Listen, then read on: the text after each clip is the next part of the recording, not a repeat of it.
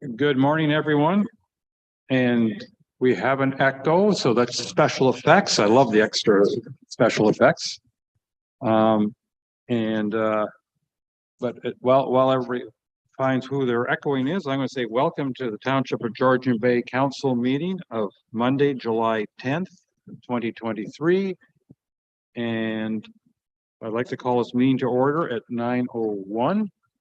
And with that, in the spirit of reconciliation, we wish to acknowledge the enduring relationship between Indigenous peoples and the territories that they traditionally occupied. We recognize and deeply appreciate the historic connection they have to this place, the land, the water, the sky, and all that live on, in, and above it. We are grateful for the opportunity to meet here, and we thank all the generations of Indigenous peoples who have taken care of this place and who continue to care for it. And we want to show our respect. Hundreds of years after the first treaties were signed, they remain relevant today. May they guide our decisions and our actions. We commit to learn, to educate, to honor sacred places, and to take action towards real truth and reconciliation.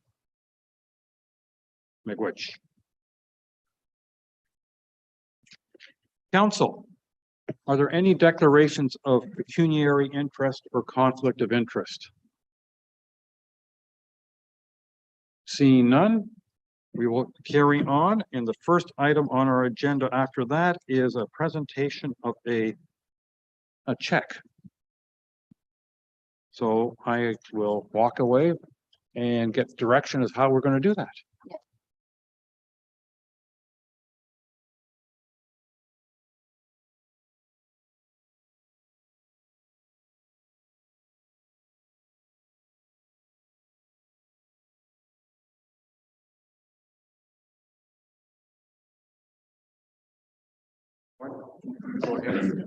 We'll spin the check.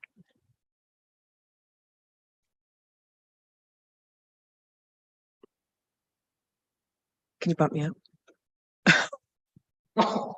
You've been silenced. Yeah. Okay. Good morning, everybody. It's nice to see you. This check that we're presenting today is a cumulative amount of money that was raised for the Honeybee Festival in 2022. It does take a minute for the municipality to organize all the finances and make sure that they're perfect. And so we're pleased to announce to you today that we have, as a Honeybee Festival, raised just over $40,000 for the betterment of the Georgian Bay Biosphere's efforts with respect to pollinator gardens and associated sustainable and environmental initiatives. It's such a great pleasure to work in this committee with you, Your Worship, as well, to work with over 45, probably 50 volunteers, including the Baxter Ward Lions, that put this together for the municipality and in honor of your signature event as the mayor of the township. So this event had a marketplace, a fun run, as well as a golf tournament, a gala, and a huge silent auction, and just great day-long festivities in the community of Honey Harbor. So if it's your will, we'd love for you to present a check in the amount of $40,171.11 to the Georgian Bay Biosphere.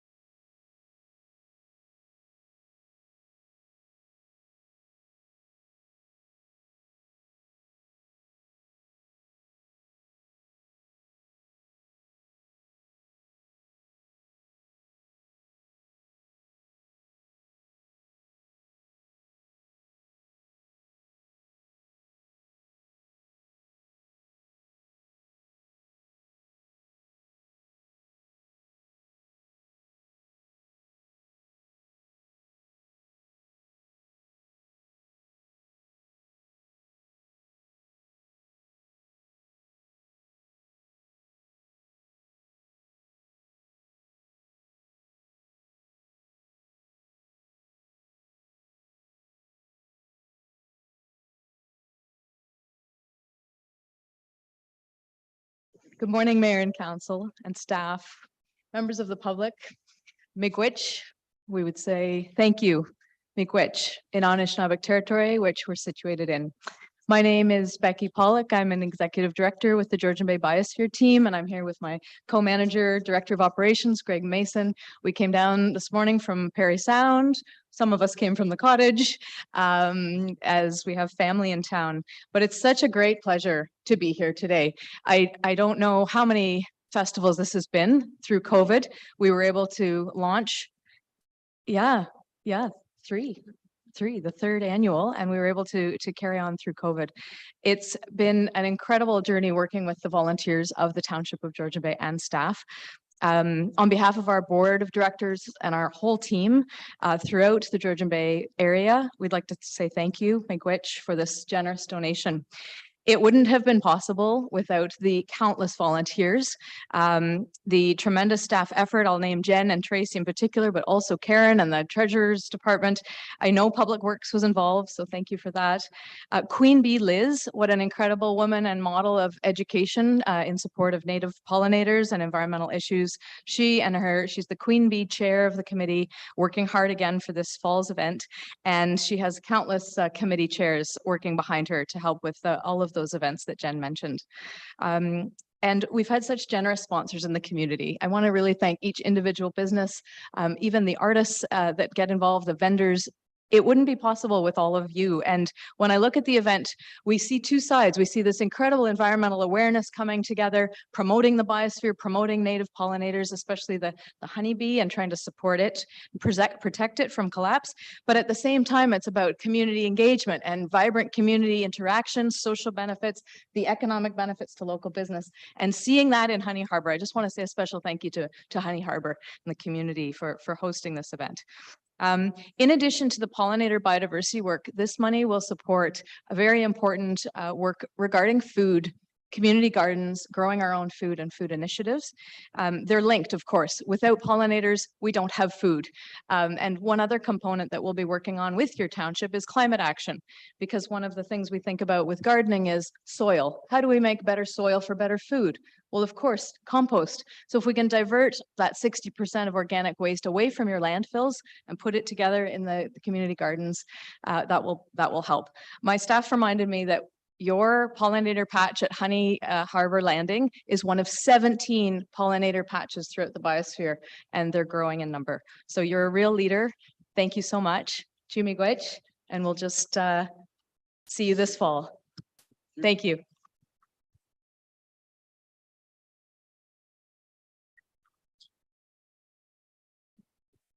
Well, thank you very much. Always pleasant to start a meeting with such good news and all the positive work that's going on. And hopefully in continuation of that, Inspector Nickle, you will advise us of some of the work you've been doing lately. Good morning, Your Worship. That was a tough act to follow. Very good presentation, as you say, to start the morning. So Your Worship, councillors, staff, and members of the public, thank you very much for allowing me to be here today. I appreciate the opportunity. I'll be speaking kind of on behalf of the three detachments that make up the Muskoka area. Huntsville, Bracebridge, and Southern Georgian Bay detachments. The other detachment commanders were unable to be here today, so I will be speaking on their behalf to a certain extent.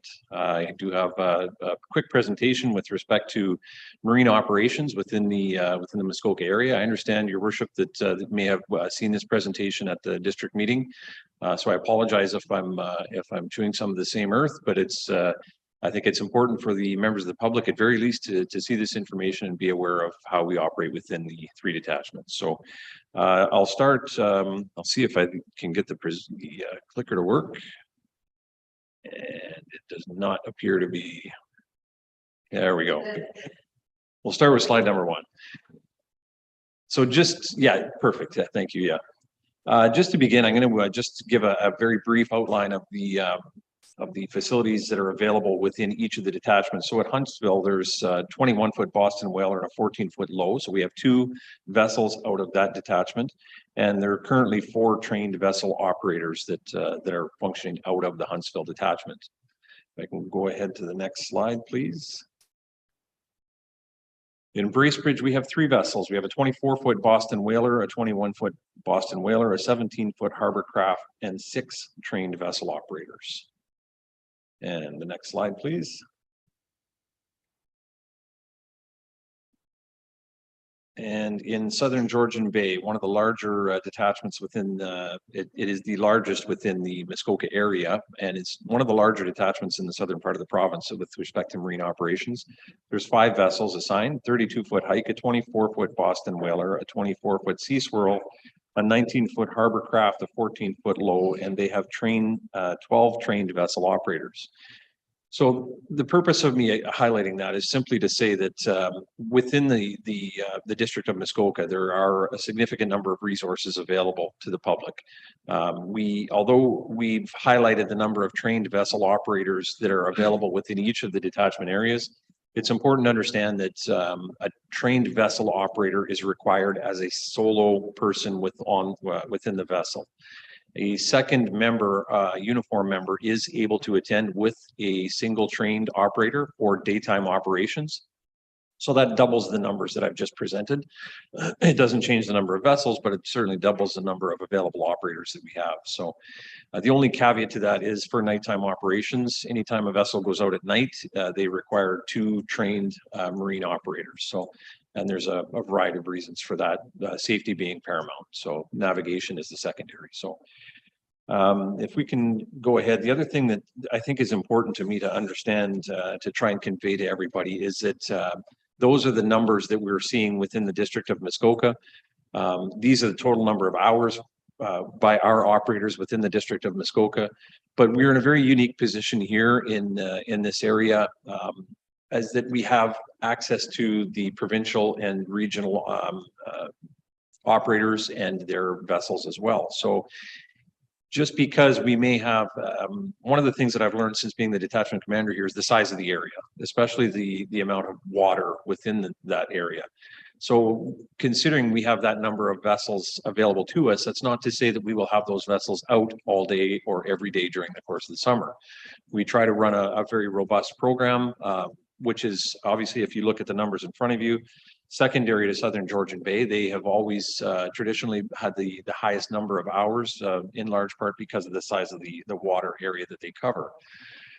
But the key caveat to me is the access to resources that we have with provincial and regional resources. We can, if we have a vessel that is up at the north end of our detachment area and something significant happens in the south end and we may not be available, resources are shared across all 3 detachments. But moreover, we have the access to the provincial resources and the regional resources, commonly referred to as the SAVE teams, which stands for Snowmobile, ATV, and Vessel Enforcement. So those teams are active quite regularly. And in fact, there was, I'm somewhat proud to say that there was an article in a Coast Guard circulation just last week about the resources that we had out on the water over the course of the long weekend in July. So it was a significant win for us to be able to get into that circulation, which covers the entire Great Lakes. So we've done some great work. I think we're continuing to push the boundaries. The hours for Huntsville, we are working jointly between Huntsville and Bracebridge specifically to try and increase those hours and perform more joint patrols. But those are the hours for 2022 to date. So we can move forward to the next slide. In 2022, there was a total of 406 charges laid and 799 warnings. It may seem like a little bit unbalanced ratio. What we've chosen to do on a more provincial level is to utilize a first and fair warning for violators, with the exception of personal flotation devices. Those are, and any safety equipment, those are key, and those will not receive a warning from any of the vessel operators that we have within the Muskoka district. They will certainly take, I don't want to say take pleasure, but they will definitely charge any person located that doesn't have the primary safety equipment. So any secondary offenses, for example, failing to have your primary license with you, if you have a photocopy, they will accept that and probably give you a warning. So that's just an example of how that works. the 28 criminal code charges and 105 liquor license act charges. It is somewhat concerning to me. And we continue to try and increase our patrols to mitigate that as best we can. If I could get the next slide, please. And this is probably the most concerning to me, is the number of personal flotation devices not being used during fatal collisions. Of all the fatal collisions, 89% had no personal flotation devices, 50% were alcohol or drug use was a factor, and 63%, interestingly enough, were in clear and calm conditions. So I find that to be a very interesting statistic. And if we go down again for the non-fatal injury collisions, we still have 58% that there was no personal flotation devices being utilized. A point of clarification, are Yes, these sir. genuine collisions or are they incidents? Like, in other words, when the canoe rolls over and hasn't hit anything, would it be in this statistic? It would be, if there was a fatality, it would be the result of a marine incident. So that would be included in these statistics. Yes, sir. The interesting part is that for what they classify as PD or property damage incidents, the Canada Shipping Act doesn't require a vessel operator to report damage to their boat. So if there's two boats that collide, there's very little damage. They both go on their way, they share their information, and we may never hear about it. So it's the number of actual personal or property damage incidents is probably considerably more than what we're seeing in these statistics, but because there's no requirement to report, these are the numbers of people that actually did report. And next slide, please. And this slide is just an indicator of where the collisions spread across the Huntsville, Southern Georgian Bay, and Bracebridge detachments between 2020 and 2022. So obviously, somewhat concerning to me is the number of personal injury collisions within the Bracebridge detachment area. We have made a commitment within the detachment to continue our patrols throughout the course of the summer. We have assigned officers on a rotational basis. We do not have, somewhat different than Southern Georgian Bay, we don't have a full-time caveat or a full-time cadre of marine operators that are out on a regular basis. We have set a marine schedule that includes all of our operators who rotate, and they will take various people with them on a regular basis. We've had to do that in order to be able to sustain the calls for service on land. So we're trying to find that balance between the marine patrols and the need for that during the summer months, and the need to be able to respond to calls for service on a timely basis on land as well. So we've found, I believe we're in the process of finding that balance, and one of the things that I've really tried to push in other meetings and other presentations of this nature is the importance of calling the police for incidents. And we just recently did a presentation for the Muskoka Bay cottage owners, and one of their concerns was they don't see us enough. There's people speeding through the channels and they don't see enough. They don't see enough of the boats on the water. The only thing I can do is assure you that we are out there. The size of the area that we cover you may not see us on the Wednesday afternoon if you happen to be at the cottage for vacation, but I can assure you that we do have boats out. There's a boat going out today. They make a decision based on statistics, analytics, where they're going to be, and what they're going to be focusing on for the course of their shift. And we continue to try and fill the voids based on analytics. So if there's a concern or a complaint that's received by council, then I really encourage the use of the 888 number for the members of the public to notify us, so that we can use those analytics when we create these type of statistics in order to better put our resources where they're most required. So if we don't get the calls, we don't see a problem, and we have no reason to venture into that area. So it's kind of a combination of looking at stats and the local knowledge of a lot of the people that we do have on the marine on the boats. We have some amazing operators that have been doing it for years, and they use a lot of their local knowledge to say, I know there's a problem on this lake, so let's head there at this time of day on this day of the week. So again, the importance of using that 1-888-310-1122 in order to have these complaints or concerns raised, I cannot overstate that. So certainly it's 1-888-310-1122. what we're finding, and this is a historical problem that I've faced. I've been with the OPP for 29 years, and the first 21 I did on the road up north in the Sault Ste. Marie area. And we had a very small detachment outside of Sault Ste. Marie. We would go in every morning and we would check the voicemail. And there was always someone calling, you know, this is John from across the road. You know, I've got a complaint about my dog, my neighbor's dog. And we would action that and we would enter those calls for service. The major concern as we move forward in time is that people are continuing to use the detachment numbers to leave messages. We will check the voicemail on Monday morning to find that there's been several complaints lodged of a very, in my opinion, a serious nature that have been left on the voicemail. The voicemail doesn't get checked at night or on the weekends. So I just really cannot overstate the importance of utilizing not the local number for any of the 3 detachments. The 888 number that I've just provided rings to the communication center in Aurelia, and it's answered 24 hours a day, 7 days a week. Any questions about the Marine presentation before I move to the stats? I wonder if you just could confirm for us. I mean, you're responsible for what used to be called the 2 northern geographic townships within our area. Yes, sir. Everything north of the Baxter. So basically, the Gibson River and Go Home Lake would be your, and Stewart Lake would be the 3 probably biggest bodies of water within our township that you are responsible for. And what would you estimate your frequency of visits by boat to those areas?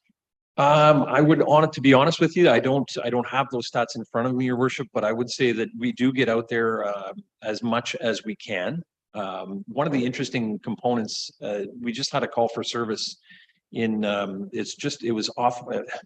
It's water access only, but it's not landlocked. So it's not an island, but the area where it fell is within the Bracebridge area. But in order to access it, we would have had to drive through Aurelia detachment area up into Georgian Bay detachment area and then launch at Big Chutes and come down into the river. So what we will do in a case like that, you may not see a Bracebridge detachment vessel in that area, but what we will do is we'll contact Southern Georgian Bay and we'll say, you know, this particular call occurred at 3 o'clock in the morning. So what we would do is we would contact Southern Georgian Bay. We would get a marine operator from Southern Georgian Bay to meet us at Big Chutes, and we would drive the cruiser through those detachments areas rather than towing a boat or trying to navigate through the waters at that time of night. So we do have a very good relationship with Southern Georgian Bay and with West Perry Sound as well. So they will quite often come down into those northern areas as well. So you do get coverage there. The only thing I could suggest again is if your constituents are finding that there is not sufficient coverage, or that they're, to use the air quotes, not seeing the boat like we hear quite often, I would really encourage them to get in touch with us through the 888 number. I would be glad to take a look at the statistics and provide an actual hard number that, rather than being anecdotal in front of the mayor and council. All right, thank you. We're going to go to Councillor Hazelton, followed by Councillor Cooper, please. Good morning. Good morning, Thanks sir. for your presentation. Just wanted to back up a couple of slides where you were talking about hours in the various areas. And of Yes, course, as you mentioned, Southern Georgian Bay is huge. And we are particularly focused on Township of Georgian Bay, which really runs from just north of the Severn River there up to the top end. Yep. Which is a pretty small area compared to the rest of it. Do you have any breakout of the hours used in our area? Unfortunately, I don't have those numbers with me, sir. No, I don't. Is that a request that you could put forward? Because one of the things that is interesting is you got a lot of hours there. And to the point you were just making a minute ago, trying to navigate to a property in the night where it's a challenge to get to. We've had several residents talk to us about the challenge of getting OPP presence in that Township of Georgian Bay, Eastern Georgian Bay shoreline area, let alone in the evening. And it can be obviously challenging, and depending on water conditions, even in the day, it could take half an hour or more to get from a marina to a resident location. It'll be just interesting to understand where the hours are being spent. I'll certainly make a request to our analyst and get those numbers to you as quickly as I can, sir. Thank you. Councillor Cooper.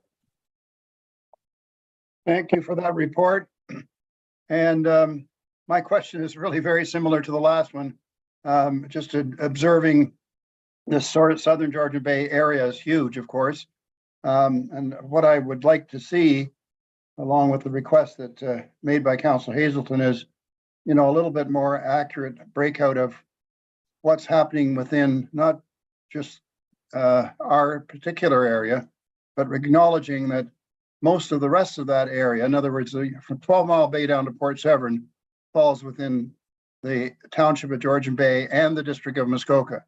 Everything else you see in that huge area is in, basically, as I understand it, would be Simcoe County.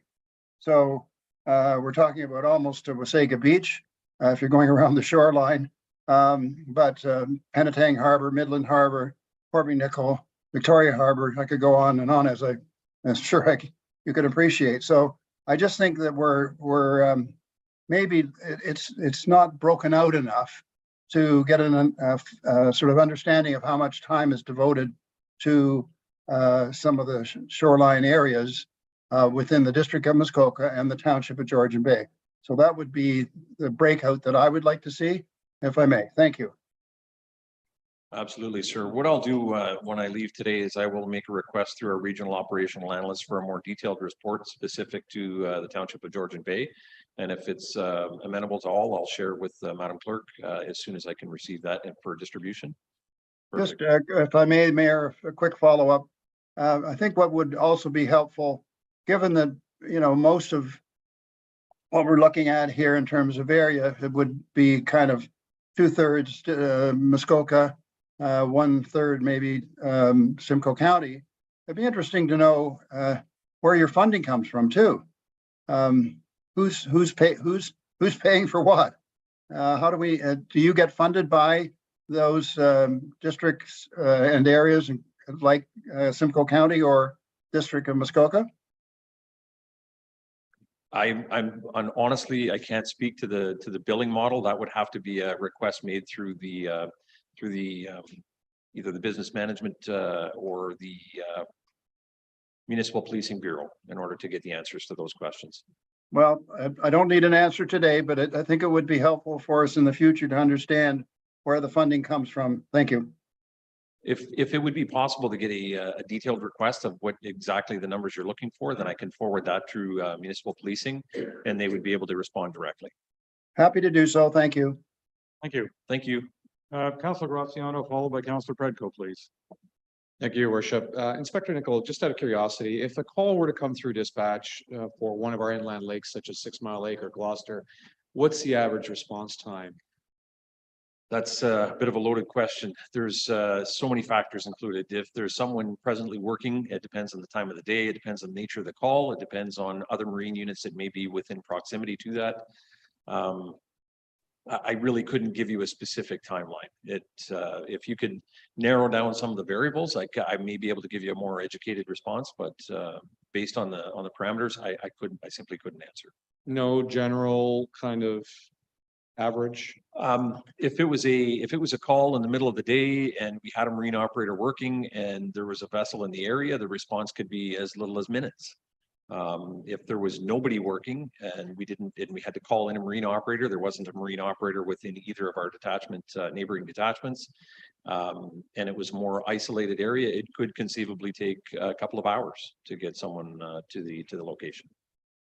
Thank you very much. You're welcome. I'm sorry I couldn't be more specific. Councillor Predko. Thank you, and through you, Your Worship. I just wanted to comment to Inspector Nickle that, as I'm sure he's aware, when the boats launch in lakes like Ohom Lake and Gibson Lake, Facebook lights up immediately with alerts to everybody on the lake. But in previous years, I know there's been a high number of people who have felt it's rather punitive, the fines that are given out. But this year, the feedback that I'm reading is that people are appreciative that they're getting warnings. especially for minor infractions like batteries not in flashlights. So I just wanted to pass on that much more positive response to the tours of the lakes this year than Thank you very much for that. I appreciate hearing that feedback. We do try to take a measured approach for sure. And as I've stated, any safety violation, unfortunately, we're going to continue. My direction to my operators is we will continue to enforce the safety violations. Anything other than that, I'm hopeful that they will see more warnings. Go Home Lake is one that we do spend a fair bit of time on. So I can appreciate how social media would acknowledge our presence. Yeah. Thank you very much for those comments. Councillor Bocheck. Thank you, and thank you for the report. It is my second time hearing it too, but it was informative on the second go around. My question is kind of a little bit off topic, but the dive team for the OPP, the search and recovery team, used to be based out of Gravenhurst, and that facility has closed down. Could you kind of bring us up to speed on where the dive team is located now and how it better services the residents of Ontario? I wish I could, sir. We are in the process right now. Bracebridge Detachments is one of the older detachments in the province right now. So we are bursting at the seams with the number of people that we have incoming. I'm a little wee bit off topic, but I can say that we have 7 new members coming into Bracebridge Detachment between now and the 30th, I think it is the 30th of September. So we're running out of room rapidly. So we are in the process of working with our facilities group to try and find us additional space for some of our specialty units, like the community street crimes unit. One of those spaces is in Gravenhurst that is currently being sought by the dive team. So the dive team is utilizing a portion of the space right now, and they want to take over the remainder of the space. So I'm working with facilities management group out of Aurelia to try and come up with a mutually agreeable solution. So right now, the dive team is still, at very least in part, in Gravenhurst, and they're looking to take over entirely. So the service of the dive team, though, I must say, is one of the provincial entities that is, the way they respond and their dedication to their craft is like nothing I've seen. They are available all day, every day, 365 days a year. So regardless of where they're physically located, they will respond from their residence in large part and gather their gear and meet up, whether it's a fly-in with their helicopter, whether it's a drive-in with their units. They continue to provide an amazing service to the citizens of Ontario and to the District of Muskoka and the townships outlying. So I'm not sure that completely answers your question, but No, that's very helpful and supplementary to that. Is there still only one dive team for the whole province of Ontario? that's correct. There is. Yes, sir. Great, thank you. You're welcome. You still have an operation in Glen Orchard? And is that, or not, and does that fall underneath the Bracebridge, under your, within your command? An operation in Glen Orchard, I'm sorry? Yeah, don't you have an office or like a? We have one in Bala. Oh, I always thought that was Glen Orchard, but Yeah, anyway, there's one- that's close. Yeah, I'm sorry. Yeah, we do have we call it an extended service office, or ESO. So we do have that still in Bala, and then we have the second ESO in Gravenhurst. So I imagine it's the Bala office that would tend to serve the northern portion of our township. We have 3 zones. The detachment is broken up into 3 distinct zones, and this area is functioned by what we would refer to as Zone 3, which is also primarily out of the Bala area. Yes. Thank you. You're welcome. I'm not seeing any other questions at this point. Did you have any more that you wanted to present to us? I do have the statistics, the billing statistics. If you want, I'd be happy to go over them. If you're satisfied as they are, sir, then Well, I think you've already heard a couple of inquiries with regards to the statistics. I mean, absolutely. I find that the quarterly statistical report is amazingly detailed. But on the other hand, isn't. And what I mean by that, and as it's made reference to already, is we don't know who is providing the service, whether it's your operation or the Midland, or if you will, the Southern Georgian Bay operation. That's fair. And nor do we understand, because I will be honest with you, I've heard numerous versions of the story of how the marine operations are funded and to what degree that's, we presume those are included in those stats, but we're not 100% certain. So if you could get that confirmed, it would also be greatly appreciated. I will absolutely speak with my colleagues in municipal policing and have them, you know, it's not uncommon for them to come to councils and do a presentation. If you'd like, I'd be more than happy to try and arrange something like that. I think we'd be fine. I mean, I fully appreciate that you and most of your officers are far more interested in providing service than worrying about stats. Thank That you makes very much. perfect sense. But nonetheless, we're interested in the stats because it's based on those stats that we pay the bill Understandable. via the district, and we don't want to discuss that right now. Understandable, sir. I will reach out to my colleagues and I will get as much information as I can in as detailed a fashion as possible. Really appreciate it, and on behalf of all of us and everybody watching, greatly appreciate your visit and the time to spend with us. Excuse me, and all the information you've provided. Thank you for allowing me to present today, and with your acknowledgement, I'd ask if I could be excused for another meeting that I have to attend. Absolutely. Very good. Thank you, I Kyle. don't want to stand between a police officer and their work. I don't want anyone to think I'm rushing away, that's all, but No. thank you very much. Thank you. All right.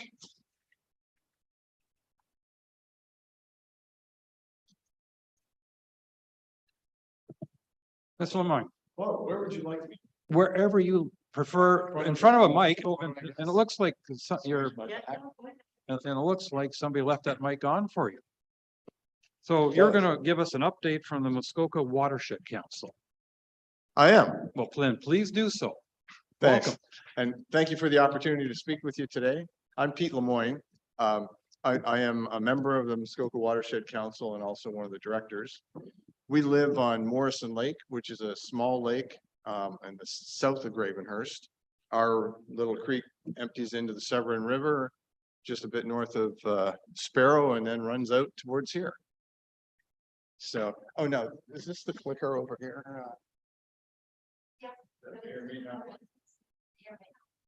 Okay. We know which button we are supposed, oh, probably that button. Sorry? Maybe it's the main button. Hey, did that just work or was that, oh. Tab. Okay. Fair enough. So basically what I'd like to do is just give you a little bit of background about who we are, what we have been doing and what we're planning to do. And we have a budget ask. So next slide, please. So you may have heard of us. We've been around for more than 20 years. We're a not-for-profit environmental organization that focuses on community service within the Muskoka River watershed, but also the other watersheds that are kind of on the periphery of that, including the one where we live. We're actually in the Black Severn watershed, but a portion of that, of course, is still within the district of Muskoka. We are entirely volunteer driven, and we believe we're the only environmental group in Muskoka that provides nonpartisan, apolitical, science-based advice to municipalities on environmental issues. A little picture on the right there is one of the papers we created to provide municipal councils and staff, like folks like yourself, some recommendations when you're looking to do your official plan reviews. Quite often we've been asked to look at municipal plan drafts after the fact, but we felt if we gave people something up front, it might be helpful for you as you're looking to draft that. Next, please. Would you allow me a comment? Pardon me? Would you allow me a comment? Absolutely, please. Yes. You suggested that you're the only apolitical, et cetera, environmental group serving Muskoka. But I say on the Georgian Bay coast, which sometimes is considered part of Muskoka, at least politically, there are numerous other groups that would make the claim that they are also providing similar science-based advice to us. So I just, Yes. for your information. Yeah, no, fair enough. And frankly, there is one of our challenges, what do we do differently than, I mean, there's some excellent Georgian Bay groups and we work with them.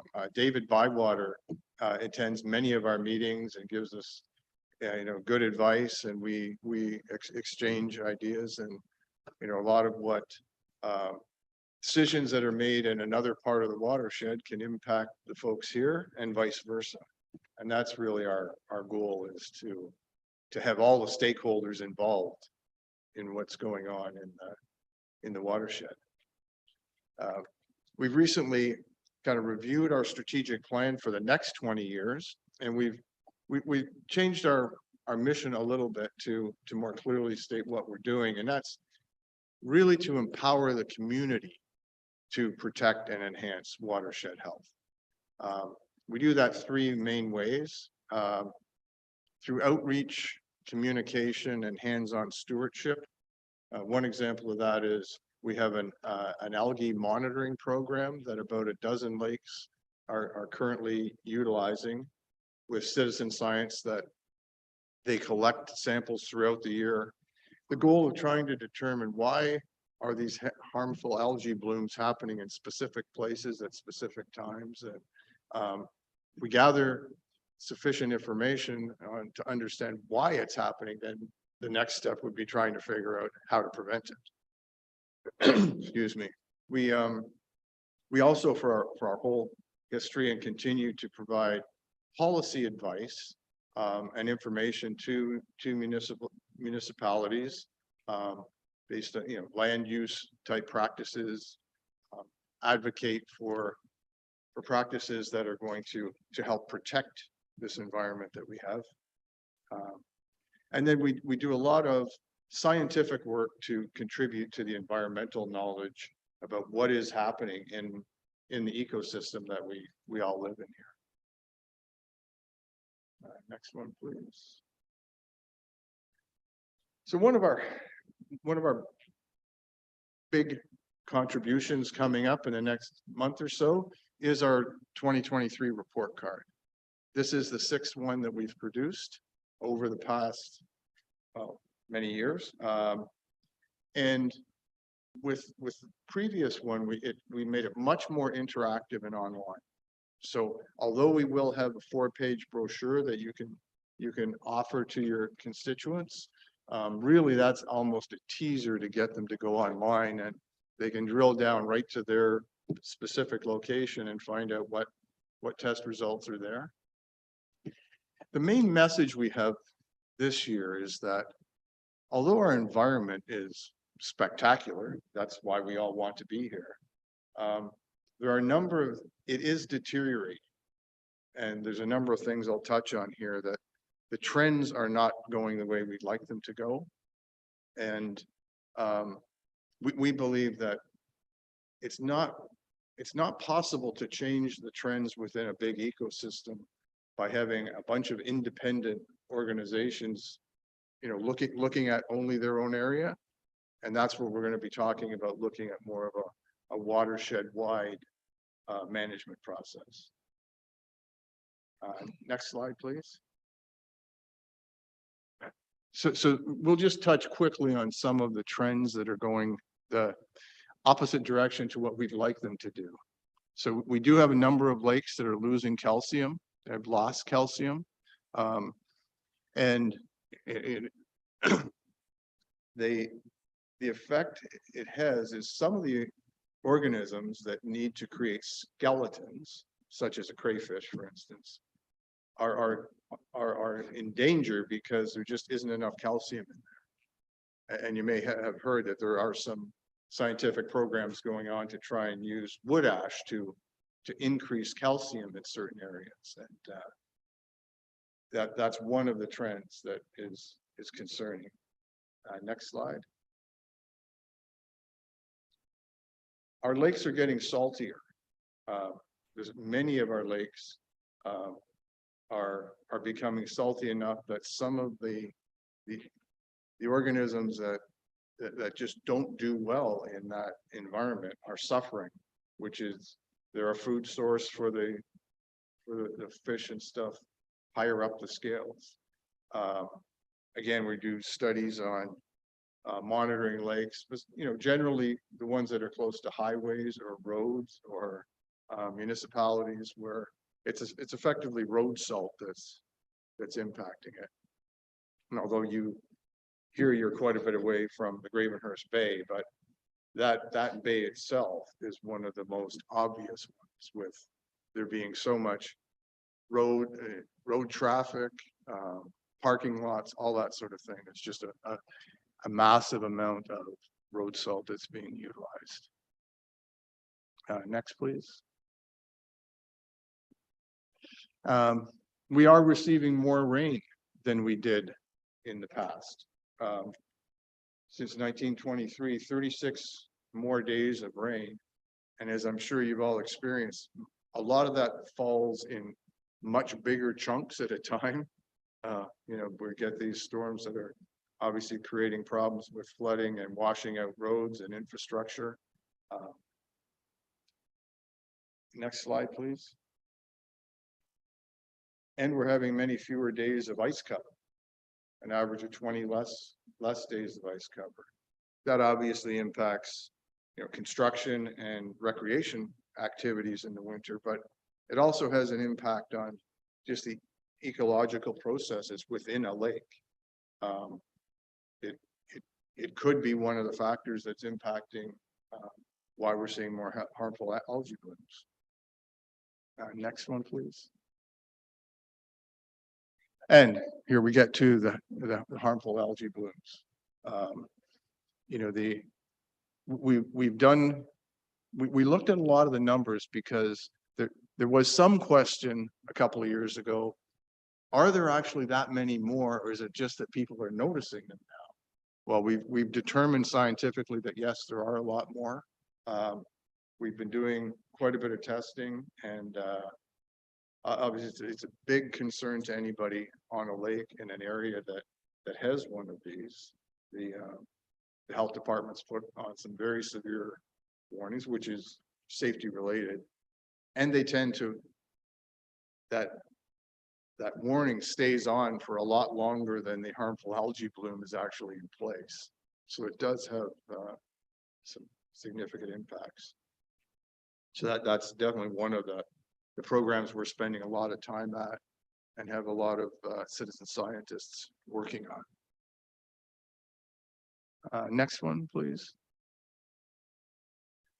So what needs to change? We believe that we need to have a more coordinated approach to have consistent policies across the watershed.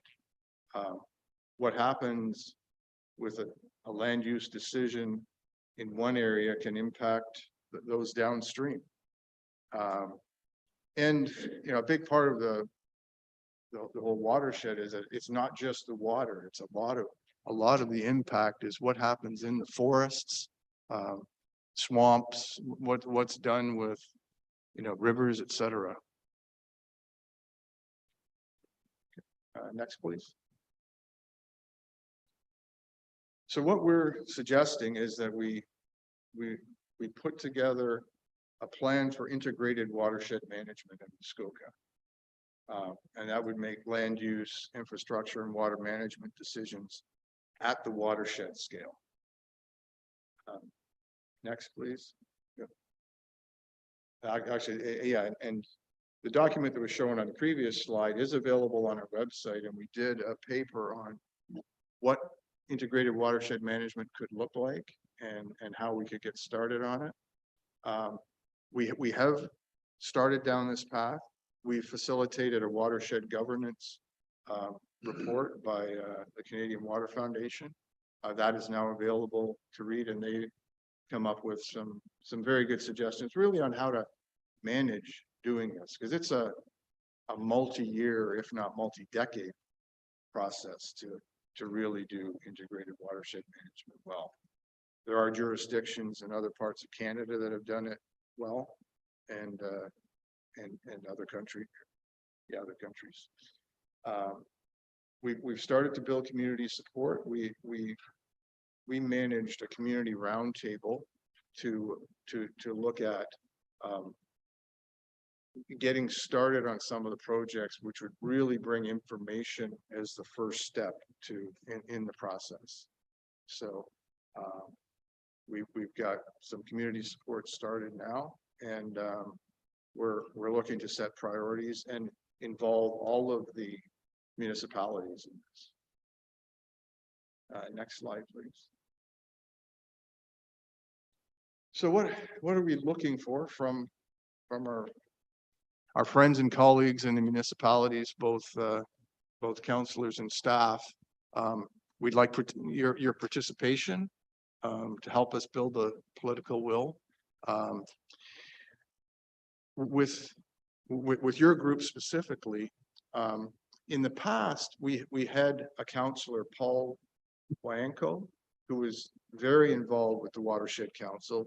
He was a member that attended quite often and gave good input on what was important for your area, and also took our information back.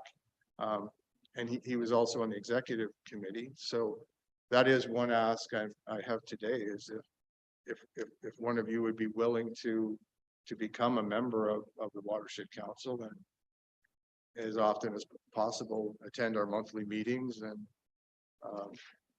bring your perspective and input, and also take back the information that we're discussing. In addition, we are looking to raise funds from the business sector. We've got some business people in our stakeholder group, communities, and all municipalities. Next, please. So we would like to come back with a request for funding in your 2024 budget. What we're proposing to do is to hire a resource through the Watershed Council that will be specific to putting together the integrated watershed management plan. And we recognize that would be too expensive for any individual municipality to have their own person for that. But we believe if we get commitments from all of the municipalities and some commitment from the 7 or 8 municipalities that are just on the periphery, smaller commitment, that we would be able to fund an individual, and it's based on the experience of other jurisdictions. Having a dedicated person that's focused on this is really critical for success. So if we can come back with a more formal ask when we know what we're planning to do and how much it's going to be and how many different municipalities. I don't know if you'd prefer us to come back in person for that, or is it something that we do in a written request? And as far as timing goes for budgeting purposes for next year? That one I can answer fairly quickly, but though I may have to be corrected, but I believe it's sometime in August that we'll be going out to folks saying, if you want money in our 2024 budget, please write back. So that will be in the near future. But before we get into that, I think we should actually talk more about what you're doing. But Sure. Anybody can ask for money. Doesn't mean they'll get it. Right. Right. All right. Are you done, or am I am. putting- Yes. Okay. Yeah. Any questions or? Well, I have a lot of hands up, so we're going to start going through them. We're going to start with Councillor Cheque, please. Okay. Thank you, Mr. Mayor, and thank you very much for the presentation. I have a two-part question here, if you bear with me. Councillor Predko and I attended the Gibson Lake AGM this past weekend, and one of their major concerns was the flow of water through their particular lake. Now, they are one of those regions that are just on the fringe of the Muskoka watershed. There's 2 lakes within the Muskoka watershed which drain into Gibson Lake, and then Gibson Lake goes out a river down to Georgian Bay.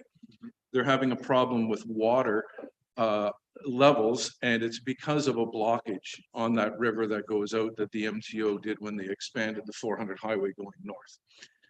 For about 6 or 7 years now, we've been trying to work with the MTO, past councils, and work with other organizations to serve these people and to get these people what is rightfully deserved to them. it's now July and they still can't put their docks in the water because the water's 2 feet above their property line. So I'm asking you today if there's a possibility that either they could reach out to you or you could reach out to them and try and discuss what can be done from the Muskoka watershed's point of view to assist them in getting this problem rectified that's been going on now for over 15 years. Is that something that your group would take on and get involved in and help to arbitrate or help to push the issue? We would certainly be happy to talk to them about it. Mhm. We don't really have any control or frankly much influence over the MNR or even the hydro producers that control all the dams within the watershed. It's a big challenge for many of our constituents that a number of people expect that since there are all these dams, they should be able to help reduce flooding. But the reality, they were never built for that or designed for that. They were Right. designed to facilitate logs being floated down the river or power production. Right. This is more simply the Yeah. erosion from the highway, all the rocks falling in, restricting the flow leaving the lake. So I think maybe a Yeah. conversation with that group would be good, and I could have them reach out to your group or vice versa. But I would like to see if there's anything that the Muskoka watershed people can do. The second part of that question, obviously at the District of Muskoka, we went through this process for board members for the watershed. You're not looking for board members here. You're looking for members to participate. Am I correct in that? Someone from our council, perhaps not be a board member, but just a member. Correct. Yes. Okay. So that's good. And I think I think it's a great idea that we do have somebody on this board, but it's up to the council to know if we're going to get involved and not to me. But once that decision is made, I think we should have some sort of selection, which would obviously some councillors may want to volunteer, or maybe, we may have to appoint someone. So that conversation should happen in a process where we can pick one of the 7 of us maybe to get involved in your group. So again, thank you for coming. Good information. And I'm going to send off the information for the Gibson Lake Cottage Association to reach out to you to see if there's anything that you can help them with. Yes, fair enough. I appreciate it. Thank you. Yeah. Thank you. I'm sure I saw Councillor Cooper's hand before I saw Councillor Graziano's. I somehow resist. So we're going to go to Councillor Cooper, then Councillor Graziano, please.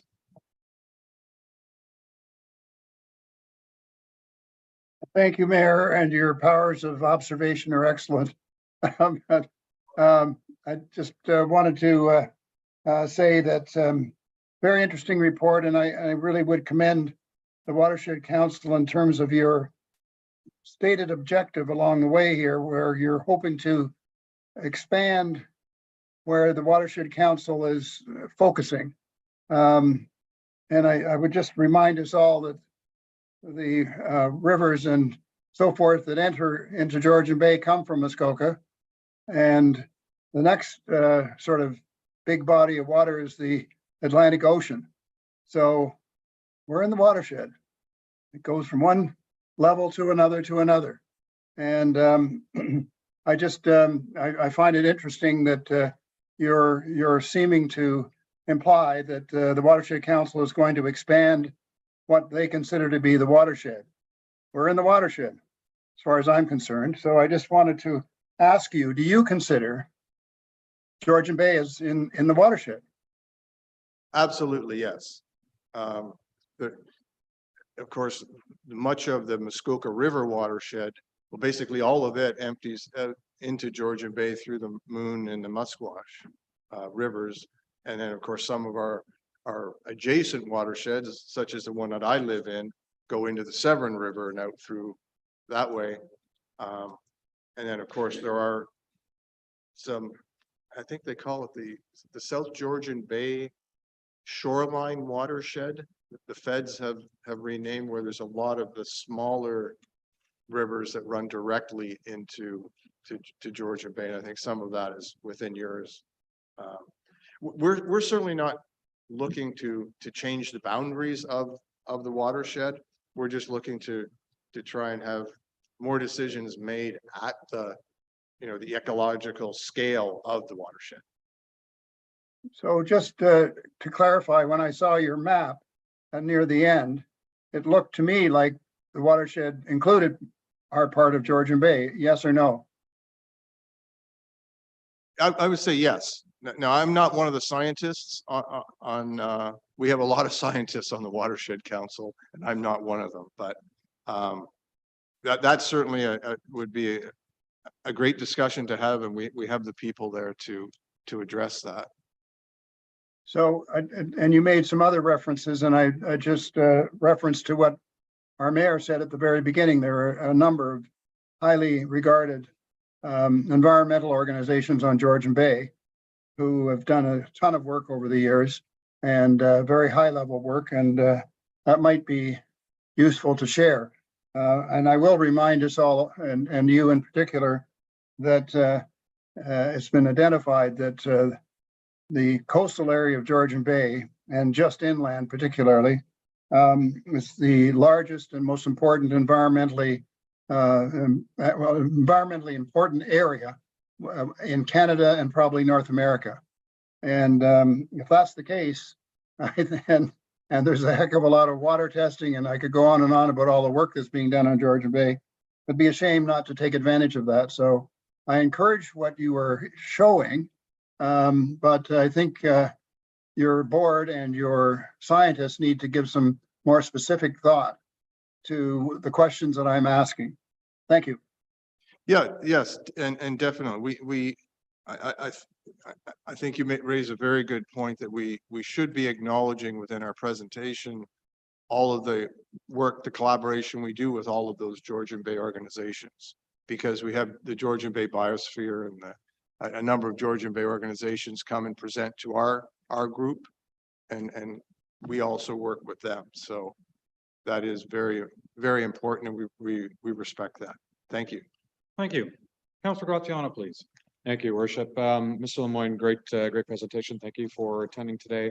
Membership may interest me, and I'm just curious, can members attend remotely?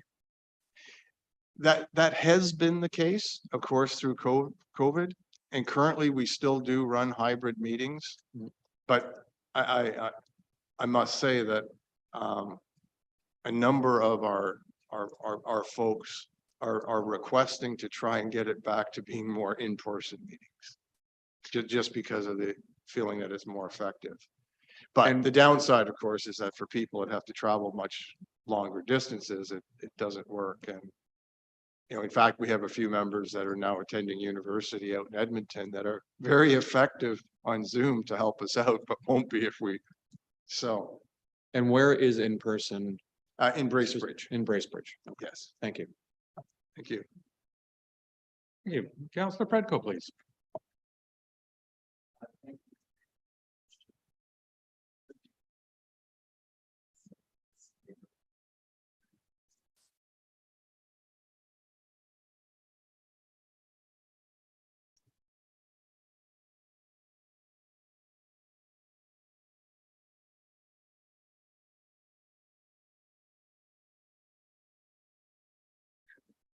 And then my microphone on. Through you, Mayor Kutim, good morning, Council, and there will be now. Give you a presentation. Thanks. Councillor Jarvis. Yeah, I too appreciate the presentation. Thank you very much, Pete, and for being here. I guess we all have to acknowledge that maybe Muskoka per se is not directly related to a lot of what goes on in the Georgian Bay specifically, but water runs in all directions, and whatever goes on there will affect us ultimately. So I think it's really, really important that we make sure that we have that consideration in mind. My question has more to do with the fact that over the years, we've had a number of organizations that do testing for water quality and among other things in our area. I'm thinking of the Severn Sound Environmental Association particularly. We tend to get all kinds of information. What we don't get are recommendations on how to ameliorate the situation that is conceivably deteriorating or at least changing. And I gather from what you said there, I mean, salt's an issue, calcium depletion is an issue. Salt, you seem to have an idea, there's good idea why the salt salinity is increased in certain areas. Do recommendations come from the Watershed Council to various community councils about what they can do to mitigate or improve the water quality situation in the watershed? Yes, we do. We put together policy papers to advocate for specific practices. So yes, the short answer would be we do that, and we're endeavoring to do more of that. Yeah, I think there has to be a more direct approach to sorting out the sources of the problems that are occurring, or things that are occurring that are not what we want to have occurring, and getting those things sorted out. Yeah. Our operations director is here today, so I'm sure he clearly heard about the salt situation. And I can see him ignoring me. Anyway, that's the type of thing we need to know. That's stuff we need to know. Thank you. Yes. Yeah, and I don't think it came up earlier that there are district counselors that are assigned on our board as well. So they definitely bring requests and insights to us. And one of the insights is that they ask us provide tools for the decision makers. So in addition to having knowledge, but some how to, what's the value of all this science, right? So yeah, we respect that. Thank you. Councillor Hazelton, please. Thank you for your presentation and your presence here. I wanted to just kind of roll the clock back a little bit. In 2005, when Judy Browse was head of the Muskoka Watershed Council, you probably know her name. Oh, yes, Judy Browse. Yes. Okay. I brought her Carl Schaefer, who was part of Blue Water Sciences at the time, and he's done extensive work in Georgian Bay. And I brought Keith Sherman from the Severn Sound Environmental Group, all together in a meeting here in Georgian Bay, trying to understand how we could get the three groups to work together, because each seemed to have a very different focus. One of the things that was very interesting to me is they concluded at the end of our discussion that the waters in Georgian Bay are different enough that the strategies used on the inland lakes are not appropriate necessarily, especially in a nutrient area, for the characteristics in Georgian Bay. I'm not a scientist. I don't know much more about it. I'm trying to kind of flash back to some of the people that participated that were more knowledgeable. But I wanted to bring that to your attention, because I think what you're doing on the inland lakes is probably very relevant, but Georgian Bay is very different. And the characteristics of the water bodies out here, and the flushing when we get significant winds, where the waters from the outer offshore areas come in and impact the inner bays, is far more impactful than any of the flowing of the waters through the Muskoka watershed, apparently. So I think it's important that we understand that there's a very significant difference between inland lakes and Georgian Bay. What's of a little bit of a concern to me, and I wanted to bring this to your attention, is I believe it's the Muskoka Watershed Council who were behind the categorization of sensitive water bodies in the District of Muskoka. And so I'm sure you're aware of water bodies that are considered low sensitive water bodies, medium sensitive water bodies, high sensitive water bodies. That's actually baked into our official plan. And what's concerning, again, to me, and again, just to frame it for you, I'm a councillor out in the Bay. So although I care about the inland lakes, I care a lot about Georgian Bay, uniquenesses about Georgian Bay.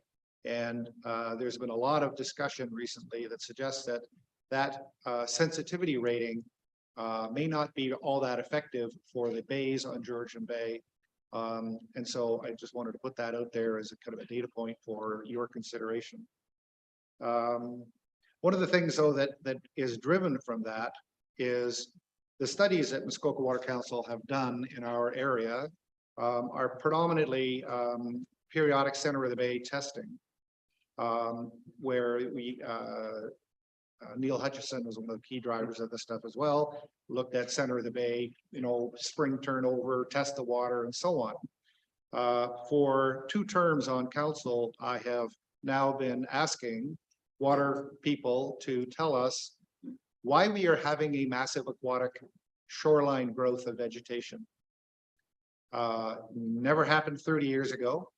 I had an interesting conversation with somebody from Cognizant yesterday, and I was helping him understand that his experience on the shoreline in front of his cottage was exactly the same as mine 30 years ago. Now I have weeds that are surfaced all over the shoreline, and that's common in our area. So that's a topic that I think needs to be top of mind. I've heard that some of the inland lakes are having that problem as well. And so the questions we ask anytime somebody comes here to talk about water is, please explain all of this nearshore vegetation. And are we as a township enabling development beyond our capacity to enable the retention of good water quality? I don't know the answer to that. It's not a rhetorical question. It's a question that we need to dig into. One kind of final point here. Right now, we've already talked about the Georgian Bay Biosphere Reserve. We have today, we fund SSEA to the tune of over $100,000 because we are part of the Severn Sound area. And so it's important for us to understand and work with some of the things that they are saying and the standards they're setting. Formerly, so Carl Schaefer, formerly Blue Water Sciences, that business or operation has been picked up by the Georgian Bay Great Lakes Foundation, and we are funding them to the tune of $55,000. So we're spending a lot of money. We're, I think, fairly focused on what we're doing. You've already heard that we're looking for kind of a long-term program, but I think it's important to understand that there are lots of players in the game here, including the Georgian Bay Foundation, which claims from time to time to write reports about the state of the bay. So we have lots of information going on here. And from my primary focus of the bay, a lot of these organizations have already recognized the unique differences of the bay compared to the inland lakes. It sounds like your focus is going to be more inland lake and Muskoka related versus the bay, but I just wanted to put that out there. But thank you. Well, yes, and thank you for all that input. I'm not the right person to address it because I'm not one of the scientists, or nor do I really influence all the projects. But I will take this back because they're all very good points, and I think your first point where Judy Browse and the other 2 individuals got together and had a meeting. I think that's absolutely important that we have that as part of our plan going forward. I know we do work with the Severn Sound Association regularly. I think it's Julie Cayley. She comes to some of our meetings, and again, she's helped provide us input on our strategic plan. And to your point about recognizing and understanding what part of the ecosystem are we trying to deal with on the inland lakes, and do we really have much of a role on the center part of the bay?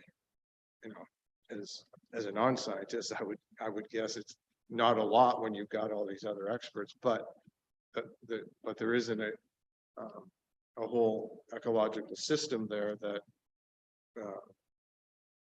what's flowing down all through the rest of stuff into your bay is going to have an impact. And certainly the shoreline vegetation is a major concern in the inland lakes as well.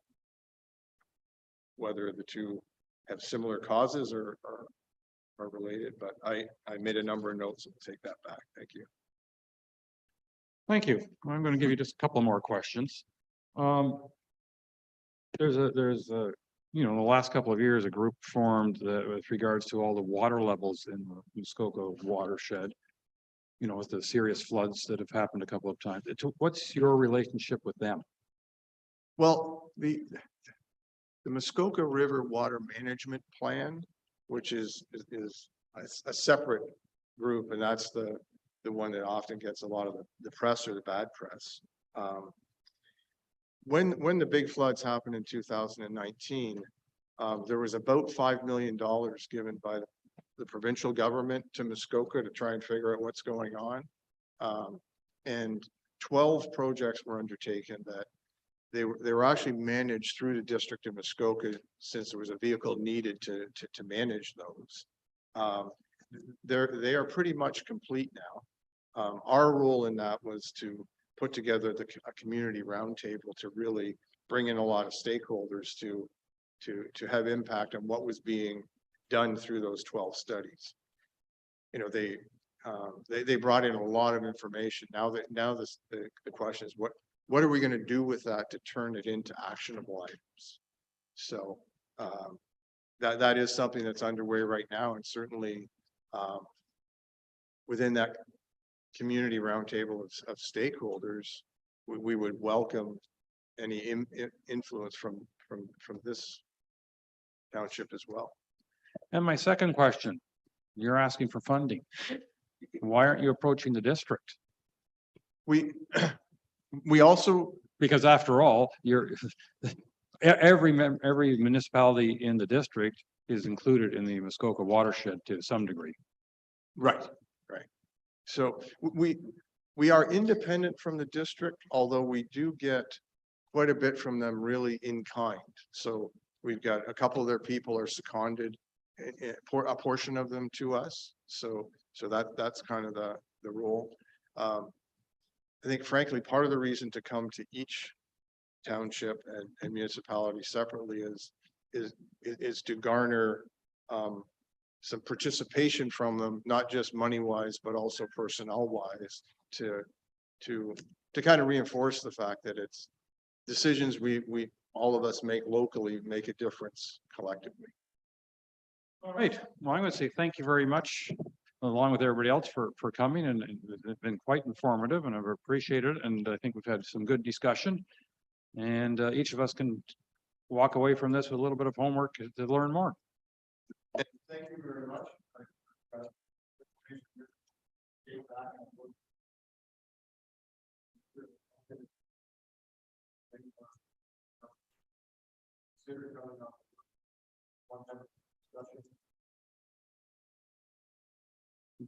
All right. Thank you very much. All right. And with that, let's go on to, I actually have a motion rather to read. We're making headway. I have moved by Councillor Bocheck, seconded by Councillor Predko. Be it resolved, the council adopts the consent agenda of July 10th, 2023 as circulated. Any comments, questions, withdrawal? Excuse me, you're not a councillor, Mr. Sokash. Thank you, Your Worship. I'm hoping one of the councillors will indulge me and pull the electric vehicle report. The Director of Finance has asked that there be a resolution attached to that, as it is a new asset.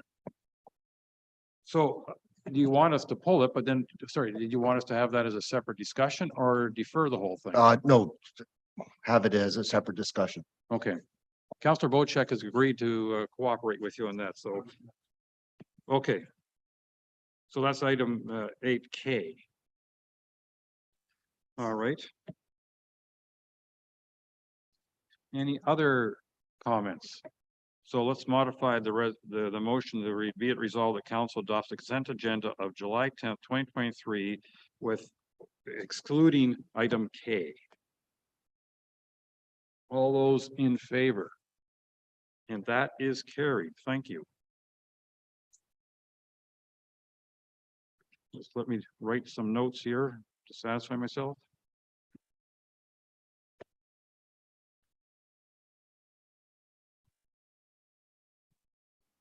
And Madam Clerk is getting rid of all the items except K. Thank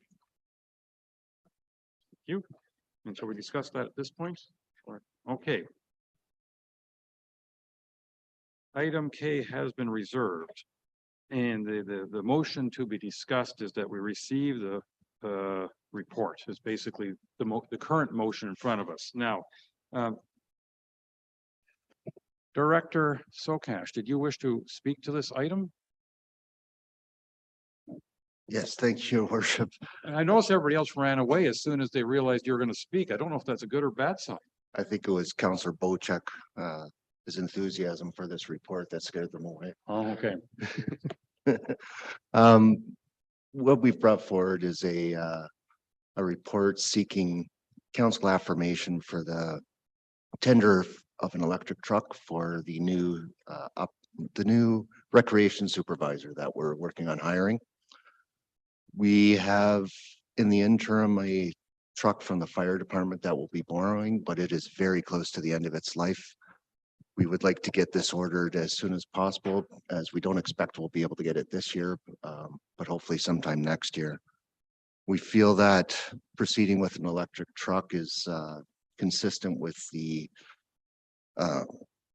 plan that the sustainability part of the plan that has been put forward. The money for this would come from development charges. A new truck for this position is included in the development charges, so that part does not affect taxation. I think I'll stop there for now. Councillor Bocheck, did you want to comment on this? Because you seem to apparently have a great deal of enthusiasm on the topic. Yeah. And then I'll go see what other I see Councillor Cooper has already raised his hand as well. Thank you, and please indulge me on this. I read through the report, and the report seemed to me that we were aligning ourselves with purchasing an electric vehicle at a great expense to an employee that we haven't even hired yet. And my thoughts on this were, I've held a lot of positions in my time, and a lot of times my own vehicle was put into use and I was paid a mileage charge for that. I'm looking the capital costs of this versus other methods of getting this person from our 4 facilities, maybe a lot more than that. Okay, but I think it's all within a geographical fence that is fairly small, and I'm not really sure that an electric vehicle or a new vehicle is needed for an employee that we're about to hire. So that was my concerns, and I thought I would address them with you, Director of Operations, and just hear your thoughts on that. Thank you. Sure, through the mayor. If you just look at the facilities through Jen's head, there aren't a lot, but there are all of the boat launches, all of the public parks, all of the areas with garbage. Excuse me, we do anticipate quite a few miles being put on this vehicle. A personal vehicle, I don't think it's cost effective. It's 59 cents a kilometer, and I'm guessing 25 to 30,000 kilometers a year. So at this time, I definitely don't support that, or recommend that, I should say. I think putting an electric vehicle in this position is support sustainability, and it's also, that's where everything is moving. We have one electric vehicle now. It gets used a fair bit, and for the most part, people love it. Actually, I haven't heard any complaints. It's probably the first vehicle that gets booked out, but we'd like to also see one in a more operational position that gets driven a lot, in the winter. So for the most part, it is a vehicle that we need. It's also somewhat of a truck.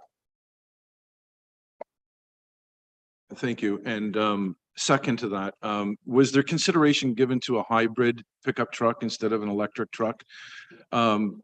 My concern is that we live in central Ontario. The conditions here can be quite extreme.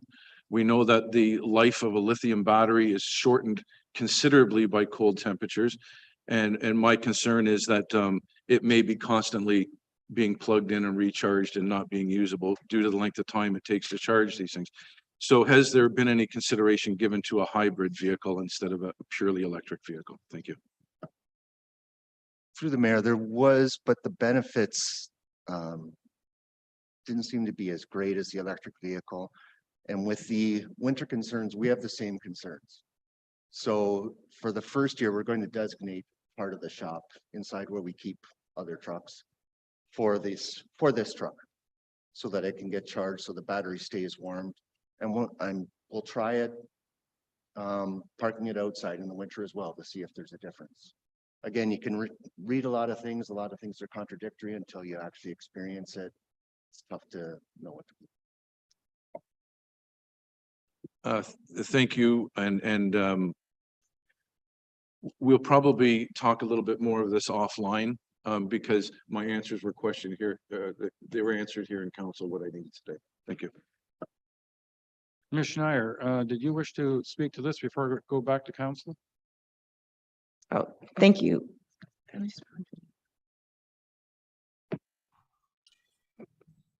So long as Councillor, through you, your worship, so long as Councillor Bocheck is comfortable with the electric vehicle, I for the purchase of the vehicle, if a vehicle is being purchased anyways, it's good fiscal management to move towards a more sustainable truck, especially with the geographic area of our region. And of course, the range that is available in the new trucks is, complementary to a workday. The other thing that is moving forward is that with the new Tesla chargers that are now installed at exit 156 and F-150 will be able to be charged there, as Tesla's commitment to supporting off-brand infrastructure. So in terms of getting it charged quickly and on the move, it would be we're in a really advantageous spot in this area of Georgian Bay to be able to support that vehicle in particular. If for example, the F-150 were to win the tender, but by 2027 and during the life of the vehicle, many vehicles will be able to use the Tesla charger, which is great infrastructure here. Thank you. Councillor Cooper, please. Yes, thank you, Mayor, and Brad, for the report. I do have some concerns about this. In particular, the jury's out on which is the most efficient and effective type of power available for vehicles these days, particularly as has been pointed out by Councillor Bocheck in northern regions. On top of which, lithium battery powered, pure battery powered vehicles, there's quite a bit of question about whether lithium is actually sustainable. So it really goes to conventional wisdom is saying it is. A lot of stuff that I've read said, not so sure. So I'm from, as the expression goes, Missouri, on jumping into this both feet first. So I am encouraging that we postpone this purchase until such time as we've done more analysis of what power is really more effective or not. A lot of reports I've read say dollar for dollar, hybrid is the way to go, period. So that's where my vote is, to defer this until we have more information. And I know it takes a long time to get a vehicle. It takes a long time to get many vehicles these days. So I think we need to be really careful about buying into, conventional wisdom. Thank you. Thank you, Councillor Cooper. If you'll excuse me just for a moment, and if you're from Missouri, do you have the appropriate residency to be on our council?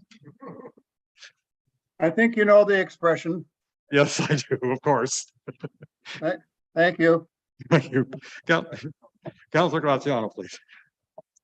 Thank you, Worship. I echo Councillor Cooper and Councillor Bocheck this morning with respect to purchasing an EV. I feel that it's a bit of a leap of faith here. I think conventional wisdom suggests that we never purchase version 1 of any type of technology, and I see that pickup trucks are coming out with EV technology. However, I know that's still relatively new.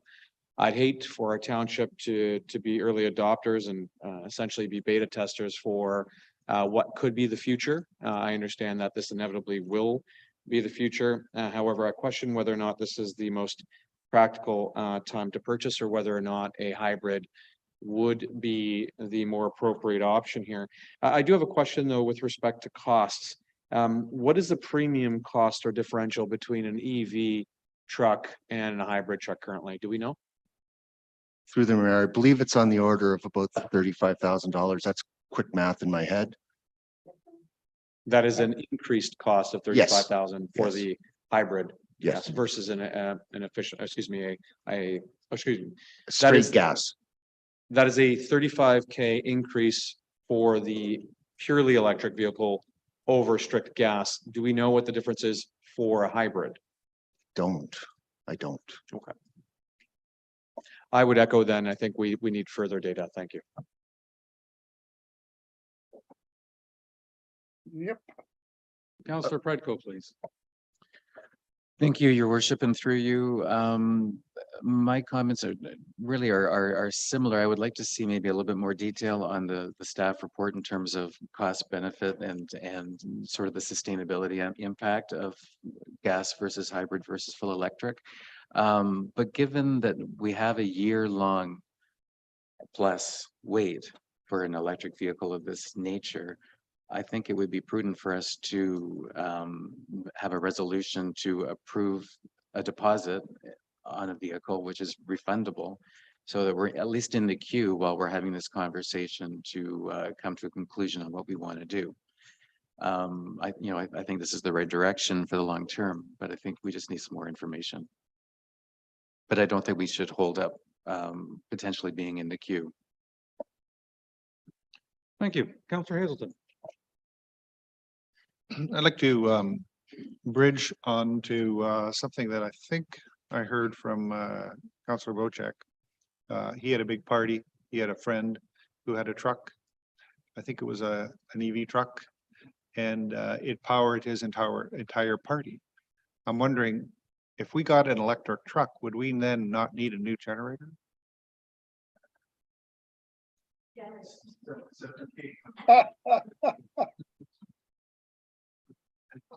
Just saying. It's a rhetorical question. You're no longer my favorite.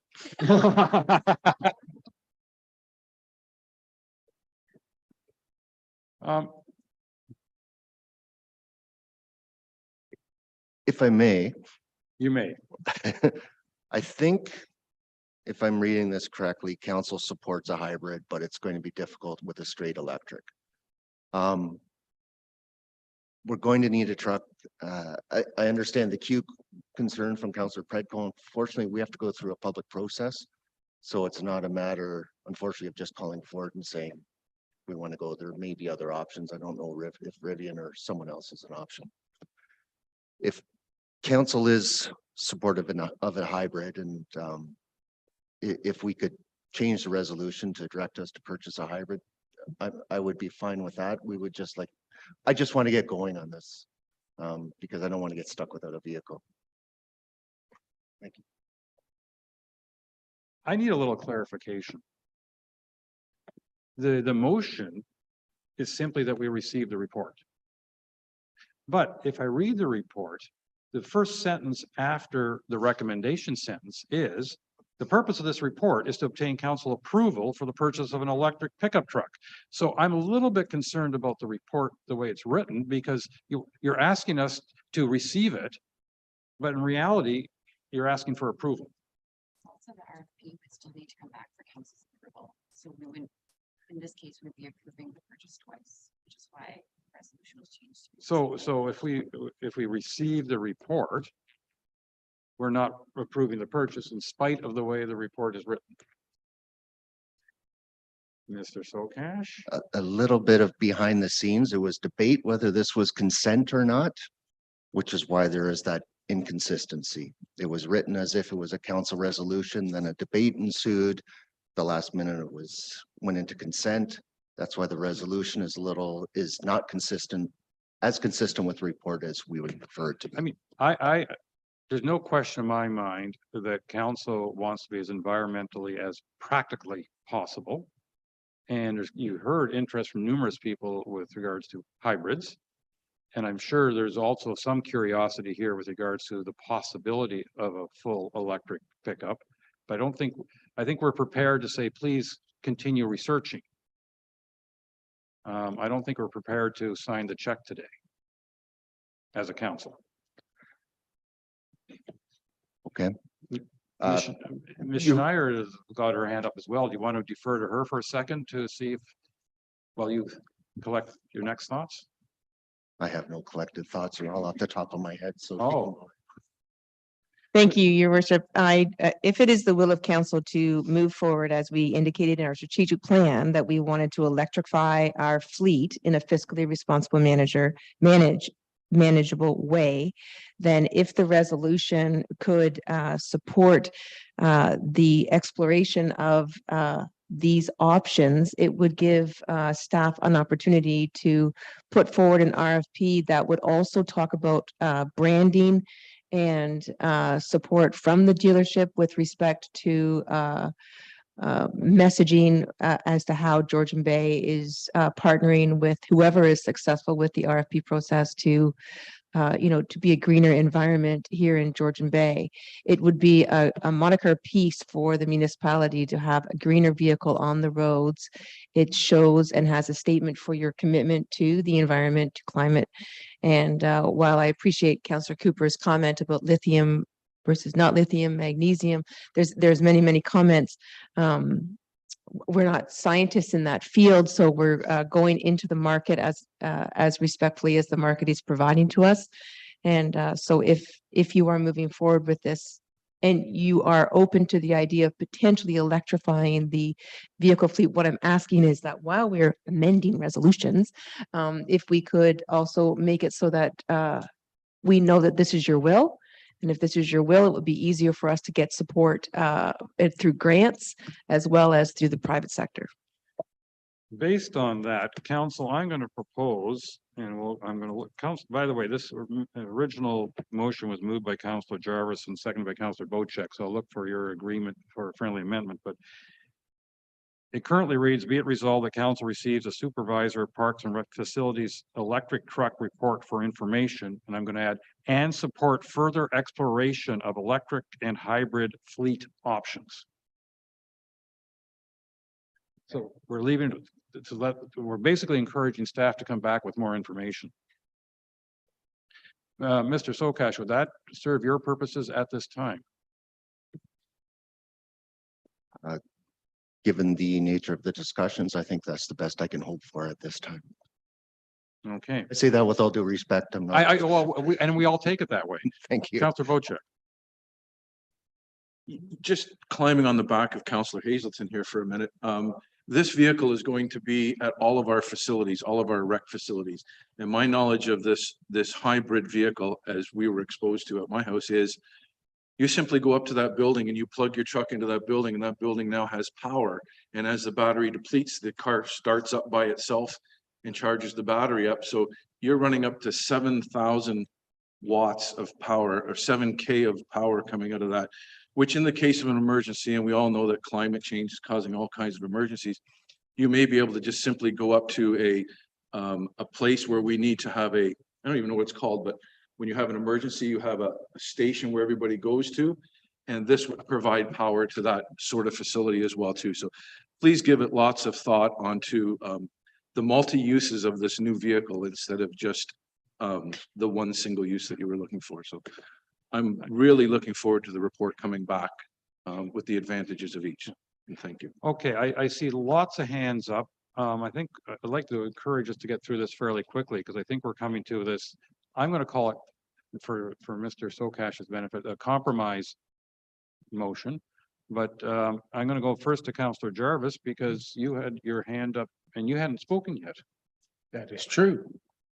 I was going to comment on the fact that I noticed in the winter plow contract under the consent agenda that that Brad's department had worked very hard at saving some money for us. And I think that ultimately, I think that's the goal, is to, one, be fiscally responsible as well as environmentally responsible. And while we all have, there are myriad arguments for and against electric vehicles, I think I'm very much in favor of trusting our operations department to make the right decision on this.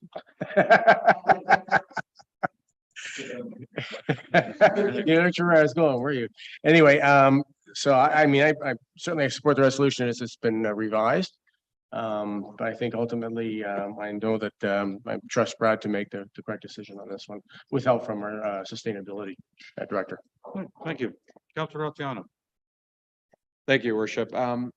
I have a very close colleague of mine who was a former director of fleet management for the city of Toronto, and I recall at the time, one of his biggest accomplishments was bringing Toyota to Toronto, and having them showcase their, at the time, hybrid cars, which Toronto endeavored to purchase a whole bunch of them as part of their fleet. And I recall he was quite proud of that. And I wonder, would it be possible to perhaps partner with either Ford Canada or the dealerships to see if we could get some of those trucks here as a showcase and allow us to play with them for a day or two? Through the mayor, that is a possibility. Through the LAS purchasing, which is a municipal purchasing group, there is some involvement with, it's actually a rental company, but they will also do fleet works. And I, until you mentioned that, unfortunately, I hadn't even thought of it. They may be able to do that. So I'm happy to contact them to see if that's possible. Let's take them off-roading. Thank you. That Councillor was, Cooper. on camera. And thank you, Mayor. Just briefly, today I would support either this resolution or I would also support a resolution with respect to the acquisition of a hybrid vehicle.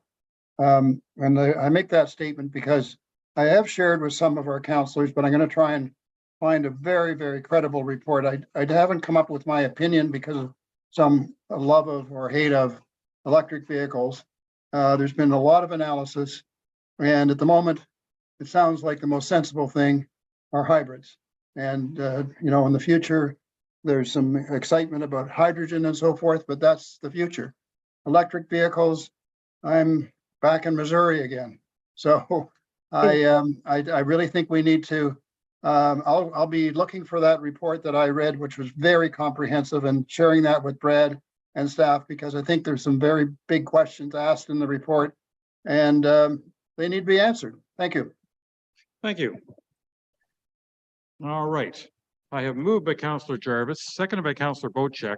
Be it resolved, the council receives the Supervisor of Parks and Facilities electric truck report for information and support further exploration of electric and hybrid fleet options. All those in favor? And that is carried. Thank you.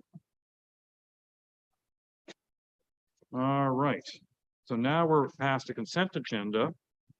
And we get to open forum, and I believe we have somebody interested in taking advantage of open forum. If you can come on forward, thank you for your patience. I hope you've been entertained, at least in part, while you waited. Okay, so please come forward, identify yourself for everyone's benefit, and tell us what you want us to know. I'm Angela Jameson, and oh, sorry. First, my name's Angela Jameson. Prior to starting, I have a question. I did receive an email from Christine Dutton last week stating that we had 2 minutes. Is that 2 minutes each?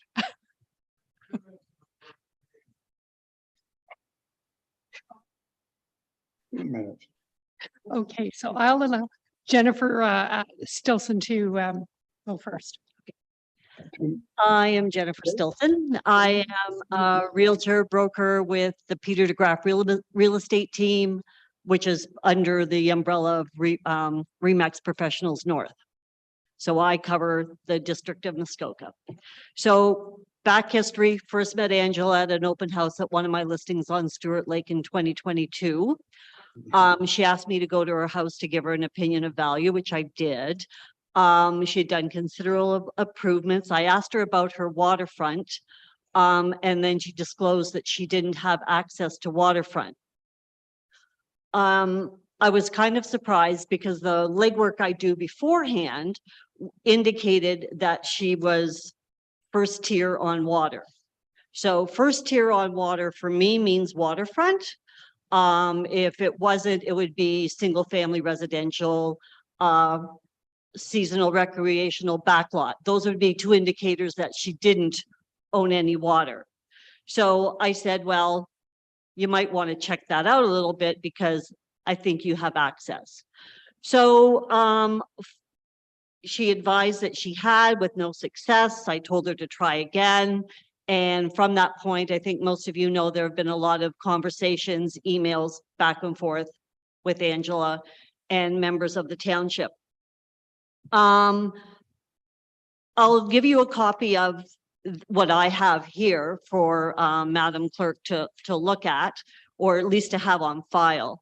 And you'll see on page 3 and 4 of it, it does say the first tier on water. And then on page 4, it says indirect waterfront with right-of-way access. So I think there's a little gray area as to what I know and what Angela has been told. So the area in question, like she did request a site visit, which had been denied. And then just recently, Councillor Stephen Predco came out to the property to see it.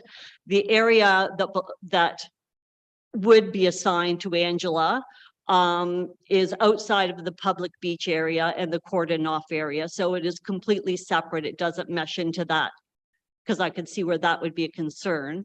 Other neighbors on her road do have docks, whether it's by license of occupation or grandfathering. And I think Angela's just kind of wondering why they're allowed that and she's not being allowed that right. I'm trying to not look at my notes. I might be getting a little lost here. Again, like the property clearly shows for me, for what I do, that there is the waterfront access there. So for her, I think a license of occupation, and I know for the district of Muskoka as a whole, they are being given out for especially properties that you can't buy the shore road allowance because it is owned by the town still, or the township. A license of occupation would be her best avenue. And I think that's about it. Yeah, that just seems to me to be the logical resolution for that. And again, I will leave this, and I've just put a little asterisk beside the 2 sections that show the waterfront. All right, just for council's information, before I turn this over to Clerk Way for her response. And I appreciate you waiting us out for a few minutes while we have a discussion before we ask council for their questions. Ms. Jameson owns property that's more or less across the street from the waterfront park in Mactier. And immediately in front of her property, there's a road, and then on the other side of the road, there's a relatively steep slope going down to the water that's immediately next to that park. Ms. Jameson, you called me maybe a year ago. I can't remember when it was, and I drove out and I examined the area, took a few photographs. Sorry, if you could sit about the microphone doesn't pick up your voice. And then Ms. Jameson made an application for a license of occupation to our clerk's department, and our clerk's department did not grant that license. And Ms. Way, I'm going to ask you to explain that. And then we'll ask our council if they have questions for you. Thank you, Your Worship. So correct. Ms. Jameson did make an application to the township for a license of occupation. I personally have been on site to that shore road and the park area twice now. So I have been on site. So when we do site inspections, we don't necessarily have to meet with the applicant depending on the property location. So I can definitely confirm that I have been on site. So yes, MPAC does list the property as being as waterfront first tier with road in between, which means it is not waterfront directly. Under our planning and zoning, it's deemed residential, not residential waterfront. I cannot speak, sorry, I'm not familiar with the document that you have in front of you. I don't know if that's from a real estate listing or. It's from Geo and Property Line. From Geo Warehouse and Property Line. Okay, okay, yeah. So sometimes when things are water adjacent or near water or have like a water, what I'm going to call in this circumstance, a water view versus waterfront or water access. there can be confusing language that is used that might not be clear as to who does and does not have direct access. So the Shore Road, so Ms. Jameson has her residential property, which is in line with several other houses on that roadway on Stewart Lake. The roadway is there, and then on the other side of the roadway is the Shore Road allowance. So the Shore Road allowance in this particular circumstance is owned by the township, and it will remain in the township's custody. There's no purpose for us to sell it because of the roadway in between and because of the steep slope that is there. One of the things that has changed, so yes, there are 2 license of occupations that are pre-existing, that have been pre-existing for several years on that roadway for previous property owners. The thing that has changed though between them obtaining one that is pre-existing versus new ones being issued is the way that insurance takes place for municipalities in the province of Ontario. And now we have a thing called joint and several liability, which means that anytime something happens, the liability may not be, even if the license of occupation holder does obtain insurance, which is part of the process. And Ms. Jameson, I know you are aware of that, and you have talked about how your insurance would be willing to provide that. But what happens is, regardless of who's at fault, municipalities tend to have deeper pockets than the average resident. And we, as a township, are left footing that bill for whatever that liability is. So even if you have insurance, if your insurance, that if whatever a lawsuit or a claim is made and a judge and an award is granted, if you're only able to pay 50%, we have to pay the rest of the 50%. If you only have 10%, then we have to pay the 90%. So because of that, our insurance has come back to us, and they do not want us, and have advised it is not in the township's best interest to be issuing license of occupations to any person or company that is not the direct abutting property owner. So we do offer license of occupations to other Shore Road abutting land. However, the only access point is either from the water, obviously being Shore Road, or from the direct property or cottage that is there. So there is no road in between. There is no other public access to that Shore Road, and we do that only for the purpose of that person being able to access their property when it's water access only. If they do have a roadway and they want to build something, then we do ask that they purchase their Shore Road. And again, this goes back to our insurance and our liability. And we like to follow the recommendations of our insurance company. I'm sure you can appreciate that. And in this circumstance, where Ms. Jameson does want the dock to go is quite close to the public swimming area. It's easily accessible by the public from multiple angles, including from the roadway down, from the swimming area over. So from a liability perspective, it's not in the township's interest to be able to issue a dock at this location for private use. And this isn't the first circumstance over the last few years that we've denied license of occupation requests for people who are looking to have a right way or a dock for their personal use on public land where they are not the abutting property owner.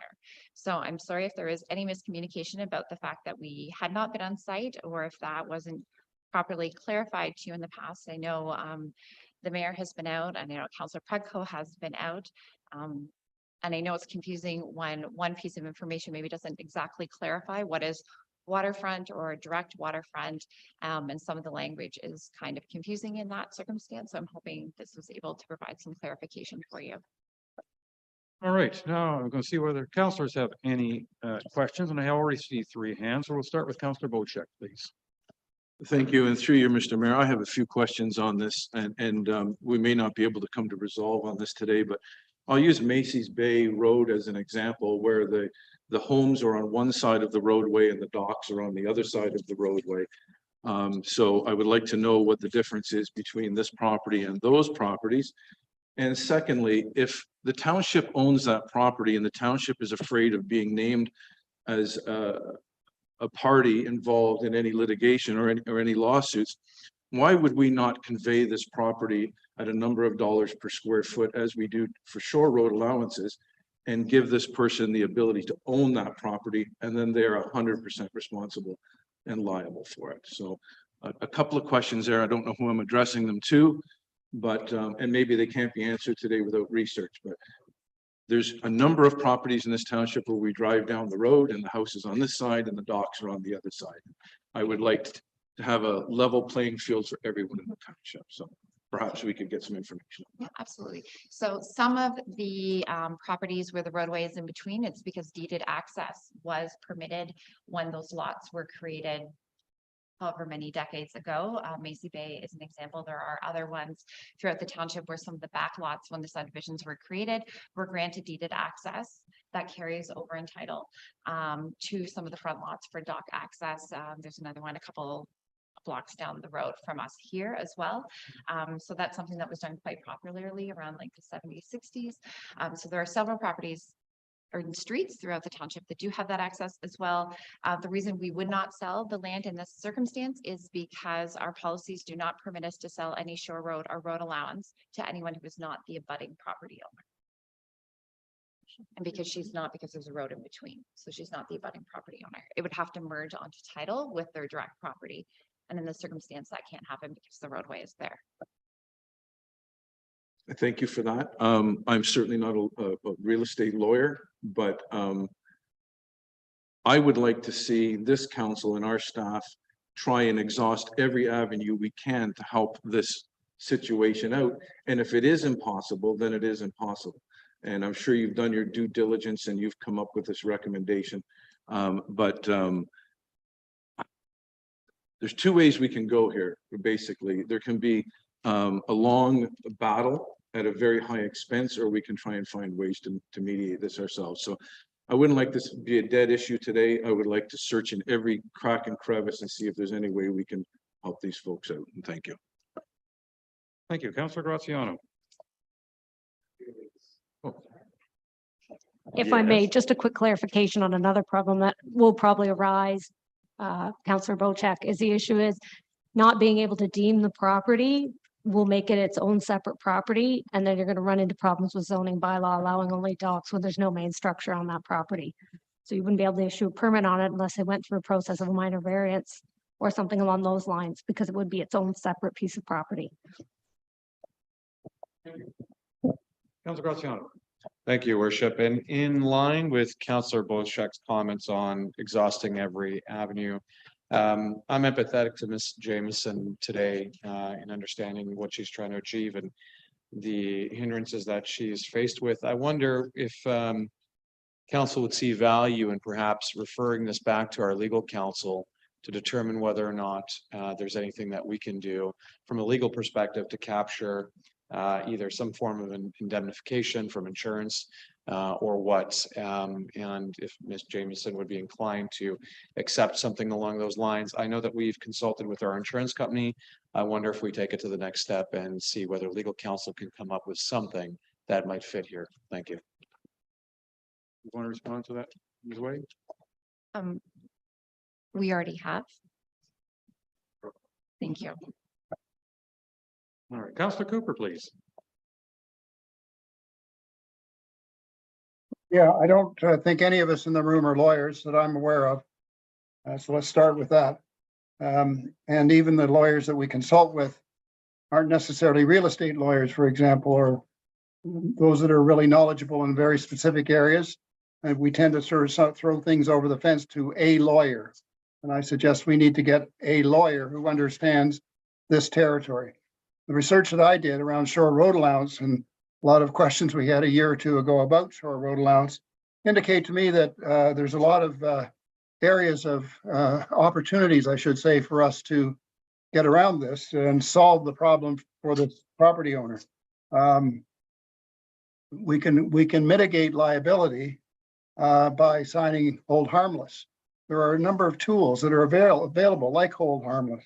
And we're not being consistent with what has been pointed out here. We have not been consistent with what we've done in many areas like Macy Bay and elsewhere. So I think we need to think about that. So I think there's a way that we can, for the most part, absolve ourselves of legal liability. And I think we're going down a road thinking that we're going to wear all of this. And I think we need somebody really sharp in the areas where this law operates, not environmental law, for example, or planning law, for example. We need specialists for technical questions like this. You need specialists. Thank you. Theo Mariotti. If I may, thank you, Mayor Kuzia. I just want to clarify, when we say that we've sought legal advice on this, we went to a real estate lawyer. So when we seek legal advice on environmental, we go to an environmental lawyer. Real estate transactions, we go to a real estate lawyer. So we have consulted with the correct people. We're talking about a license of occupation. So we still own that property. We are now licensing the use of this dock. And as the legal lawyer and insurance company has said, you can have a license, you can write whatever you want in there. We still own that property. If something happens, we're the soft belly of any litigation. The Macy Bay Road, I believe, is deeded. So that's why Macy Bay is different. This property here, if I understand correctly, is waterfront view. It's not waterfront access. If we allow this to happen for a waterfront view property, which is essentially residential, anyone in the township can start applying to have an LOU on a township shore road allowance to put a dock there. If this is the way that, council wants to go down that road, we can do that, but it's going to be quite complicated for us to manage. Because I know I will want to put a dock somewhere on Georgian Bay on township, shore road allowance if this goes ahead. Thank you. Councillor Fredco.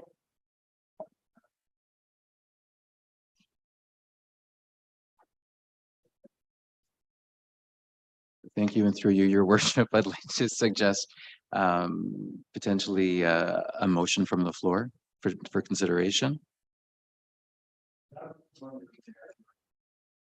Okay. Sorry, we have not even approved the regular agenda yet. So right now we're having discussion, but I think when we discuss that new business item, I'm going to trust that councillors aren't going to repeat the discussion they've had now, because I think it's been some good discussion. Sure. I think my comments and observations would be covered by the other councillors. All right. I think at this point, and I don't know if anybody has any questions that they want to directly ask the applicant. And Can I just say one thing? yes, we'll allow that. In my world, and I'm not saying that my world is the normal world, but most of the licenses of occupation that I see and my clients apply for are all road front in between. Very few that don't have the road front in between. They just put their dock up and beg forgiveness later. I don't know, but most of the license of occupation that I deal with and my clients are all road front in between, because that seems to be the issue. Yes, I'm certainly aware of over in Muskoka Lakes, there are a number of those situations where there are license of occupations for across it. It's very similar to a Macy Bay, what we are familiar with, a Macy Bay situation. So I'm also aware there are situations there where people have built docks and have been asked to remove them because they did not have permission. And aerodromes and all those Yeah, things. but we won't go down all that road.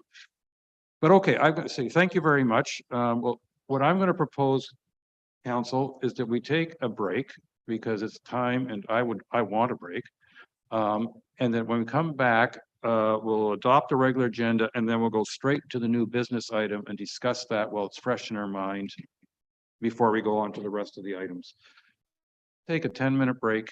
And if you want to be patient, you can certainly are free to attend, and about quarter after roughly, we'll council discuss this and whether or not we ask staff to look at it any further. Thank you.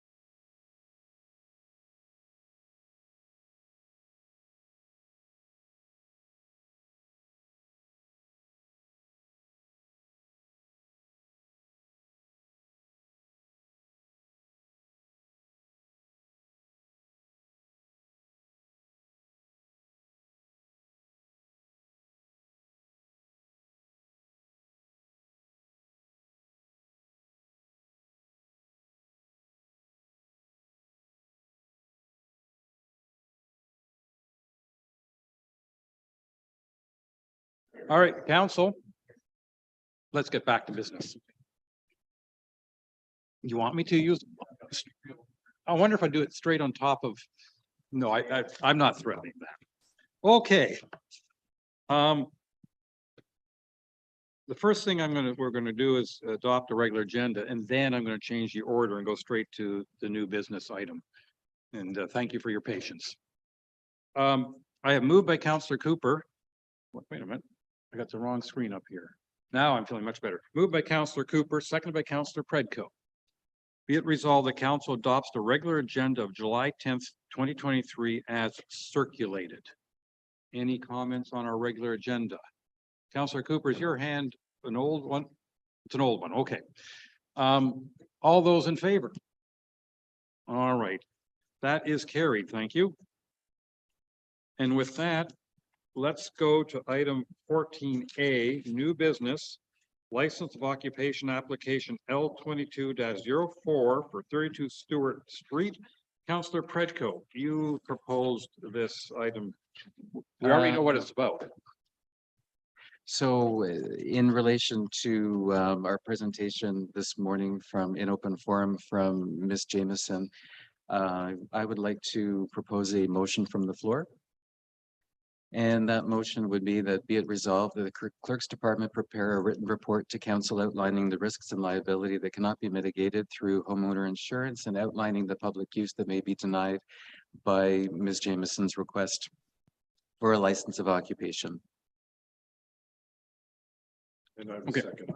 All right, so we have a motion by Councillor Predko, sent by Councillor Bocek, that the clerk's department prepare a report with all sorts of things in it, but yes. Okay. Councillor Cooper, comment, please. Thank you, Mayor, and that's why my hand was up. I just dropped it for the vote, but Oh. there we go. I did want to make a comment. I think this is an interesting idea and would support it. I think there's a lot of questions and clarifications that we need. I think it's important to point out that we do have the need to be fairly consistent in terms of how we treat our constituents. And it's not just Macy Bay. I would remind many, if you were to go into the Geo Hub and look at the coast of Georgian Bay, there's a ton of areas on islands that aren't supposed to have shore road allowance, or they have docks and they don't own the shore road allowance. There's other areas on shoreline, but water access that have docks that don't own the land. And yet the docks have been there and for a long time. And that ain't gonna change. And so I think we are showing some inconsistency here, and we should be trying to assist these people as opposed to, finding a way not to assist them. There are contracts that you can sign. And this is something I'd like the clerk's department to look into. There are contracts that you can sign that would hold the township harmless. And so it's not just about hold harmless, but care, custody, and control. If it's under the care, custody, and control of that property owner, even if they don't own the shoreline or whatever, they're still responsible in the courts, typically. Another question I have, how many times have we been taken to court on this issue? I could suggest to you that this may be a bit of a red herring. Show me how many times we've gone to court and how much has it cost us, what fines have been levied. Not we paid legal fees because we had bad advice, but what fines have been levied. And finally, in terms of getting advice from lawyers that supposedly are qualified in particular areas, it's the question you ask, it's who you ask, and how knowledgeable they are in a particular area. I know there's one law firm that we used in the past. I hope this wasn't the same firm. Let's not go into the past and be critical of the past. But if we're using the same firm today that has given bad advice, I suggest that we think about that, especially as it pertains to this particular issue. Thank you. Thank you. Councilor Graziano, please. Thank you, Your Worship. And I wonder, just to piggyback off of Councilor Predko's motion, whether or not we will want to include perhaps or instruct or provide some, have staff provide some guidance on whether or not we could sell this parcel. I know that there was a policy around that. We discussed that. I understand that. Our CBO advised that there could be some building requirements on it as well, but if we could look into this in greater detail to determine whether or not this could be sold, I think that'd be a great option for us and would mitigate the risk. So perhaps if we can add that to the motion, if it's something that Councillor Predko and Councillor Bocek would incline to just to add. Councillor Hazelton. I would like to perhaps see if we can word the motion with a single additional clause that would say something like with the hope of a positive outcome for the resident, as opposed to we seem to have lots of reasons why we can't do things, and I hate the insurance companies for coming along and giving us all kinds of obstacles, but we need to find some way of having our focus as how do we get this thing done? And that's really what I'm hearing from these other councillors. It's like it doesn't make any sense that we're in this battle, but let's start looking for how to do it as opposed to the reasons why we might not be able to do it. Thank you. I'd be very hesitant to have a motion that told staff, if we're asking for a report, what the outcome needs to be. I don't think that's at all fair. I'd also like to make a comment and be very clear about this. This license of occupation application was handled by the clerk's department properly. They explored the various options.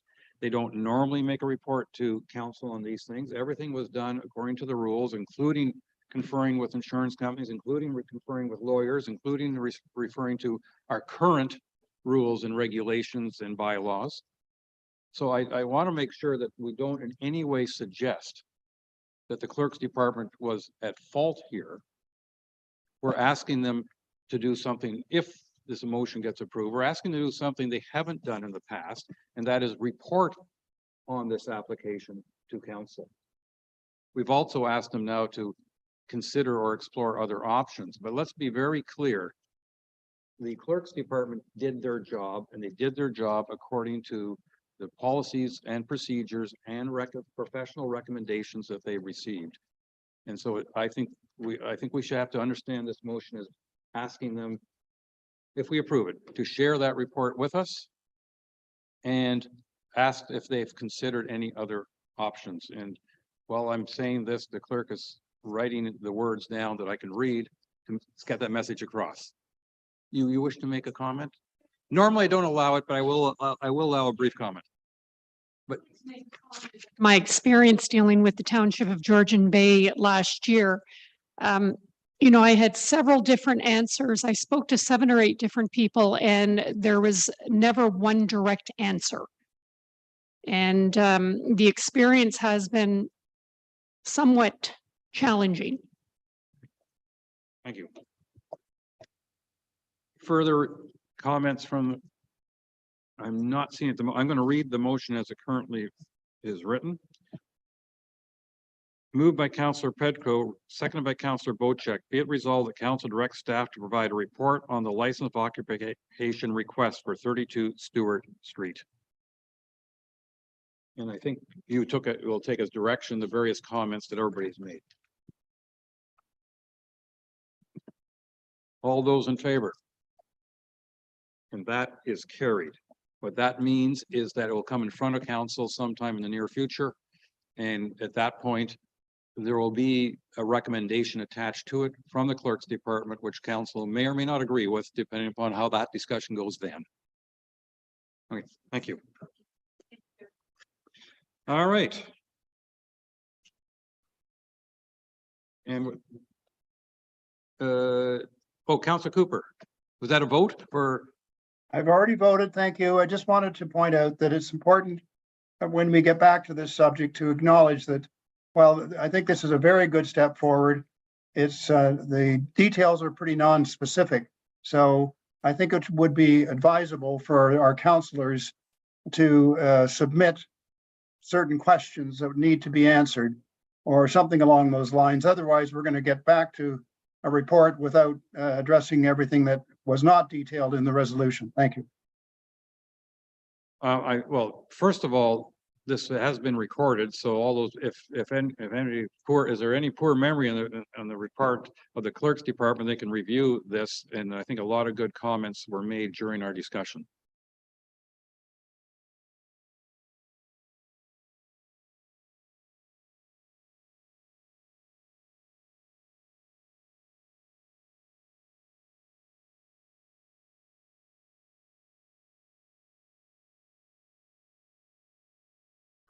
Well, I'll keep this short and sweet. Thank you, through you, Mr. Mayor. It's July and all the AGMs from all the different cottage associations and all the folks are up from the city. So as councillors, we find ourselves very busy. A couple of key notes from this month. Just this weekend, I attended in the place of the mayor, the Pink Dinghy Race, which was held in Honey Harbor at the Port of Honey Harbor. On the promenade, and it was very successful. And the folks that were organizing this event were very grateful that a representative from the township was there to send them off on their way into the windy ways of Georgian Bay. Not much happening at district that involves our township this month, so I don't really have a long report. I am going to be putting out an email detailing what's coming forward. Because there is some issues that involve the township of Georgian Bay. But all in all, a very busy month. I think it was the busiest month I've had in all my years as a councillor. Thank you. Thank you. Councillor Predko, please. And I will echo that as well. It's just been a very busy month talking to residents, talking to other people in the municipality and attending a couple of AGMs already, and looking forward to helping out at large item collection day on Go Home Lake and Miners Bay next weekend, and seeing if we can't divert some empties for the Lions Club and to do some more good work in the McTier community. Thank you. Councillor Jarvis. Yeah, we've been busy, which is good. Nice to be able to attend a few the AGMs here and there, including the Cognition Cottagers Association, which the mayor was also at. Steg Bay meetings have been going very, very well, very productive. I think that is an organization that has now turned itself around from an organization that wasn't doing very much from a community standpoint to an organization now that is very much in tune with what's going on in the community and is wanting to work very, very hard with the community, which I'd like to see. It's nice. It's nice. And I know there's a fair bit of communication with our Department of Sustainability and with the library, et cetera, on all their facets, which is great to see. I'll get to the library in a moment. I do want to comment on an issue that came up last week prior to Canada Day over the fireworks ban that was in place, and concerns over the possibility that the Madawaska Club up in Go Home was going to be setting off a fair show of fireworks, despite the fact that there was a ban on. Had to get word out, was able to do that, and turned out that they had already canceled their program, which is great. And then I find out the next day that, of course, the fireworks that went off at Cognition, which was rather disappointing from my perspective. And sure enough, even 2 nights ago or last night, I actually was provided with a video of fireworks going off again after the owner's own daughter had suggested he not set them off. So we do have issues over that need to be dealt with. It's kind of tough from a bylaw situation perspective, I guess, to try and get out after the fact and levy a fine. I don't know what can be done about this, but it's very, very unfortunate that this type of thing is still going on, despite the fact that there's a full and complete fire ban going on. The CCA meeting, I believe our mayor, was it our mayor? I think somebody was indicated that there was a full fire ban on, given by the, I guess it's the president of the association at that time. Library report. Library, both Councillor Hazelton and I attended and helped out at the July 1 event in Honey Harbor at the landing. The mayor was in attendance as well. It was a very successful event from the standpoint of attendance. It was great to be able to sit there and watch just people flowing through on a lovely day and seeing that downtown Honey Harbor was quite active that time of day. But to move on, the library now has summer students on hand, and particularly in Honey Harbor. One of them is a relation of mine and another student that are roles there for the first time. And that seems to be going very, very well. The reading club is started at all the branches. It's promoting continued reading throughout the summer to make a transition back to school in the fall more successful for a lot of students. The library is partnered with the Cognition recreational program, which is also wonderful to provide our summer reading club for the young people in Cognition. Well, actually, everybody in Cognition, really. And then the McTier branch will be holding their book sale coming up on the August long weekend. And that's usually quite a well-attended event as well, as I understand. So that's what's going on at the library, and quite enjoyable to be part of that organization. That's it. Thank you. Councillor Graziano. Thank you. I had the honor of attending the Wildwood Canada Day Parade. So Wildwood on the Severn, just opposite of our township hall today. It was great to see all of the smiling faces and kids' faces painted with Canadian flags, as well as the golf carts that were all decorated in Canadian flags and different ways to celebrate Canada Day. I also had the opportunity to provide free ice cream on 6 Mile Lake over the Canada Day long weekend as well. And one unsuspecting staff member floated up to the boat and was like, "Hey, Councillor Graziano." So they received a free ice cream as well, although I was thinking about charging them for it. I did attend the Staff Appreciation Day and was lucky enough to been schooled by Councillor Bocek on ring toss because he nailed the first two right away. And I also joined Councillor Bocek on the Pink Dinghy event, albeit I missed it slightly. And if I can, just to bring attention to the fact that we do have art on the dock on both lakes in the coming weeks, as well as I will be issuing out additional free ice cream this coming Saturday at the GPCA event, and wish that everyone in attendance or anyone who's viewing can attend for free ice cream. Thank you. Thank you. Councillor Hazelton. Thank you. Another busy month, as other councillors have said. I wanted to highlight the fact that we had our library board meeting in the old library facility. Fortunately or unfortunately, there was a power outage, and so we were able to operate with the blinds open and continue with cell and battery technology and finish the meeting. So that was an interesting outcome. I too attended the Georgian Bay Township Road Tour. I thought that was a well done event. Kudos to staff for organizing it. I was able to participate also in the Honey Harbor large item pickup. I have a work pontoon. I apparently have so much junk that I took me 2 trips to get rid of it all. But what I did want to share here is I had a call on a Friday night from one of my associates, or not associates, one of my residents. And they said, "Where are the bins?" And I said, "They don't arrive till Saturday morning." They said, "Well, we've already schlepped this carpet all the way here. We're just going to drop it on the side of the road or in the parking lot and leave it here." And so I got down there the next morning and I went up to the staff and said, "Is there a carpet lying on the ground out here?" And I got the feeling that they were just going to leave it there. They'd already taken photos and reported it to the district that people were dropping garbage in the parking lot. But after I said, well, it was one of my friends, they immediately ran over, picked it up and threw it in the bin. I just thought that was an odd behavior. I too had the opportunity of joining the Georgian Bay staff and council barbecue. I think a very good event, and lots and lots of spirit that came from that.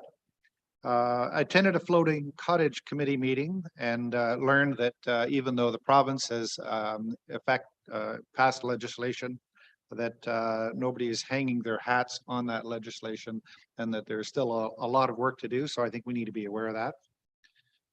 Had an opportunity to have a second meeting with a possible buyer of the Macy Bay property. Although the folks who currently own it might claim that it's not currently on the market, there appear to be people who are interested in potentially buying it. So that was a very interesting meeting. I wanted to just take a minute here. Councillor Jarvis did comment on the library book sale. We had a note from Jane and Gino Falcone following that. And by the way, I think everybody may know that it was the library that organized this event.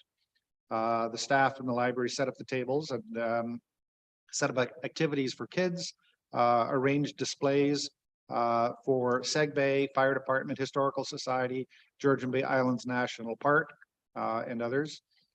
So it was a very well organized and fun event. And what Jane and Gino are saying is we must commend all the efforts and extra personal time spent by Stephanie Clare, Deb Barkley, Donna Jones, and the other library staff. They are superb. The best value for our tax dollar is deserving of even more funding when we see how an important role they play in this community. So I think that's an important understanding for us. Other good news, if you will, the day camp in Honey Harbor. My family decided that we were going to put all four of the local grandchildren into the camp, and their reports from week one were stellar. Kids all loved it.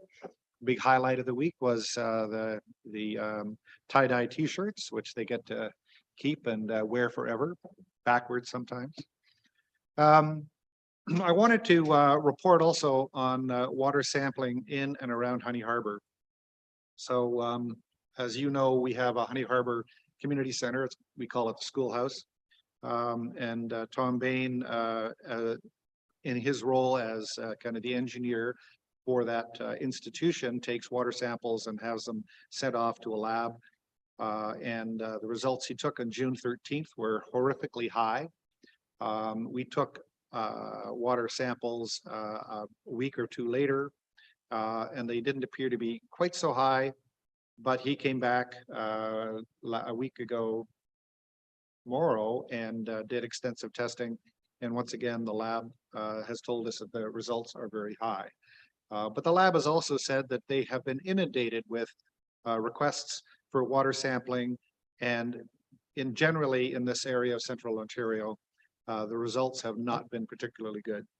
So that is an area of concern, and I don't know what the results so far from the inland lakes are, but that is certainly a concern.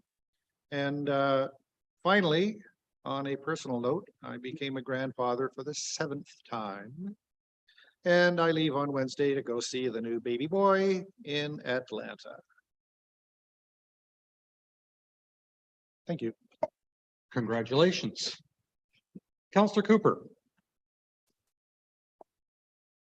Thank you, Mayor, and it's always good to hear from Grandpa Hazelton.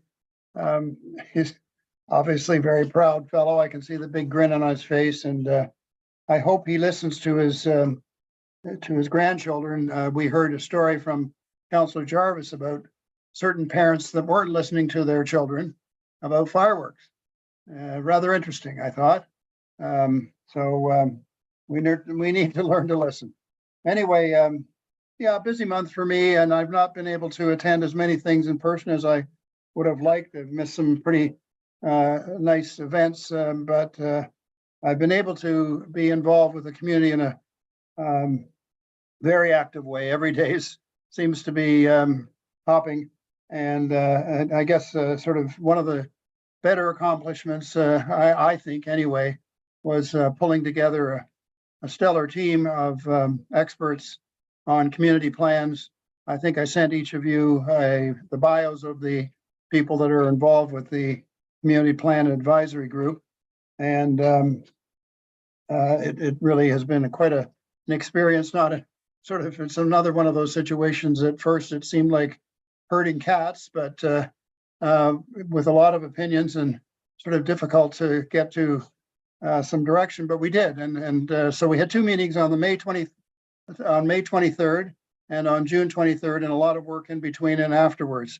So you have a report for tomorrow on this, and that's one of the activities that took up a lot of my time, working along with committee members, writing the report and trying to provide some guidance to the township based on some very good guidance we had many years ago, and unfortunately, I think it got lost in our corporate history. So hopefully we can pick up the ball again. And that's it for now. Thank you. Thank you. Much like everyone else has said, I mean, I've had a very busy month. It's been very enjoyable in that seeing and talking to lots of people, because many of our seasonal residents are back in town, and have lots of ideas and input to share. And I always appreciate that. It's very, very enjoyable conversations for the most part. I want to thank our staff, as has already been mentioned by a number of people, for the road trip they organized on June 16th, as well as the staff appreciation barbecue on June 27th. A very, very informative and enjoyable activities, and greatly appreciate the positive approach and attitude that demonstrated by all the staff. On June 20th, I went up to Moose Deer Point. They invited me up there, and anyone who wanted to attend, for their recognition of Indigenous Peoples Day that they do on the eve of the day, so that they can do other activities with other people on the actual day. So that was very enjoyable to be up there and chat with everyone and get their, perspective on everything. That the following Saturday was Go Home Lake AGM. Yet another opportunity to talk and listen to folks. And I should also mention, after the staff appreciation barbecue on the 27th, went up to MacTier for their public school graduation. Like 5 graduates there. The week prior, I forgot to mention, I'd been to Honey Harbor school for their graduation. It's always fun to see the I think I can call them kids now, because they're that much younger than I am, that's for sure, as they move on to the high school stage for next year. Very impressed by all the efforts of the library on July 1st for the Canada Day, and talked to lots of folks passing through, and how much everyone appreciated the efforts and are optimistic that there'll be even more next year. I know a number of groups that would have participated in July 1st in Honey Harbor if they knew it was coming. So I think that next year there may be a few more people there.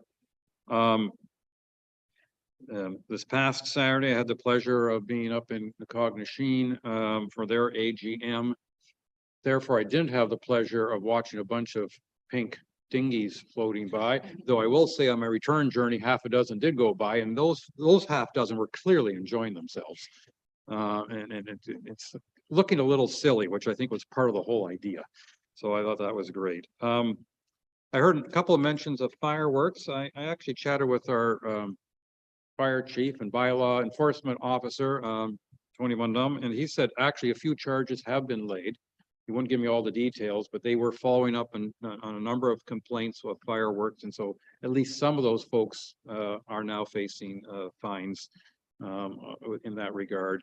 So there was the recommendation, and I hope staff is listening, there was a recommendation that we emphasize more strongly on our signage and our notices, that when we say fire bans, that it also includes fireworks, because some people are trying to use that excuse that, well, I didn't know fireworks were considered fire. And I say, what's the first word there? But okay. I guess some people need clarification. The other, there was mention of the floating accommodations, that, as I think many people know, that the province has now suggested that floating accommodations are not welcome to be anchoring on Crown water or lake bottom. But we still have the real challenge of Transport Canada still insisting that these things are vessels, and there's a very active campaign going on to get Transport Canada to listen to the concerns. For instance, I've been contacting, I think it's now up to about 30 different mayors in the area to have their councils join us in passing resolutions. There's petitions going around to for individuals and cottage associations and all that. People are encouraged to talk to their MPs, including their MPs at their home base, if this is their secondary residence, to encourage them to talk to Transport Canada, say, you know, we should get an audience with them and with the minister to explain our concerns. So that's ongoing. And with that, our CAO, Thank you, Mr. Michael. Mariotti. Yeah, it's summer, definitely busy. As council's aware, we've finalized the strat plan that we'll be talking about soon. That took a fair bit of time and effort from all of the senior managers, and we also attended the District of Muskoka CAO meeting to talk about the district's strat plan. So that was interesting. We also assisted with road access, road access collection of large items. We provided some staff support to try and save the township some cost, as well as we've organized again this year the barging of large items for water access only communities. We've worked with the two cottage associations on 6 Mile Lake to try and move that file forward. And as council has commented already, the staff appreciation barbecue was a huge hit. On top of that, obviously, I've attended various other meetings with constituents and other organizations. I'm going to talk about some bylaw statistics because, again, everyone's commented how busy we've been. Chief Van Dam isn't here. He's trying to get a bit of a break here because he's been working basically 7 days a week. But in comparison, 2022 to 2023 so far, in 2022, there were 74 bylaw complaints and we're up to 160 this year. There were 46 parking infractions and we're up to 174. There were 4 Part 1 tickets that were issued last year and we're up to 10 this year. And over the July long weekend alone, we received 10 bylaw complaints. We issued 68 additional parking infractions, and we issued 3 additional Part 1 tickets. So folks have been busy. I'm going to turn over the floor next to Mr. Sokash to give council an update on operations. And then once Mr. Sokash is done, I'm going to turn the floor over to Ms. Bouthelette, who wants to talk about some correspondence that we've received from MPAC. That is a concern not only to us, but to other municipalities. So that there's going to be some information coming through next month. But I'll start with Mr. Sokash. Thank you. Through the mayor, this is just an update on the resolution from the last council meeting regarding the speed bumps at Oak Bay. We will be ordering, we've found a couple of different options or a few $1,000s to replace. So we are going to be ordering them this week. I just want to speak with one of my staff about the installation. There's 2 different ones and I want to see which ones they feel will hold up better. So you should see that in the coming week. Julie?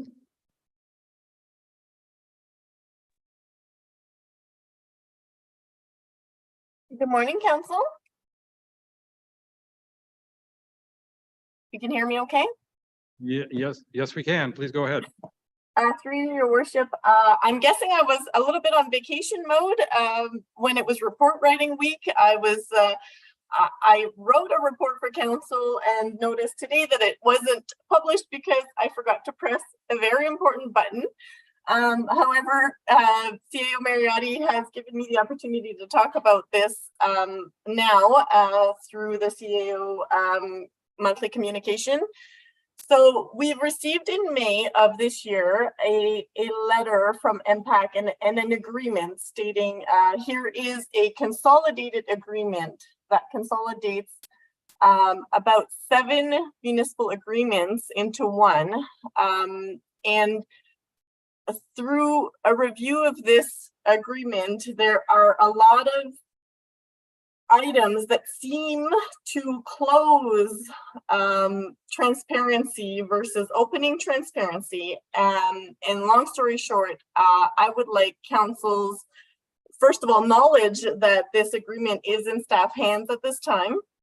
And secondly, council support to write a letter to all of the other Ontario municipalities to urge them to get opinions and consolidate our opinions on these agreements. We believe that data and impact data is funded mostly by municipalities, and therefore open data to our constituents is important. So this is property related data. Really the report is wrapped up with a simple resolution, but I don't need anything in writing today, just a consensus from council that you agree that we seek out other municipalities' input on this agreement before many municipalities go ahead and sign on the dotted line. So MPAC has had the history of doing that. We often feel that we have no choice in the agreements that MPAC sends our way. And we would like council's kind of 10-4 that we reach out to the other municipalities to get input and report back. All right, thank you. Councillor Graziano. Thank you, Your Worship. I just quickly want to extend a thank you to staff, specifically Brad. I was en route northbound on the 400 Friday evening and had this strong reflection in my eye and realized very quickly that it's our new signs on the 400 Sears northbound. So I just want to extend a thank you to staff and to Brad specifically on making that happen.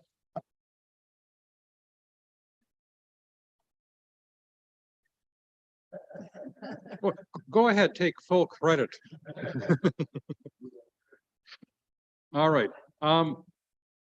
So Ms. Boutiette is basically asking council to support her. And you don't need a motion necessarily, just a warm and fuzzy that we believe that you should encourage MPAC to share all their information instead of trying to hide it. And I get all these heads are nodding, so consider it done. And we pay a lot of money to MPAC, and they collect a lot of data, some of which could be very useful for us and every other municipality. And I think if they're trying to come up with an agreement that means they share less, I think you should express your concerns. I'm also wondering why, and I know it's the province, not MPAC themselves, but why here we are 7 years later and we're still using 2016 valuations. It makes no sense to most people. Councillor Cooper. I'd just like to add, I think that the information that we get from MPAC is important to share, obviously, and, be open, transparent. But I think it wouldn't hurt to say in your communique that it, as a tool for planning, it's incredible. So there's a lot of information that if you look at GeoHub, for example, it's packed with information about each individual property. And a lot of it comes from MPAC. So I just encourage us to think about the law along the lines of what this information is used for in our particular case. So that's my only other additional point. Thank you. Thank you. All right, Mr. Mariotti. Is that it for now? Okay. Oh, Councillor Predco. Through you, Your Mayor, could I ask a question of Mr. Mariotti? A request, I suppose? Well, it's part of his communique, but the bylaw statistics that you provided this year, I've heard some griping, I wouldn't call it complaining, about the parking tickets that were issued over the long weekend. Is it possible for our communications team to work with enforcement to explain to people what is not allowed in terms of parking? I think there's the wheels have to be off the road if you're on a municipal road. Just to help clarify to people what is allowed and what's not allowed, because I think that's what the griping is. It's not that they got the ticket, but they don't know what they did wrong to get the ticket. Through you, Mayor Kuti, absolutely, we can we can add some information out there to say what is acceptable and what isn't. Usually, usually the enforcement officers will have a chat with the people who have parked in a no parking zone, but we can definitely add that. Yeah. Maybe the communication campaign could include the missing no parking sign and tie that in. Okay, I think it's time for staff reports. And we're starting with our Financial IT Services Department talking to us about 2022 Development Charges Reserve Fund Statement.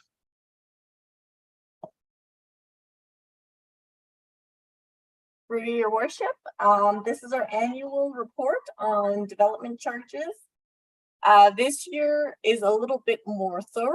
I must admit that I've learned a lot in the last year about development charges, their intent, their use, and also what needs to happen before we go into the next development charge cycle. Our next development charge study will start in the fall of this year, where we'll RFP for a consultant to assist us with our development charge bylaw, which a report will come forward in 2024.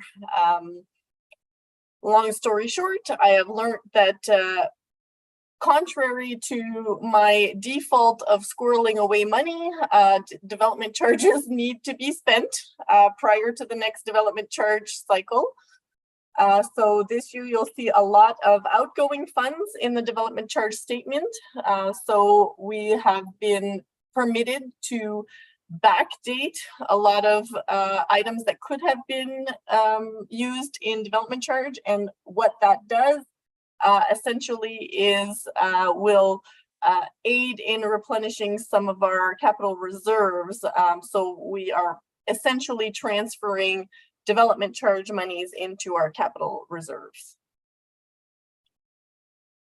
I could give you guys a moment to review the statement, and I'm available if there are any questions.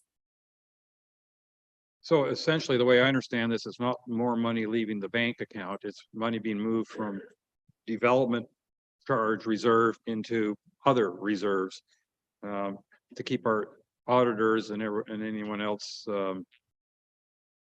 pleased. Correct. And for those who are accountingly inclined, the difference between a development charge and a reserve, development charges sit in liabilities where they're not income until they are spent. So in this year, we have pulled into income all of these development charges and allocated them, and they are now rolled into reserves. So how reserves function is that they are income and then allocated out of the accumulated surplus into kind of into a side pocket, which is earmarked reserved. Thank you. Councillor Bocheck. Thank you.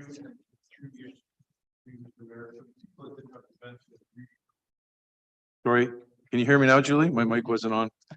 Through the mayor, for the people that don't have the advantage of reading this report, and it is their fees that are going to be transferred into the capital fund. And I believe the figure was somewhere around $1 million, if I'm not mistaken. Can you just confirm with us the amount of development fees? That would be the first part of it.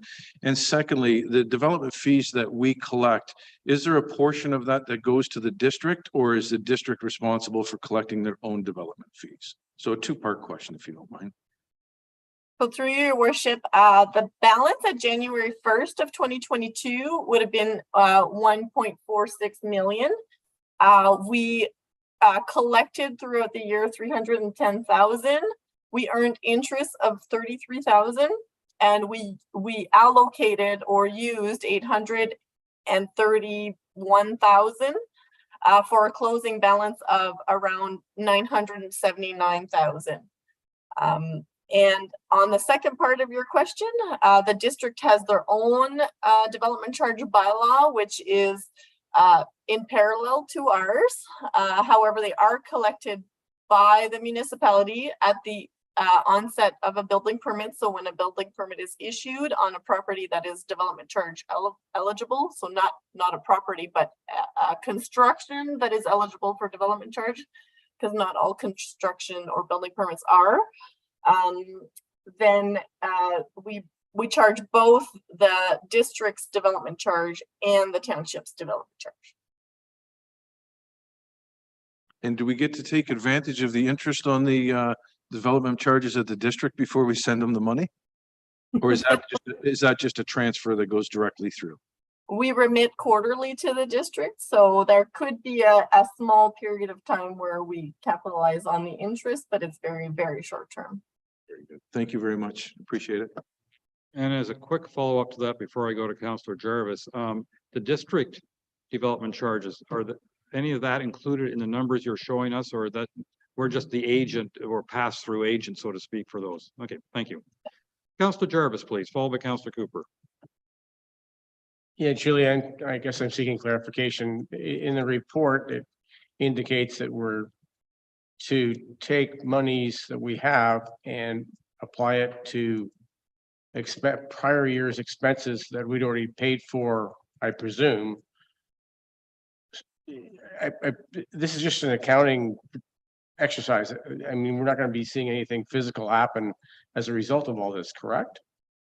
The impact is, and you'll see there is a logical way that I've placed the report on the agenda. You'll see that our surplus in 2022, part of it is created by bringing these development charges into income in 2022. So so development charges have specific can only be used specifically, correct? Correct. In the process of taking those charges and moving them into these funds, is that negating that, or is that something else? Sorry, I'm having trouble understanding how we're paying for something now that we've already paid for before. Sort of. Correct. So our 2019 development charge study, which is the study that helps us develop our bylaw, sets out parameters and also specific items that development charges can be used for. Correct. We've already spent monies that probably should have been spent out of development charges. Okay. And now we're kind of reimbursing ourselves through development charges into our reserves to fund those projects that should have been funded by development charges. Okay, I appreciate that. One other question, if it's okay with the mayor. My understanding through provincial legislation is our development charges for income will be being reduced over the next while. Is that correct? Are we anticipating that we will be receiving less in development charges because of provincial legislation? And if so, should we be holding some aside in some form so that we don't, in essence, run out? So we can't squirrel it away. That is part of why the legislation is changing, because a lot of municipalities were squirreling it away, including ourselves, and knowing more and more about it now.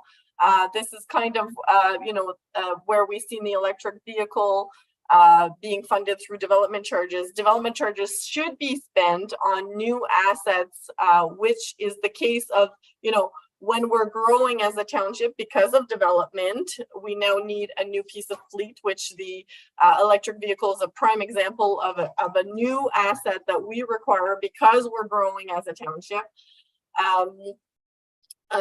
Development charges can't be squirreled away. If they are squirreled away, it would result in us getting less development charges in the future. But if it is spent, I can't tell you exactly what our 24 development charge bylaw will look like, because that requires experts in the field, and I'm not an expert in that field. But they will look at what we have, what's left, what of that money that's left is earmarked for something, and then move along with a 10-year projection of what our growth looks like and what we will need, and then that will drive our next development charge fee. Okay, and just final clarification, I didn't hear an answer to this, and maybe there isn't one. I believe there was provincial legislation this year, this past year with regards to development charges and the fact that we may be receiving less as a result of that legislation, just because the province has decided that developers don't need to provide as much money as they have in the past. Is that correct?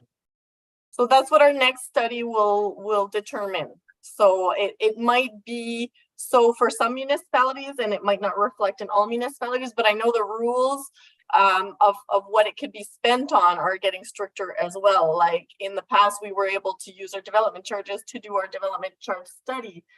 In the future, we won't be able to earmark that for a future study. So that's 25,000-30,000 rate coming out of taxation versus DCs themselves.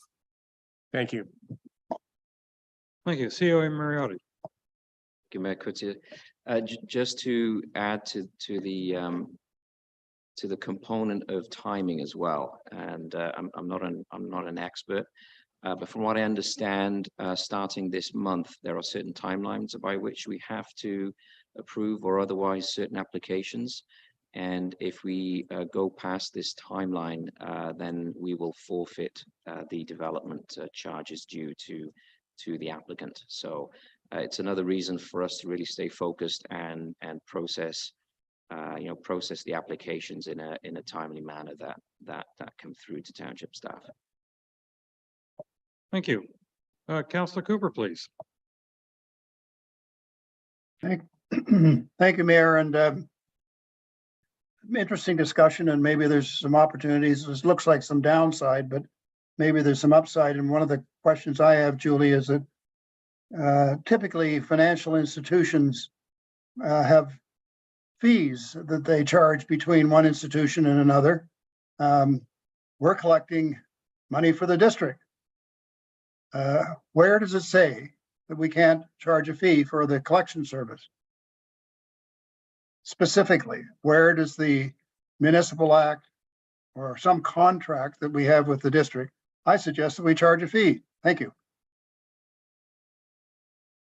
Ms. Boutia. Through your worship, I can't comment on that if council wishes to set a fee and if all the other district municipalities do the same. I think you're taking from one pocket and putting into the next.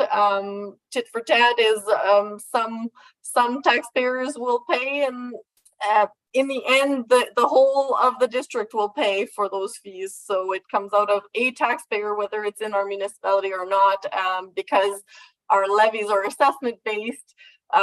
We may see that some townships will take on a bigger piece of the pie than others, and I would really hope that Georgian Bay is not a losing party in that factor.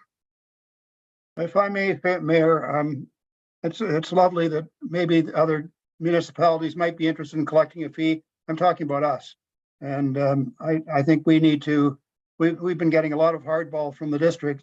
I'd like to pitch back, so that's my suggestion. And yes, it's a great big pot of money, but if we get an advantage and the other municipalities don't, tough patootie. Thank you. Yeah, to the best of my knowledge, per the legislation, we cannot do that on the regular taxation, but I have no idea if it applies to the development charges or other things, but it's always interesting to note. Any other comments? I have moved by Councillor Bocek, seconded by Councillor Cooper. Be it resolved that council directs staff to allocate $830,693.63 of reserve funds to 2022 and prior year projects in line with the 2019 background study. And that council confirms the closing balance of the development charges reserve funds to be a value of $979,834.22. All those in favor? And that is carried. Thank you. And now, audited financial statements. I mean, the good news is we passed. Ms. Boutia, do you want to say anything further? Through your worship, besides for big kudos to the finance team and all of the rest of the staff at the township who supported us throughout our audit. We are a month earlier, almost 2 months than last year, so hooray. Congratulations on that timing. Any comments on the audit? I have moved by Councillor Graziano, second by Councillor Hazelton, that the consolidated financial statements of the Township of Georgian Bay for the year ending December 31st, 2022 be approved, and that the independent auditor's report be received. All those in favor? And that is carried. Thank you. And now, Ms. Boutiette, the reserve and reserve fund statement. For your worship, this report was placed third in the financial reports because even though at budget time, council approves that certain reserves be pulled, transferred, and also in year, council says, you know, pull these funds from our general operating reserves and so on. We like to wrap it up with a year-end report on what really happened and what funds were really required. Therefore, this resolution is quite lengthy. However, we need it done so that the auditors are assured that council is aware of all the reserve transactions in line with our reserve fund policy. A report with a lot of detail, but I think most of the items are positive. In other words, we didn't spend nearly as much as we thought we were going to. Correct, and also the fact that these development charges were rolled into income in 2022 created a part of the surplus as well. So I think if I may, there's a lot more positive than negative in this report. Council, are you ready for me to read the motion with all its detail? Moved by Councillor Jarvis, second by Councillor Predko. The council confirmed the use of reserves in the amount of 54,066 instead of the amount of 533,128 proposed in the 2022 budget bylaw. And the council confirms the transfer into reserves in the amount of 288,415 instead of the amount of 441,000 proposed in the 2022 budget bylaw. And the council confirms the use of reserves put aside prior to 2022 in the amount of $162,714. And the council directs staff to transfer unused 2022 capital project monies to reserves in the sum of $962,594 for projects not complete as well as excess budget. And the council directs staff to transfer in line with the reserve policy, the surplus in the building department in the amount of $309,800. Thank you, Kaylee. And that the council directs staff to fund the 2021 accumulated deficit in the amount of $229,231 from the general operating reserve. And that council directs staff to transfer in line with requests from the library board dedicated donations in the amount of $3,913 to reserves. And the council directs staff to do transfers to reserve in line with the reserve policy, which states that any annual surplus will be allocated as follows: 50% working capital, which this time worked out to $689,418. 45% assets operations for $620,476.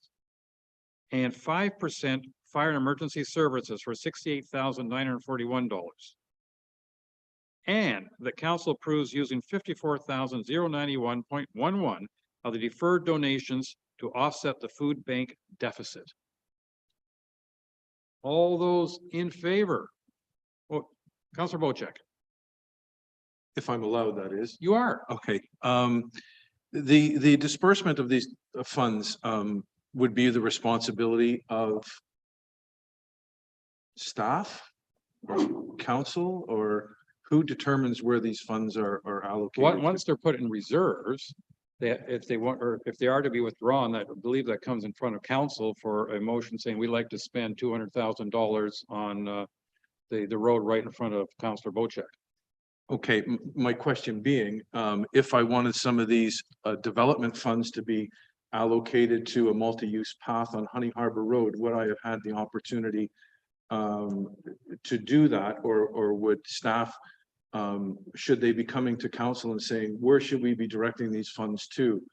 I think if you have an example of where you think we should be spending some money, you should discuss that with staff, and then a report would come in front of council. And that report would include how it would be funded. And often those reports say out of this reserve or that reserve, if appropriate. Oh, okay, I'm under the understanding of that. I just don't think we had the opportunity as individual ward councillors to present to staff maybe some of the needs that we would have for these development funds. It was sort of put towards us as what we're going to approve. In the next couple of months, Ms. Boutiette will be talking to each one of us individually as to what we think should be included in the 2024 budget. And that would be a wonderful opportunity. Fantastic. Thank you. Ms. Boutiette, did I tell any lies? No, good. Through your worship, you're bang on. And actually, the next report is about 2024 budget. Did I sense that? Any other comments or questions? All those in favor, because I don't really want to read it all over again. And that is carried. Thank you. That part of this. Okay. All right. Speaking of which, Ms. Boutiette, can we talk next year? Yes, through your worship. So the next report is about our 2024 budget process, with the intent of having the budget passed at the December 11th, 2023 regular council meeting. Therefore, the timetable included in the report are proposed dates of when the items would come forward. And when there is a date, I'm pretty sure, Clerk Wade, that all of these, besides the passing of the budget at the December 11th, 2023, are special council meeting of budgets. All right. So basically, you're saying you want to start moving on the budget process now so that we can have it done before Christmas. Ambitious and appreciated agenda from my perspective. Council, I'm sure you've all read the report. Any comments, questions, or thoughts on it? Oh, I hear appreciation. Councilor Graziano. Thank you, Worship, and through you, I absolutely appreciate efficiencies, and so I am 100% for this. Thank you. Ooh, that's even before I call the vote. But that leads me to moved by Councillor Predko, second by Councillor Jarvis. 2024 operating budget is initiated. Council has choices to make on the process. Council could review, revise, or propose timelines. It's a very unusual motion, but. I realized that I flipped my report highlights and my recommendation. The recommendation was actually be it resolved that council approve the 2024 budget process and timeline as presented. Did everybody catch that? Yes. All those in favor? All right. I thought I kind of like the point form. Maybe it's a form of efficiency. Yeah, numbers people. Speaking of numbers people, I think that I think we're now complete with the I appreciate you paying attention going forward, but you know, you can spend a little more time shortly after this enjoying what I see in your background, which is not your usual background. Thank you very much. Next on our agenda, Rock the Dock. I believe Ms. Schneider, that's your report, or is that Ms. Walton? Through you, your worship, that it really is from Trish, but if she has any need for support, which is unlikely, I'm here to help her. She doesn't. She's fine. Ms. Walton, over to you, please. Through you, your worship. So Rock the Dock happened first on June 30th at the newly established port of Honey Harbor. It's a community event that's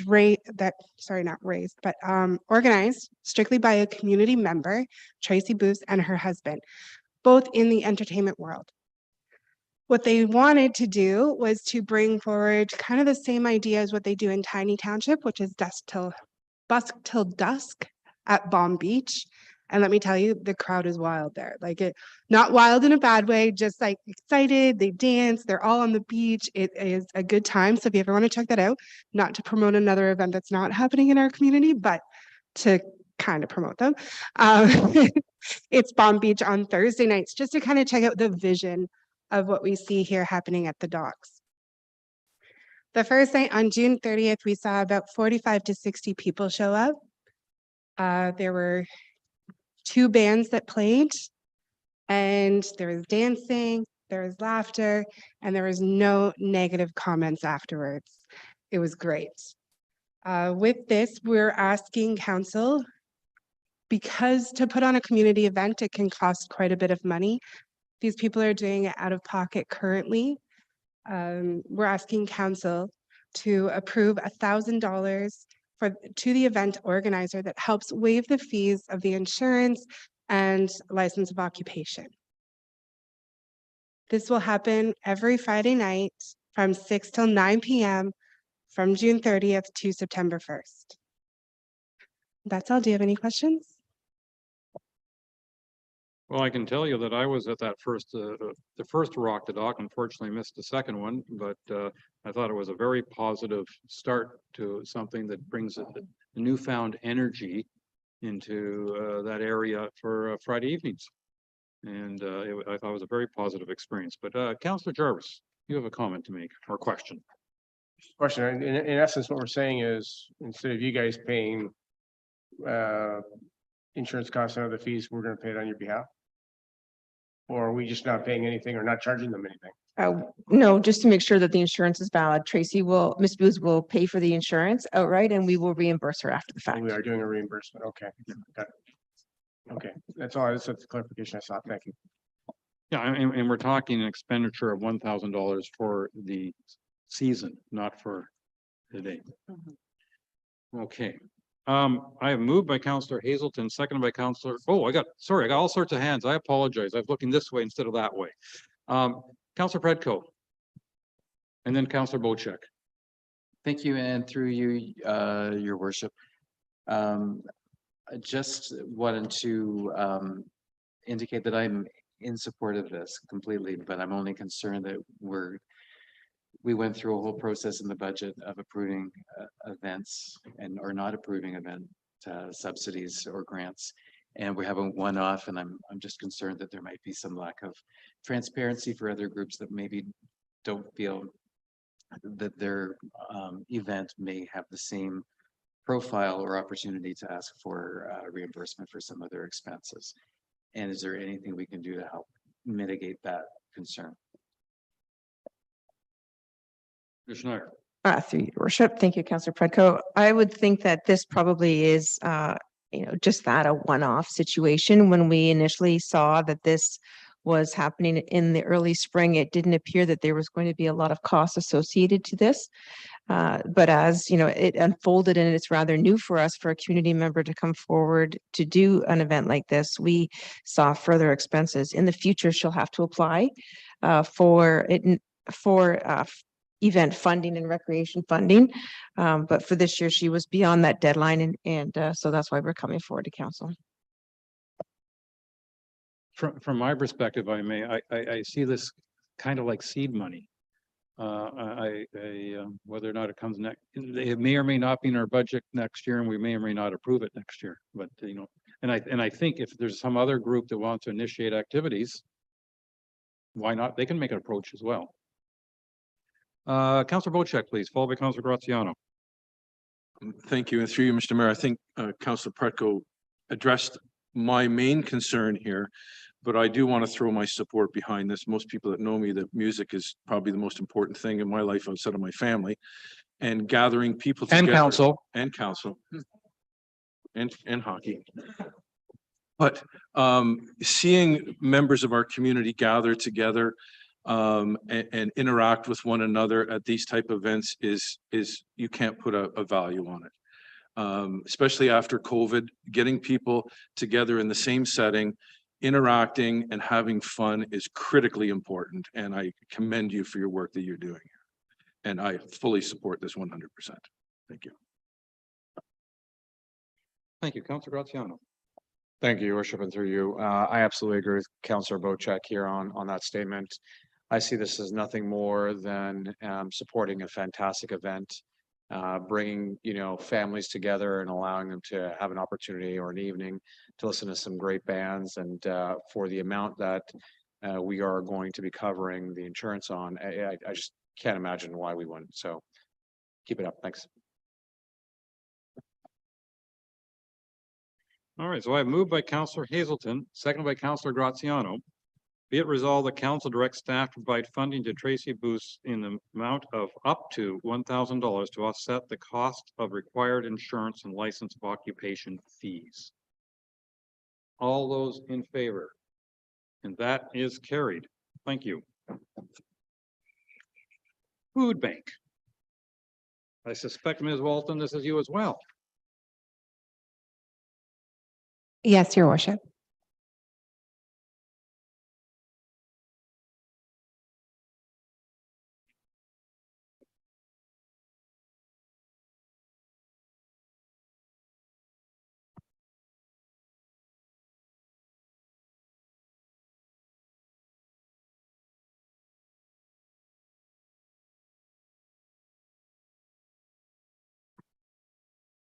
All right, so we're waiting for a report to be pulled up, I gather. Your Worship, Council does have the We the do. PowerPoint in the. Yeah.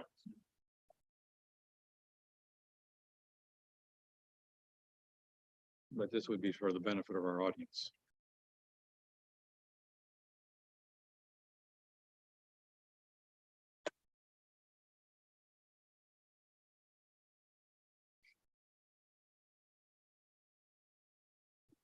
Okay, through you, Your Worship. Let's eat away at hunger in Georgian Bay. The Port Severn Honey Harbor Food Bank was taken over by the Township of Georgian Bay due to requests through budget time. All right, we can switch the page. Do you want me to do? Yeah. So just this slideshow is just going to show you I wanted to give you visual. Not everybody can learn by just hearing or knowing the statistics. Sometimes you really have to see it. So to know that 20% of Canada's population is going hungry, that's 1 out of every 7 individuals. So somebody here in this room could quite possibly be that. An increase of 62% from 2022 to 2023 has seen an utmost the people going to the food bank, and actually I would even say for hours, it increased even in the time frame of me taking over for over a month. So you'll see those stats here shortly. The next slide. I think one of the most heart-wrenching things is 1 out of 3 children use the food bank. And we don't have, with our food bank currently, we have a couple of snacks and we do try to cater a little bit more to like cereals that they might enjoy, but we don't have the resources to give them everything that they might enjoy. Like I would say like juice boxes or stuff like that they can take to school. We do, and even the takeover from the district, they did say, okay, we have families here, this is what we give them. And it was things like Bear Paws, cereal bars, stuff like that. Next slide. Over the course of the last few years, the Port Severn Honey Harbor Food Bank has steadily seen an increase. Assuming, and it's probably fair to say that the pandemic had a lot to do with that, and now we're dealing with inflation costs and housing affordability. So from 2018, we could see that there was about 20 people that were using the food bank, and now I service 60 people just at ours alone. And that's an increase. So when we first took over, we were seeing anywhere from 46 to 51 individuals. That was the variant through the district of Muskoka. And now we definitely steadily see 60 people. We did have a couple of really good stories, like family has been able to transition out, being that they're able to make the money and make ends meet, that it's no longer a choice to whether to pay their housing or their food bill. So that's a success. You know, one family has been able to move on. Next slide. As I mentioned, we are underservicing. So if you take the stat of 20% of the population going hungry, that's 688 individuals. I just told you that we only service 60. MacTier only services about, right now, a half a dozen. That's a lot of people that are starving. It's a lot of people that are maybe too proud to come forward and be like, hey, you know, or they're couch surfing. We do have a few clients that do that on a regular basis. We have a couple of clients, our client that lost his home recently. It's a sad story, but I think we can do better here.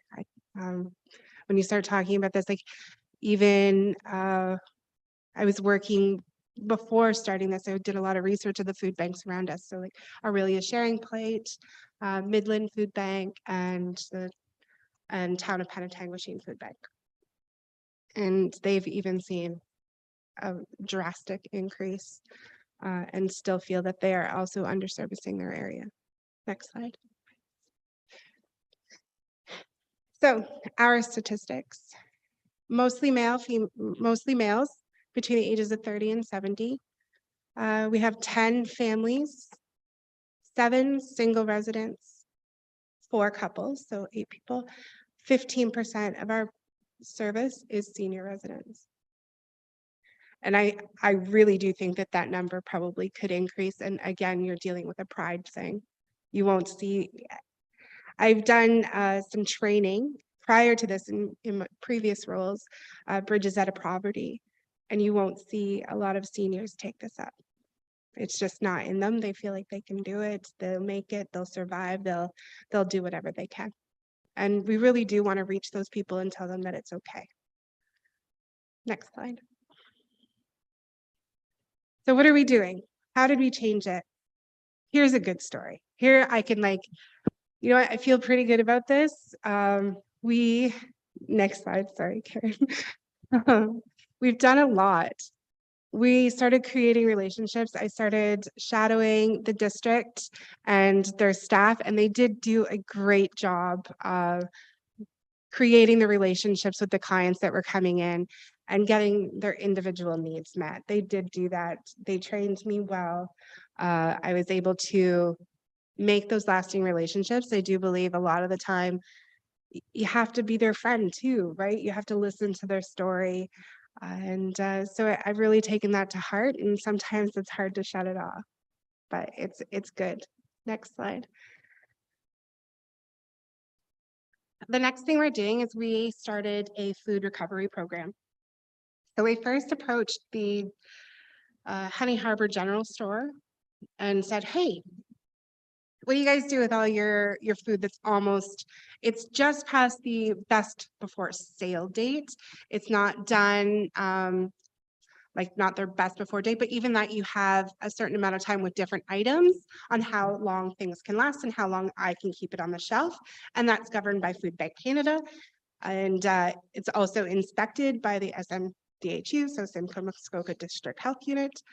And let me tell you, the Honey Harbor General Store did not disappoint. They have donated over almost $3,000 worth of food that would just get thrown out.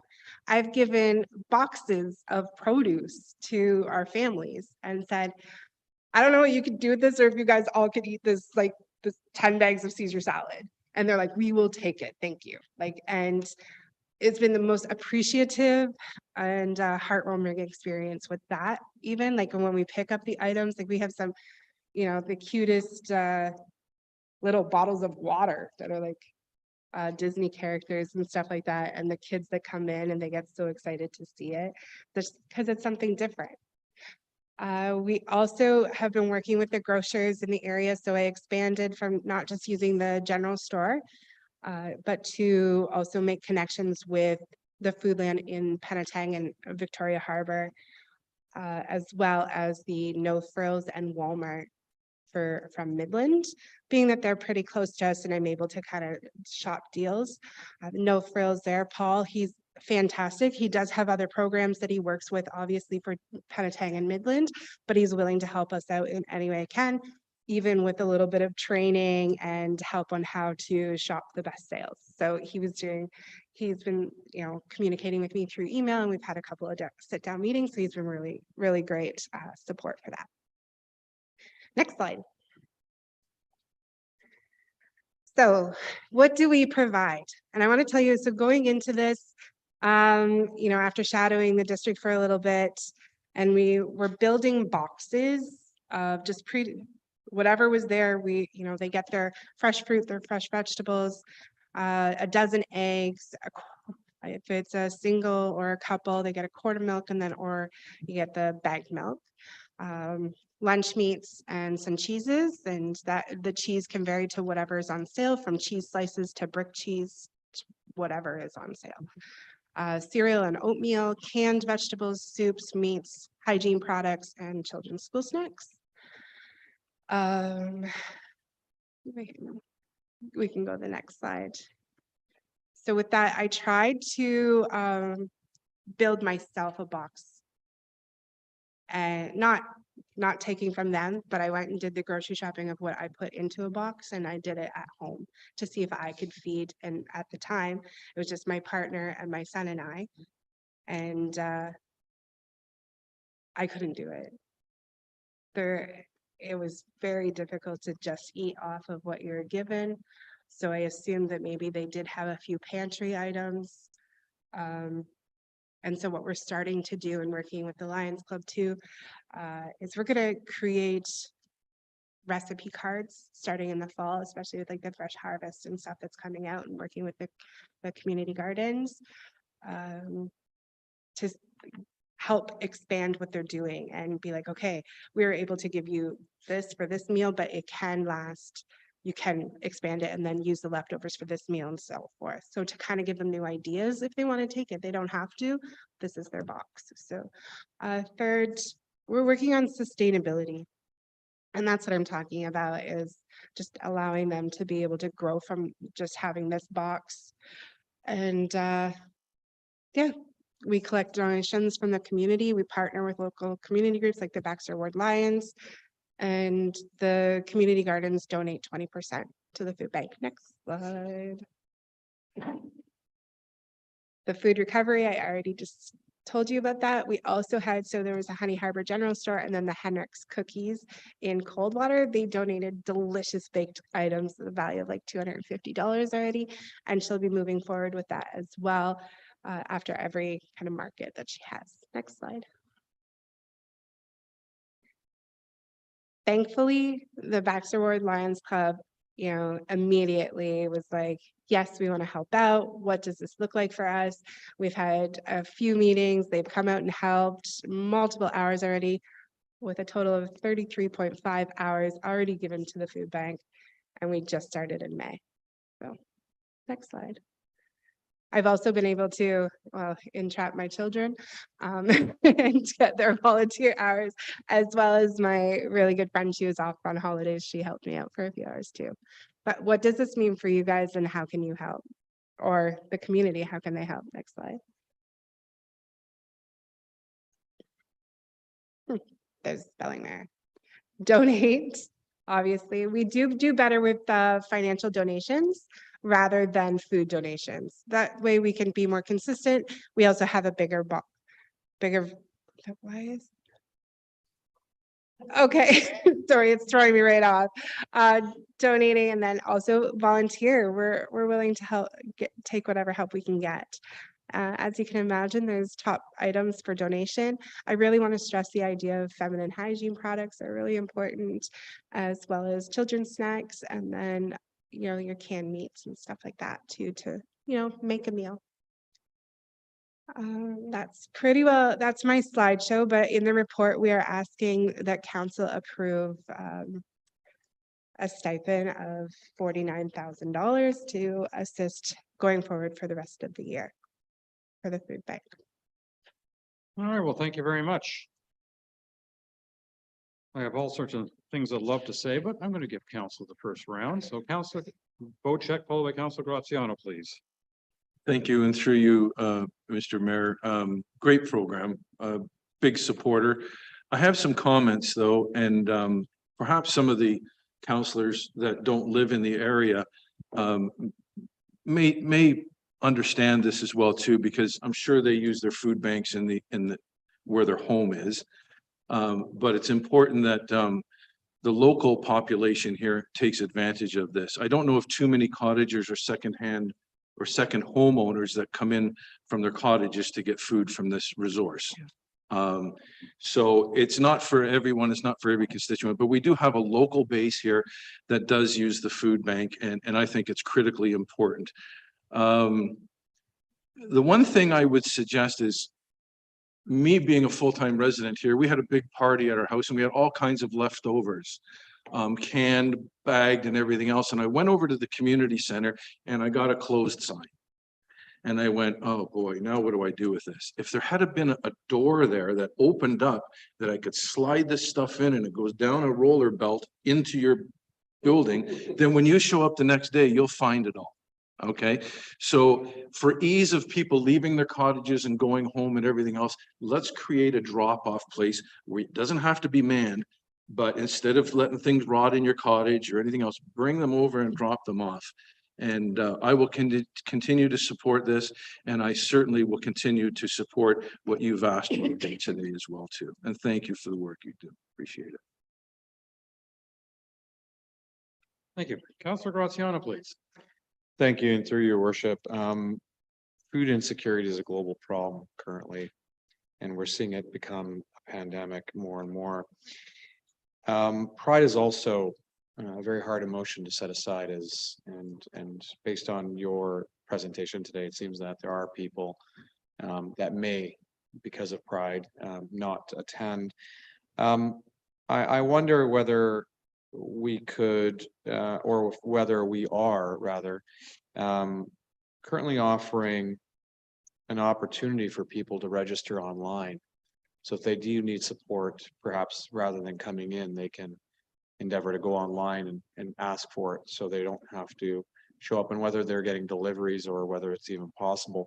Secondly, just as a possible suggestion, and maybe through the library, we could do some canning or pickling seminars, training people on how to preserve some of the food products that they're receiving over the long term, rather than, you know, having a short-term shelf life for it.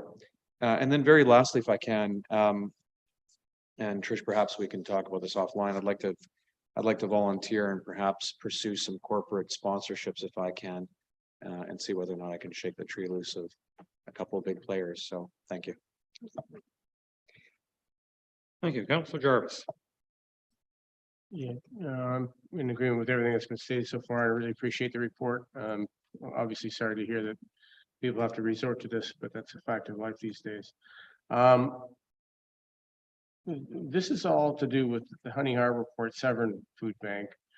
There's also a food bank in MacTier that's community run. Do we provide them with similar financial assistance? Through Mayor to Councillor Jarvis. Currently, we don't provide financial support to them, but they've also, how do I put this? Maybe I should have allowed Jen to answer the question. They haven't responded to any encouraged conversations. And I've had difficulty connecting with them, and they seem to be very independent and don't, you know, they'll want our help, but they also don't provide the financials that we need to be able to help them. Okay, I think that's rather unfortunate. Yeah. I'd like to be able to say that we're treating everybody the same way, and I do know that there may be, maybe there's mentioned that there's a wall up between the two. Hopefully we can sort that one out, but thanks for the information. Ms. Schneider, did you want to make a comment? Well, it's curious, your worship, to Councillor Predko. We have certainly offered our services. Councillor Predko and Councillor Jarvis, sorry. We have offered our services over the years that we have been in and out of the food bank business. We developed a rather strong relationship with Donna Jordan during COVID, where we were able to support her with anything that we got from the south end. We were able to get for her in the north end. But I feel like there's an overarching desire to be independent in MacTier to service the people the way that the MacTier Development Association or community group would prefer to service him. And so we don't get involved. Unfortunately, we have been told by our the finance department that if we do get involved with the MacTier Food Bank in accepting donations and being more involved financially, we would have to have them open their books and be more fiscally accountable to us. And that's just not something that the community MacTier group wants to do. However, just recently, Trish arranged to have dog food brought up to the food bank to be able to support. So our communication's growing, and we're trying our best to help where we can. And I'd like to add, if I may, a couple of things. One is, I mean, the stats that we were given right now is that the client numbers in MacTier at this point are, to the best of our knowledge, are significantly lower than the ones here. And every year, the MacTier Food Bank receives a significant donation from CP Rail as part of their Christmas train. Yes, through your worship, Councillor Jarvis, there's a $7,000 check that comes, and also there's a grocery store in that community that supports with people being able to buy food bank items. And so, you know, as I mentioned, we do what we can whenever we are asked to get involved. And there's often a significant goods collection at that Christmas event where people bring canned goods or what have you.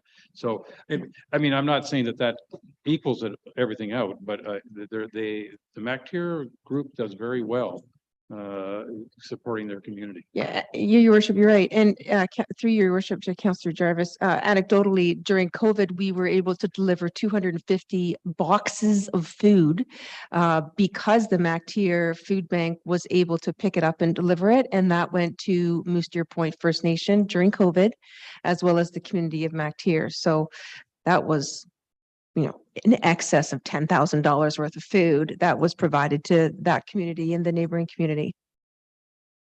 Councillor Pedco. Thank you, and through you, your worship. I do know sometimes that as you say, the MacTier group does like to operate independently, and yet sometimes they feel like they're not treated equally. So it's a complicated situation, but with the supportive staff, I wouldn't mind reapproaching them just to make sure that we have the right stats in terms of how many people they're currently providing food for, or families for, as well as the relationship with the township, and make sure that they are comfortable and that is the situation that they want to keep as a status quo. Yeah, through your worship to Councillor Fredco, we would love that as well. We are building a relationship with Donna, day by day, and I personally have a good, strong relationship with Donna. But the perception is, 9/10 the law. Right now, Miss Jordan is upset because, or I shouldn't say specifically Miss Jordan, but there is a perception that the municipality is paying Trish to do what volunteers do in MacTier.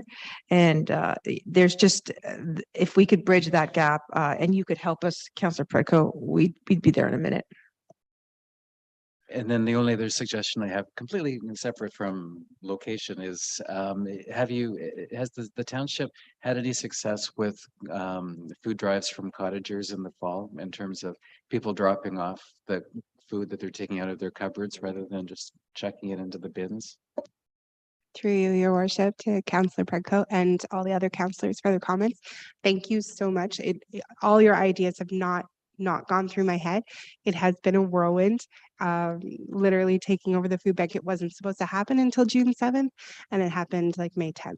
So it was kind of hit the ground running kind of thing. But yes, definitely. I know that they have done them in the past when there was a different coordinator for the food bank with each marina, and they were able to collect from cottagers and stuff like that. So we will be working on that. We'll also be working on monthly initiatives to kind of like, hey, this month we could use this, especially working up towards the fall and the holidays seems to be a very stressful point too, right? So we will be doing that. And I did definitely think about like an online forum. We're just trying to make sure that that will work out. We do deliveries. We have 6 of them currently that are consistently delivered to, and another couple that are sometimes, depending on how they're feeling, that we deliver to. And again, I just stress like the Baxter Ward Lions Club has been absolutely amazing in supporting this initiative and just donated approximately $500 of hygiene products like shampoos, conditioners, body washes, deodorants, and stuff like that too. So that's great to have those on our shelves that we allow the clients to come in and choose. And we also converted from a prepared box that goes generically to everybody to, yes, you get your essential items, and now please select from what's here and take what you need or take what you like, really. And it has done amazing. People are literally only taking what they want or what they could use. They don't take anything more. They're very appreciative. They're excited about it then, because we do offer a little bit more variety as well, because we are watching those sales. And I really look forward to doing like more food drives. And then I have like a staff thing that we can do too, that I have in the back of my head.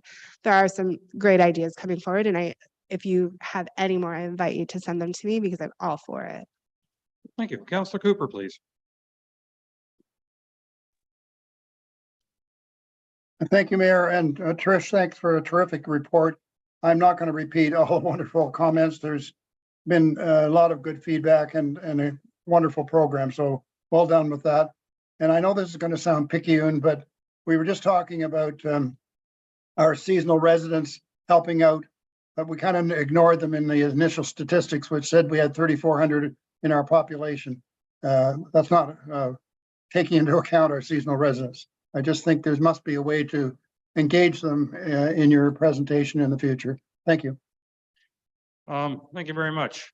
Yeah, I'm just going to add a couple of comments. One is that I think that this is a terrific program. I can tell you that behind her back, I'm hearing nothing but praise for Ms. Walton and all the work she's been doing. I think it's terrific that the Lions Club have joined in. Young from the Honey Harbor General Store has been fantastic, and I'm glad to hear all this others that are supporting. And I can tell you, I've talked to a number of people the last few weeks, seasonal residents, who say they want their tax money to support the local, what they call the local community. And I think this is a very effective way that we can do that. I have moved by Councillor Cooper, second by Councillor Bocheck.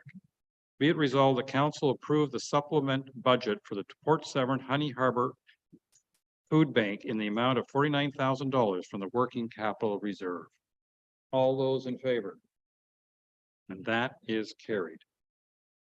Council, I'm going to propose a lunch break and a bio break and all that sort of stuff, because we've been at this for 4 hours with only one break. So it's now, according to my clock, almost 1 o'clock. It was half an hour enough, or do you want 3/4 of an hour for a lunch break? Okay, let's reconvene at 1:30. Sorry, 2:30, 1:30. Yeah, it's almost 1 o'clock. 1:30. Let's get back to action at 1:30. All right. Thank you very much.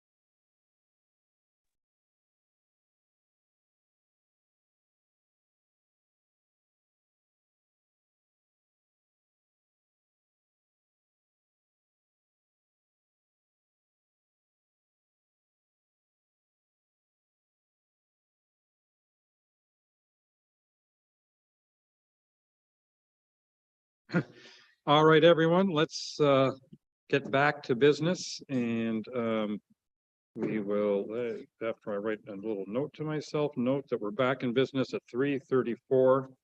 And we have 1:34 to 13:34. How's that? I don't know if that's a recovery. And we have one staff report left, and that's with regards to the Georgian Bay Strategic Plan and our Sustainability Department. I'm going to turn it over to you to present this report, please. No, thank you, Your Worship, and good afternoon, Council. If you had a nice lunch. This is great to do just after lunch because I know you're refueled. But this is the draft final for the for your strategic plan from 2023 to 2026. And it was presented to you in a fashion that is one step away from final, in that in the final you will get a full page version of it, so that it will be a quick reference document for yourselves and for constituents and staff. But this is a working document to give you some timelines, as well as some costing, and as well as the actionable items that your senior team feels that they would be able to conquer and when. So if you have any questions, I don't want to belabor the point, and I'd rather just get into what kind of comments you might have. You'll note that some trajectory changes are very specific with respect to the environment being the first priority, and duly noted, and then language has been refined, and of course the actionable items are included. So you'll see in the report that we have financials in broad brushstrokes, as well as hours and what the equivalence of that is for staff time in weeks and hours. And so let's perhaps get into it if it's your will, Your Worship. Well, I see Councillor Predko already volunteering to get into it. So Councillor Predko. Thank you, Your Worship, and through you, I just like to say that I love the report. It looks great. The infographics are great, and I think the content is also as we described, and I really like it. My only observation is really typographical, and that is on priorities 3, 4, 5, and 6 on the gray pages in the bottom right-hand corner. Rather than staff hours, it says revenue stream. Oh, my apologies. You're right. That is just templated from our previous one, so I'll fix that. That's the extent of my analysis. That's not bad. Yeah, we'll take that one from you, Councillor Predko. Councillor Bochek. I reviewed this and thought it was probably one of the best documents I've seen in the years that I've been here. And it really hits all the key points that this township should be paying attention to in the next term. So congratulations. I'm going to be thrilled to share this with people in the township and know that we're headed in this direction. So great work. Thank you. Well, I'm not seeing any more hands. Oh, Councillor Jarvis. Thank you. The first thing that I'm a little confused about is one, everything right through the report, the initial cover page is great. And then we get into a climate action plan. Is that separate from the strat plan, or complementary to it, or part of, or how does it fit into this report? Through Your Worship, that is a good question. It is how our present reporting structure is based. We are reporting to you based on what climate mitigation plans are associated to the report that's presented to you. So everything would apply in terms of what we're doing, but it has nothing to do with your present strategic plan. It's hopefully, as of today, yesterday's reporting structure. Your new reporting structure will have your pillars that were created through the strategic plan, as well as your priorities that council and that staff can check off to get relevant to your report. So it has been there for a couple of years. Councillor Predko, Councillor Jarvis. I don't know why. I mean, you don't look like it. It's the glasses. It's the glasses. Yeah.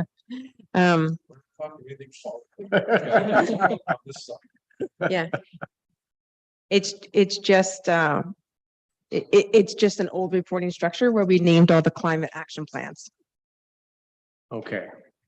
Now, if we go into the strategic plan itself, there are a lot of things I really do like about it. I'm not, I don't even be, well, I won't take it I'm a little personally. concerned because we got it right about the environment, which I really appreciate. But council seemed to be talking about things relative to what we could do through council. And I know we went over this ground a couple of times, but it seems we've gotten back into, not that they're wrong, it's just the way that the way they're being approached here, and that's things like make Georgian Bay Township a wonderful place to work. I don't recall us getting that. I mean, it is an item, it's certainly important, but from a council strategic plan standpoint, in my mind, I don't know that that's the way we were looking at doing things. And I'm worried about, I guess, that section and opportunities, community improvement plan. Is this how we did it? I didn't write all this down as we were doing it, but this is how it all came through to you, and through all the meetings that we had, correct? No, through your worship, no, none of this came from me. This was analyzed through the consulting process. okay, So okay. I'm not, I wasn't necessarily the wordsmith of this, but we did have an opportunity as council and staff to be able to do an analysis. And so some of these things came forward in that analysis.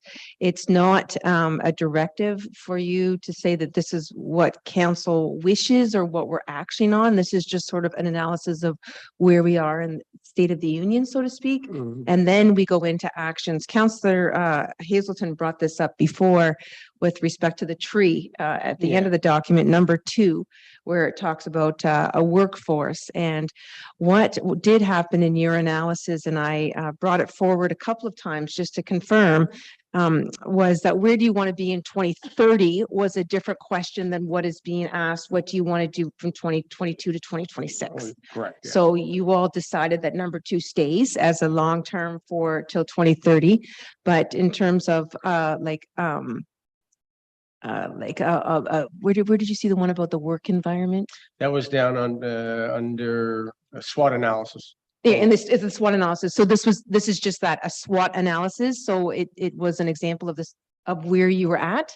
And then you go through all of these priorities, actions, and goals. And then in the end, hopefully you get on your path towards where you want to be in 2030. And you know, interestingly enough, this does show up in terms of the staff complement here in the SWOT, and then it showed up again at the end. So it's there. I know it came out certainly in our first strategic planning session. And then there was a bit of, say, controversial disagreement in how we wanted that to be placed relative, because just the way things worked out. And that's why the council had their own meeting with the analyst, right? And again, it's hard for me to argue against any of this. I just want to make sure our priorities stay pretty well focused. But I appreciate all the work that's been done on it. Through your worship, maybe to help clarify, when you met alone in council in your second session, that is when fiscal and technological came in as your priority number 2, and then staff actioned on that. So before you went into that independent session, there was something about the workplace environment that was a whole action all of its own. Yes. And that was removed at your will and put into the fiscal and technological advancements. So we heard you, we listened, and we took that out and we put that in, but that doesn't mean that it wasn't a state of the union and where eventually you want to be. It doesn't appear in any of the 6 actionable items that we'll be working on as staff over the next 3.5 years. And then finally, just a constituent has helpfully chimed in. What about public input on all this? Well, through your worship, when we came to you a wee while back, almost, I would say almost November, December, when you first became council, we asked you whether you wanted to have a fulsome community engagement process that would like put me in a kayak shore to shore, and we would do community consultations.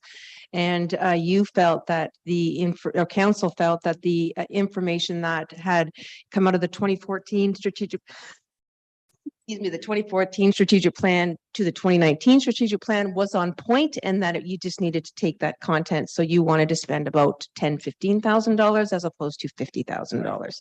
And that's where that came. And then the very good comment was that as representatives of your constituents, you can go out and lobby and get information on your own and bring it back. And so that's where we're at. Appreciate the reminder. Thank you. Excuse me. Councillor Cooper, please.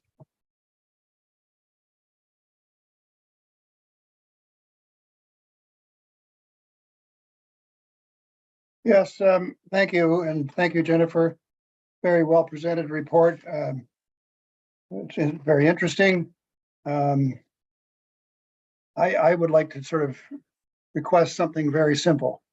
And that is my takeaway from the first meeting we had and the second meeting that we had with just council. The council came to the same conclusion. Their results were pretty similar. And I don't see that here fully. I see some parts of it, but I don't see the top 6 or 5, whatever we want to, whatever it's going to be, 5 or 6. Financial responsibility, transparency, the workforce thing, which is an important thing, of course, that we need to focus on, but it's not something that council put as a high priority for our constituents. And I don't see how that got in there. So environment 1, yes. Financial responsibility and transparency 2. I get some of those, but there's other stuff in here. So I would like to see where the consultant missed the boat again for the 2 times. I'm confused how we got here. So thank you. Your worship, well, I'm not in the business of defending the consultant. This was voted on by council in that session, that first session that included council and staff. And so this question that was posed to you is, where do you want to be in 2030? And so by answering that question in 2030, you do have number 2 as your as it reads in the tree. When we met last time to talk about the strategic plan, the last time that we all came together, I very specifically asked you if you wanted that out. And there was only one councillor who stepped forward and said he wanted it out. And then again, in the last opportunity to come forward to council, that same councillor asked again about it, but no other councillors had unanimously decided that this was something that you wanted out by 2030. And so it is in there. If you look at the white paper, so to speak, of behind the scenes of what the consultation process provided, you were given an opportunity to vote, and your top 10 were provided to you, and these are just the top 5. If it's a semantics and you don't want to have that line in there because you're not I don't even know the answer to the question, because I don't really have the authority to change what you decided. It's ultimately what you've decided that we've presented to you today. So as I mentioned, I think at the last time, if you want to go back, we can bring him back, but I don't have the authority to make that decision. So follow-up question, Mayor. When you say the last time, do you mean the time that we met with the consultant and the members of council only? So a couple of last times. The last time we were in council, it came up whether or not we wanted a safe, productive workplace to be in your 2030 tree. And only one councillor stepped forward, and it wasn't the will of council. So it stayed in there. The last time that we're talking about when you voted was when staff and council were there the first time you voted on this, and then you went off and did your own independent, and then we came back together. And council had the computers and we didn't have the computers. So again, it was kind of like a council decision, and that top 10 was brought forward to you again, and it was not changed. So this is where we're at right now. I just don't see, sorry, I don't see how it reflects what our individual council meeting was with the consultant. That's not what I'm seeing. Thank you. Thank you. Councillor Graziano, please. Thank you, and through your worship. Great overall document. I love the visual again. Myself, I'm very much a visual person. Just 2 things, if I can. One under environmental protection, and forgive me, maybe this is included in the bullets. I may not have seen it. My eyes are getting aged. But what I feel is missing is our support for exploring sustainable development and or incentivizing for the use of sustainable development materials such as green roofs, and not to say that that's possible, but just as an example, or solar powered or so on. Perhaps some septic technologies that are newer that purify, the affluent or the leach, whatever leaches out of them. So I see that maybe that is not included in there, and perhaps when I had zoomed in, and that was one of the areas that maybe I was having a hard time hearing. The other question that I have very quickly is again, very, very great, very thorough. But how do we measure this? How are we going, or how do we intend on measuring this to make sure that we're against goal? Thank you. Okay, through you, your worship, to Councillor Graziano. When you look at the environment, I just want to put your mind at ease that some of this stuff is in there. So sustainability as a whole would be like fleet electrification, which is in 1.4. It would be in terms of shoreline protection and footprint information to residents. It would be about including the carbon calculator. It would be also about making sure that the septics are on point with respect to reinspection, and that's in there, as well as septic compliance with respect to short-term rentals is in there. So this was sort of where staff felt that they could create sustainable measures. And then if you see in 1.2, it actually does talk about water quality awareness, streamlined water quality testing. Those are all sustainable initiatives. And of course, the biodegradable issues are sustainable. So I feel like the whole theme of it has a nice sustainable approach to it. What we will do is mine out our actions at the end of each year and report back to you through a report card, as well as our environmental report card, which I think is like 3 years in the running right now. So we'll be able to tell you whether or not we accomplished it, and you'll be able to sort of measure it. And then also ultimately the KPIs of our CAO will be reflected through the strategic plan. Great. If I can, just as a follow-up to that, great. Again, I didn't say that, or I didn't feel that this was not supporting sustainable, reviews, but more so I'm thinking we have an opportunity to really start to look into new building technologies, and perhaps through our building department, we can find ways that would better the building envelope through, the use of new technologies. And I'm just curious to see why we haven't outlined that here. I'd love for at least our planning department, our building department to collaborate very closely with each other to see if there's ways that we can start implementing these, or at least incentivizing the use of these technologies. Thank you.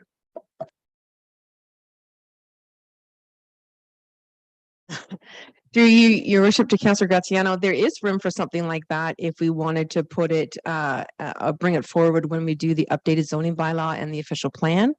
That is something that would be a more congruent document to be able to support what you want to do for that type of technology. But if it's the will of council, we can put it under 3.5, and to stronger awareness for green roofing, green building, LEED design, that type of stuff. We can't give priority to it, but we can at least recognize that is available. But that is at the will of council. So you'd have to almost put it into the, I don't know, your worship, I'm not sure. I'd have to pass it over to the CAO as to how it gets in, so to speak, but I think it's great. Thank you. CAO Mariotti. Thank you, Mayor Chris. Yeah, it's a good question that Councillor Graziano brings, and actually it's interesting because we were talking about these novel means together with the two lake associations on 6 Mile Lake as part of the broader discussion on GFA. So when it comes to reviewing our OP and our zoning bylaws, we do want to implement some of these holistic approaches to growing in to be able to grow the township in a sustainable manner. So it is coming your way. Thank you. Councillor Hazelton, please.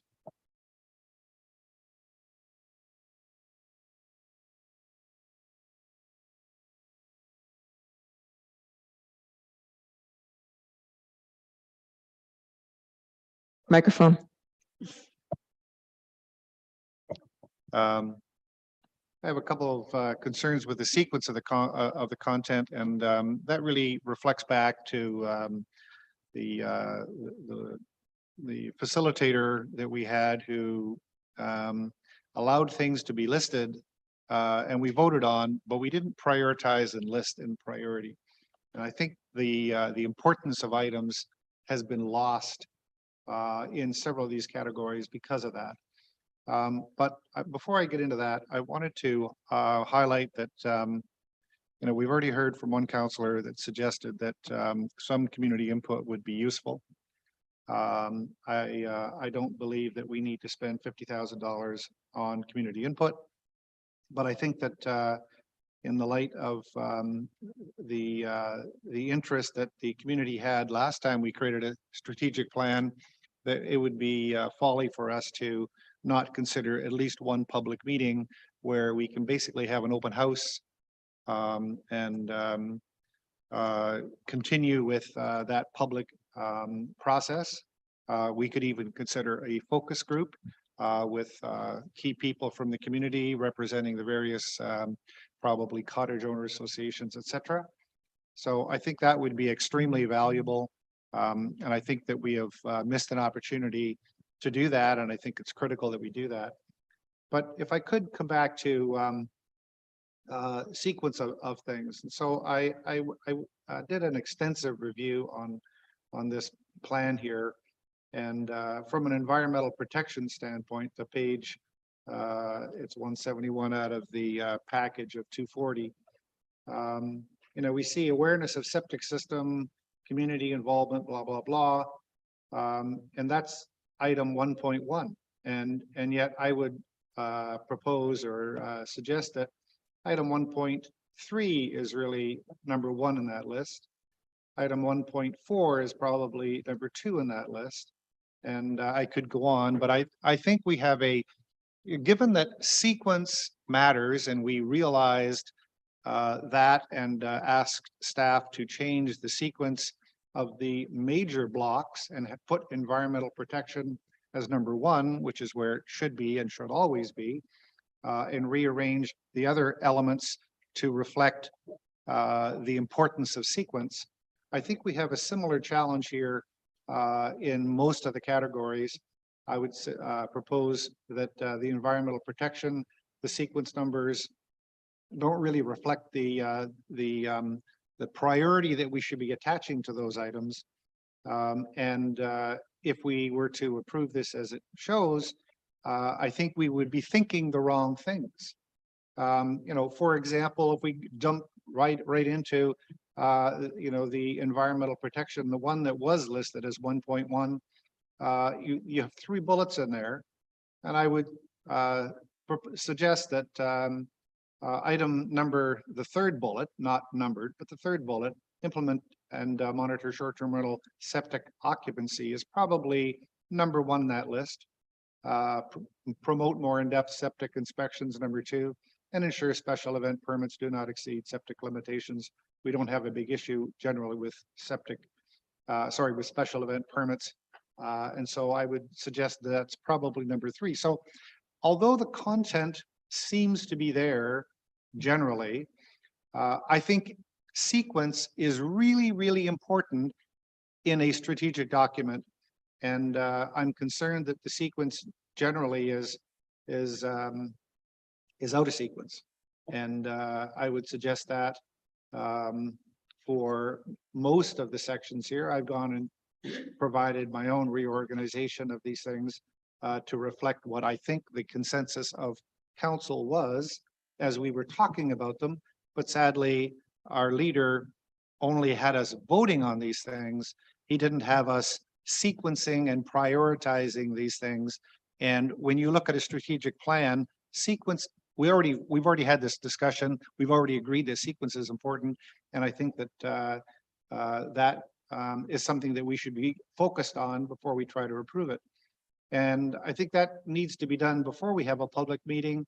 And I think a public meeting should be the minimum that we provide for a town hall meeting at the Baxter Hall or something where we can seek public input and comment on this. Thank you.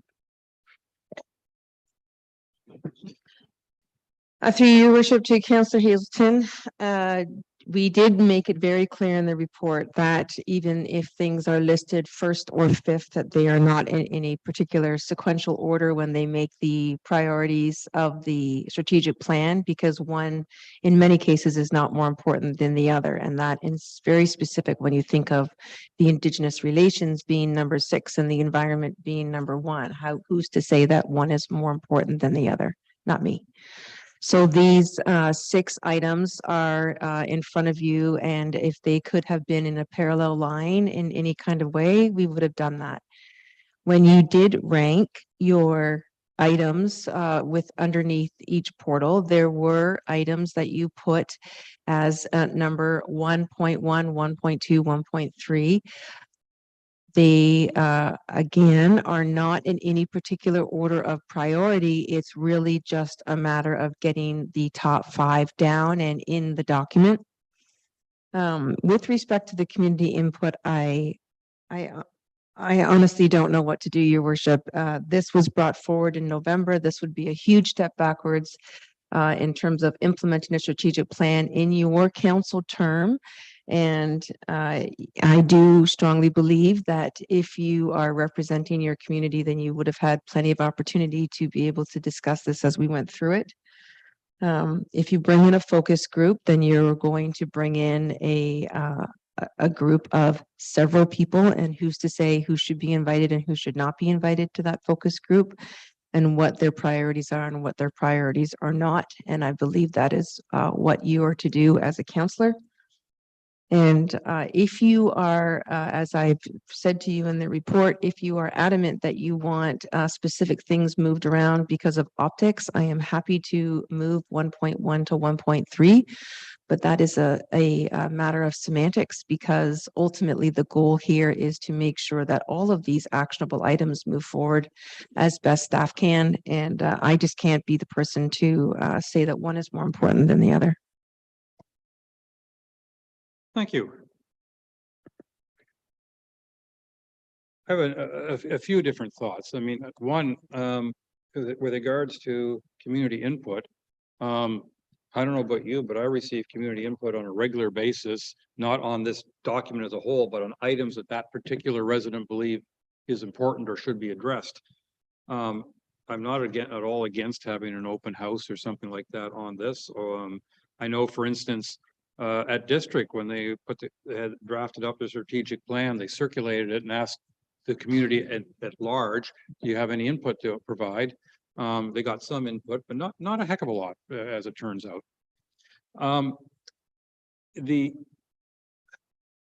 That tree at the last page, the tree, I'm not as enthusiastic about it as some might be, but I figured that's 2030. In my mind, we're creating here with a strategic plan, something similar to when we create a budget. And I consider them both living documents, in the sense that at the beginning of the year, we create a budget for the year. And as the year goes on, we make changes. This morning, we've already made a couple of changes to our budget, in the sense we've approved some expenditures that were not in our original budget. I see the same thing with this strategic plan. It lists a lot of good material. If you ask me to go into a room and spend a couple hours to come out, I would reorder it in some different pattern.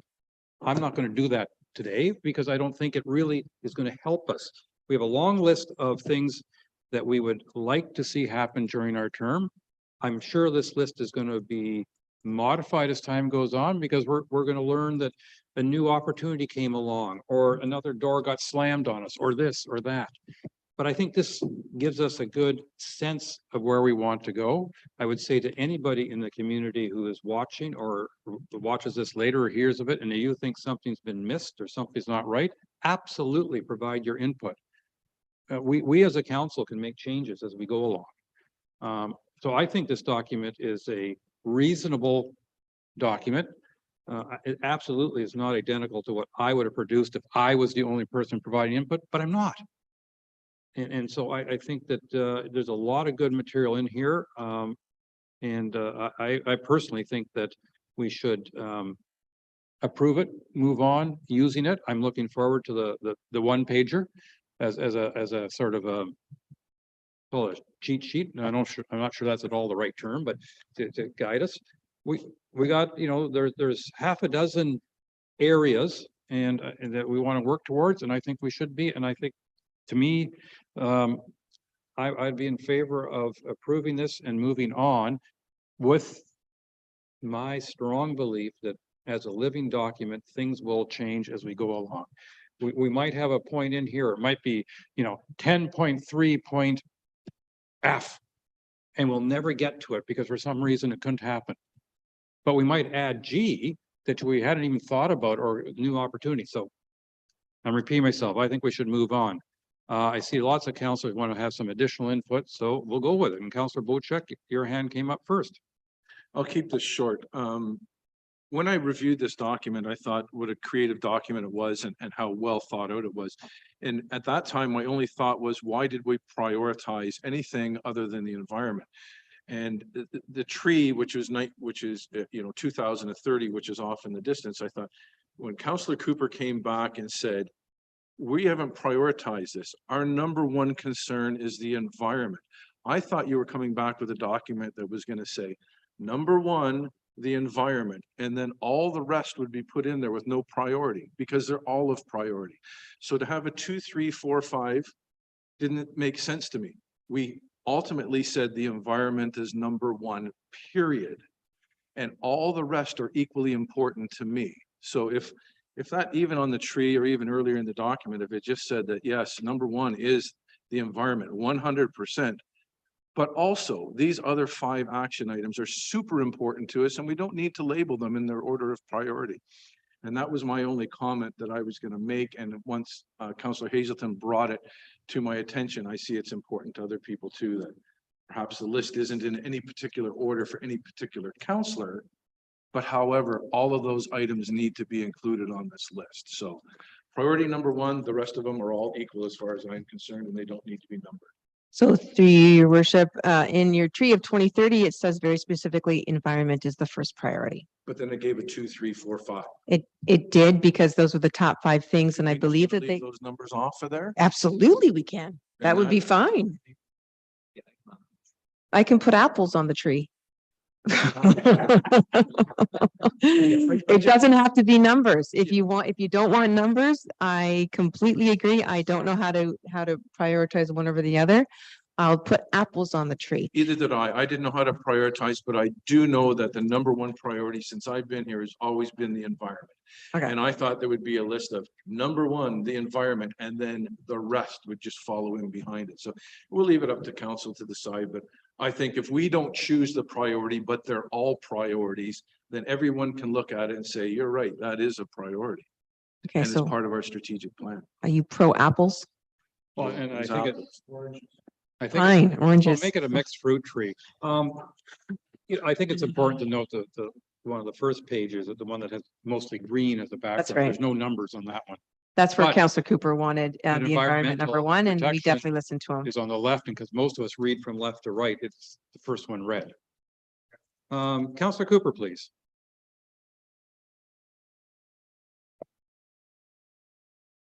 Thank you. Thank you, Mayor. And I'd just like to comment that I guess if we can go to apples, we also could have prioritized. Where are the rules that said we can't prioritize? I'm pretty sure I sat through meetings with the consultant where we prioritized our goals. And now we can only just put apples on. I don't get it. No, through your worship, tongue in cheek with respect to the apples. I'm not finished. I think decorum says when somebody's finished. Secondly, I heard from the sustainability officer that, we need to tell council how to think, almost what you said earlier. And I'm sorry, we listen to our constituents and we bring forth what we think our constituents want and need. And that's what we had. And I see that this has been really messed with. So I'm not happy with it. Thank you. Councillor Graziano, please. Thank you, Councillor Graziani. I have no authority to change what the document that was provided based on your information. I have no comment. Councillor Graziano. Thank you, Your Worship, and through you. If I can make just one creative suggestion here on the tree. I really do like the tree. I like the ideas of maybe some apples and bananas in there as well. Number 2, safe, productive workplace. What I'd love to see, and again, just a creative suggestion, is that staff is and are the tree. Without you guys, we won't have fruit. And so perhaps you put number 2 as part of the trunk of the tree, just to kind of signify that you guys are going to help us achieve these goals. And then we go 1, 2, 3, 4, 5, or apples and bananas with the requirements that we have identified at the beginning or at the onset of this document at the very top. Thank you.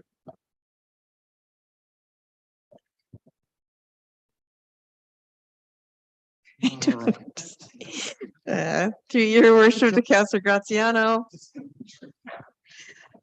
I think the best idea is to take the numbers out as Councillor Bochuk suggested. And what did you say?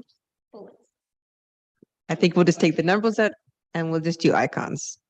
We'll do icons similar to what we have up in the other ones. So if that is the will of council, but I do not have the authority to ultimately do it. So you guys need to tell me outright if that's what you want. The numbers out. Is that unanimous, Your Worship? I think we can. Okay. I think we can just go with that. Okay, and so I'll change the numbers to icons of some sort. Is that unanimous, Your Worship? Yeah, let's. Okay, I'm and not then gonna call a separate vote on whether we have numbers on the last page. Okay, and then Which- Councillor Graziano pointed out a little, oh no, Councillor Predko pointed out a couple of typos from revenue stream to staff stream. And those are the changes that I'll make. Is that correct? At this moment. Yes, thank you. You know, I still want to make the comment. I'm less worried about the tree because it's titled 2030. And unless my math is out to lunch, that's 7 years. And I don't know about you, but I found in the 4.5 years I've been on this council, a heck of a lot has changed. You know, 7.5 years from now, there'll be 2 more elections. Who knows, we'll be sitting on this council in 2030. Who knows what things will change. So I'm sorry, I can't get that worried about a document that's titled 2030, other than it sets certain directions. And I'm willing to bet that most of us, whether we're councillors, staff, or residents, we have our own tree in our own mind of what we think is most important that we want to see in 2030.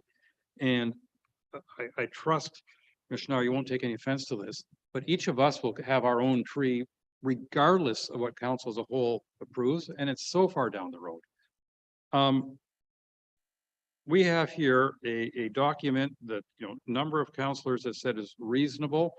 Some councillors suggest it's the sequencing is not appropriate. One councillor is quite unhappy. I would hate to see us spend another 3 months, 6 months discussing this document, trying to get it right, because I can absolutely guarantee by the time we've gone through those 6 months, we'd still have councillors who aren't happy with how a particular page appears or what have you, or we'll end up with nothing. What I mean by nothing, we'll have a 1-pager that says environment is a priority 1, full stop, no more discussion. And so to me, this has a good list of projects and goals going forward. And I can also confidently guarantee between now and Christmas, a few other things will be added to this list one way or another, because something will come up and we'll make changes, we'll make modifications. We'll decide that X that doesn't appear on this is worth doing. You know, I see more hands up. I'm hesitant to do a 3rd round because but Councillor Jarvis, I will allow additional comment because you didn't make a 2nd round comment.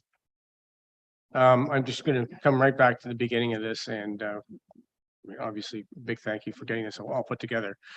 Ultimately, as a living document, which is really important to understand, we can make changes as we move along from year to year. I think most people are going to look at the first 2 pages, and those are the most important in my mind, and they list things perfectly. And I think everything we do, if we look at our mission and our vision, and if there's any conflict there, we're gonna have to make a correction anyway. So I don't know that many people are gonna get beyond the first 2 pages of this. And they tend to summarize my thinking quite nicely anyway. So I'm happy to go with this as is, and I'm hoping Councilor Cooper will understand that if we need to make changes, we'll make the changes.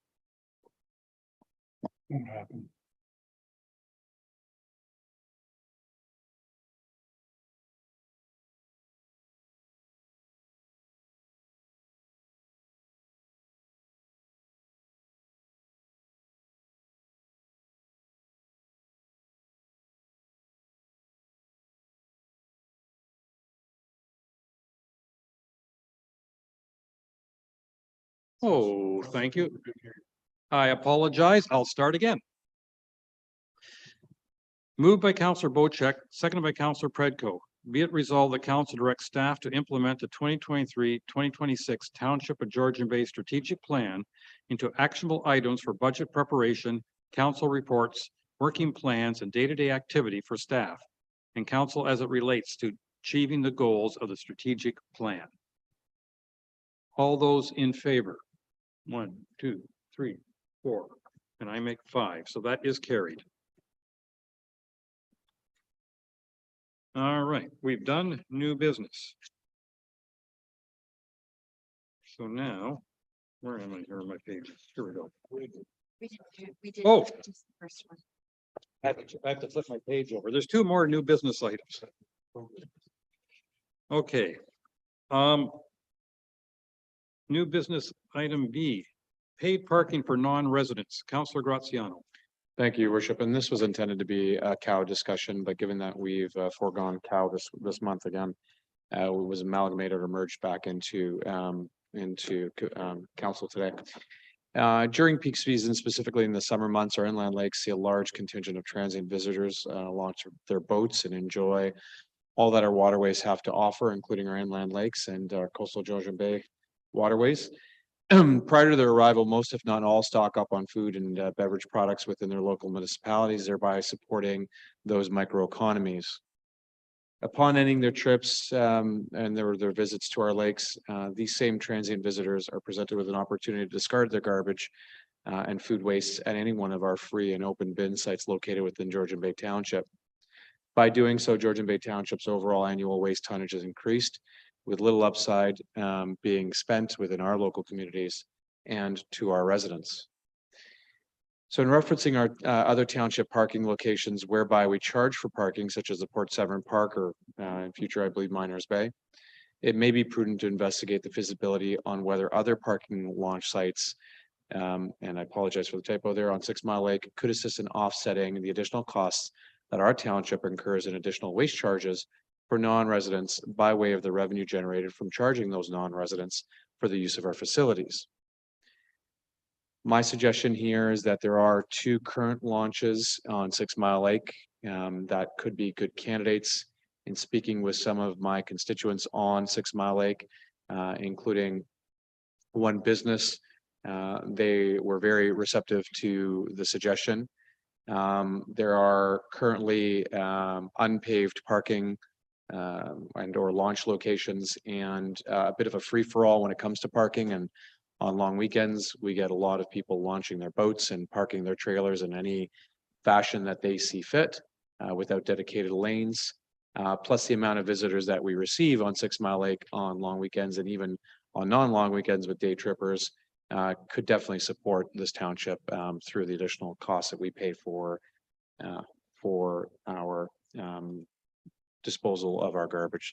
So with that being said, be it resolved that staff proceed to conduct a feasibility study to determine whether the costs for paving and metering these current sites and projected revenues from the conversion to paid model for non-residents would bear fruit.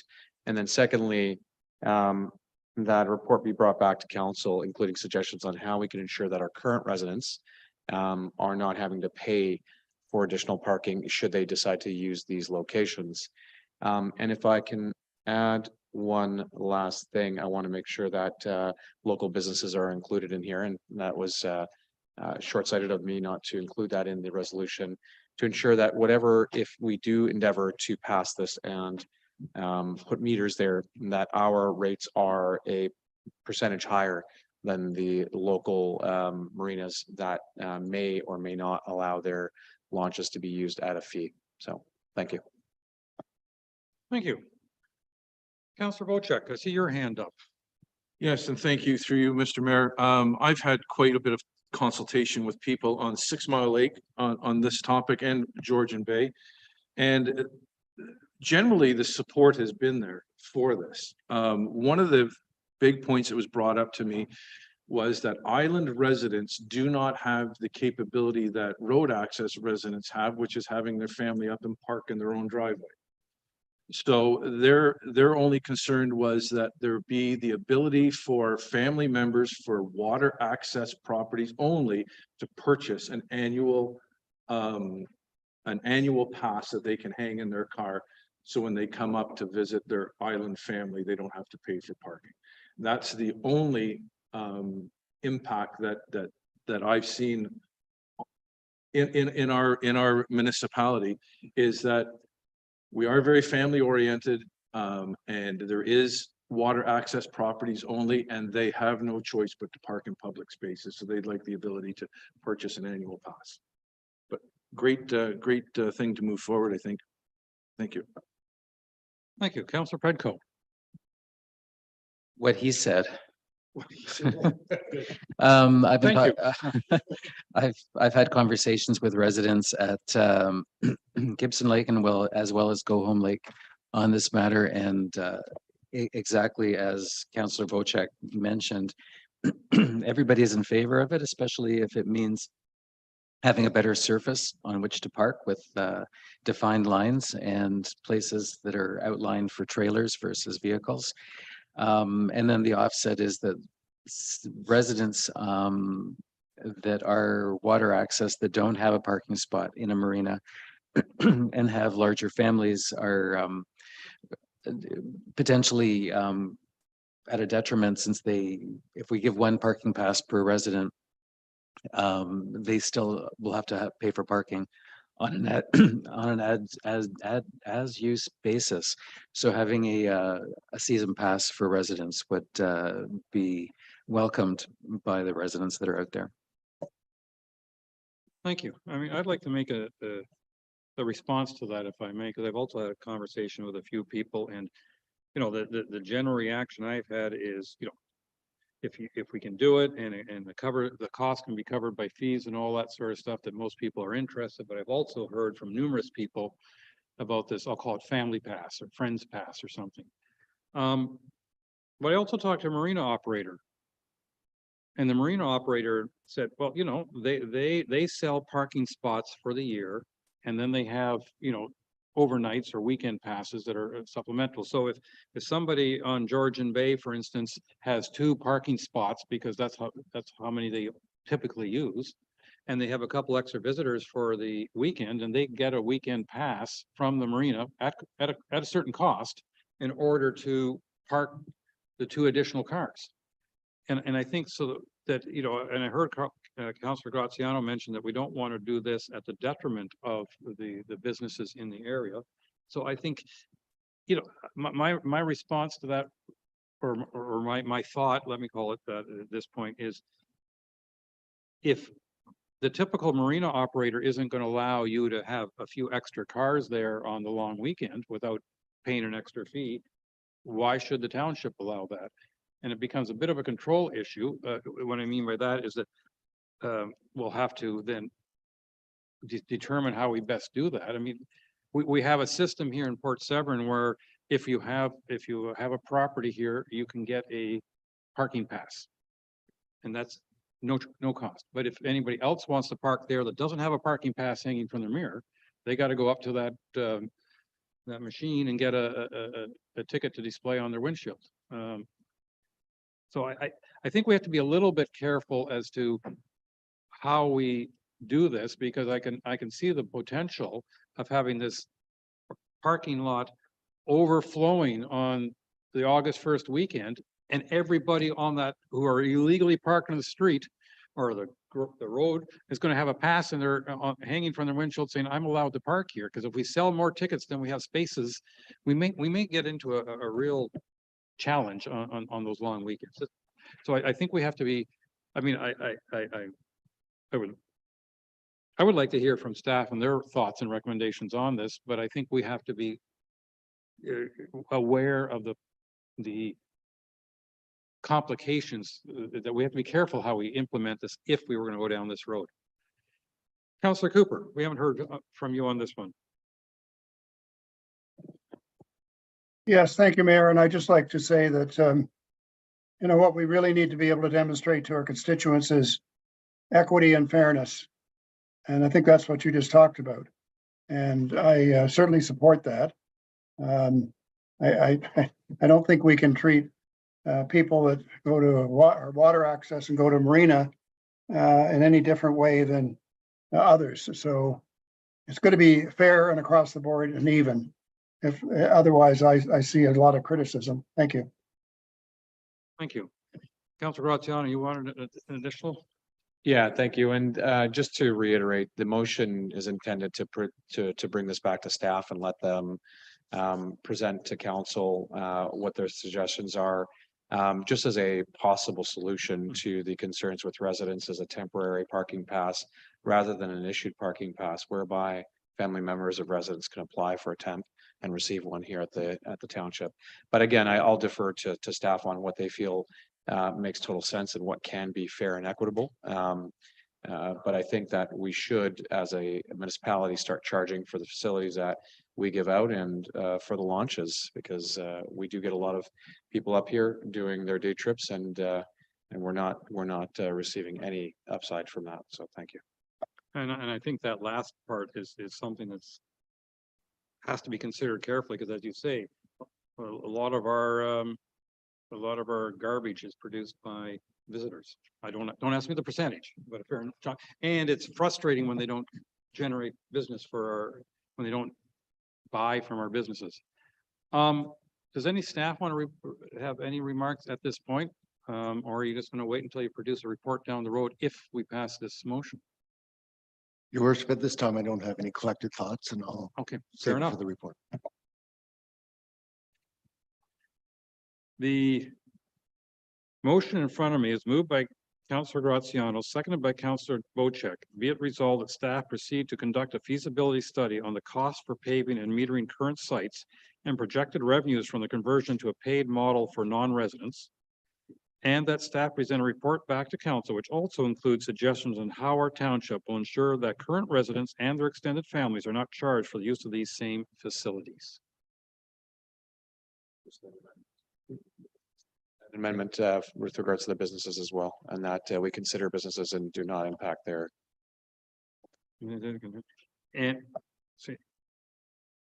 And the impact on local businesses. Can I just do that? Okay.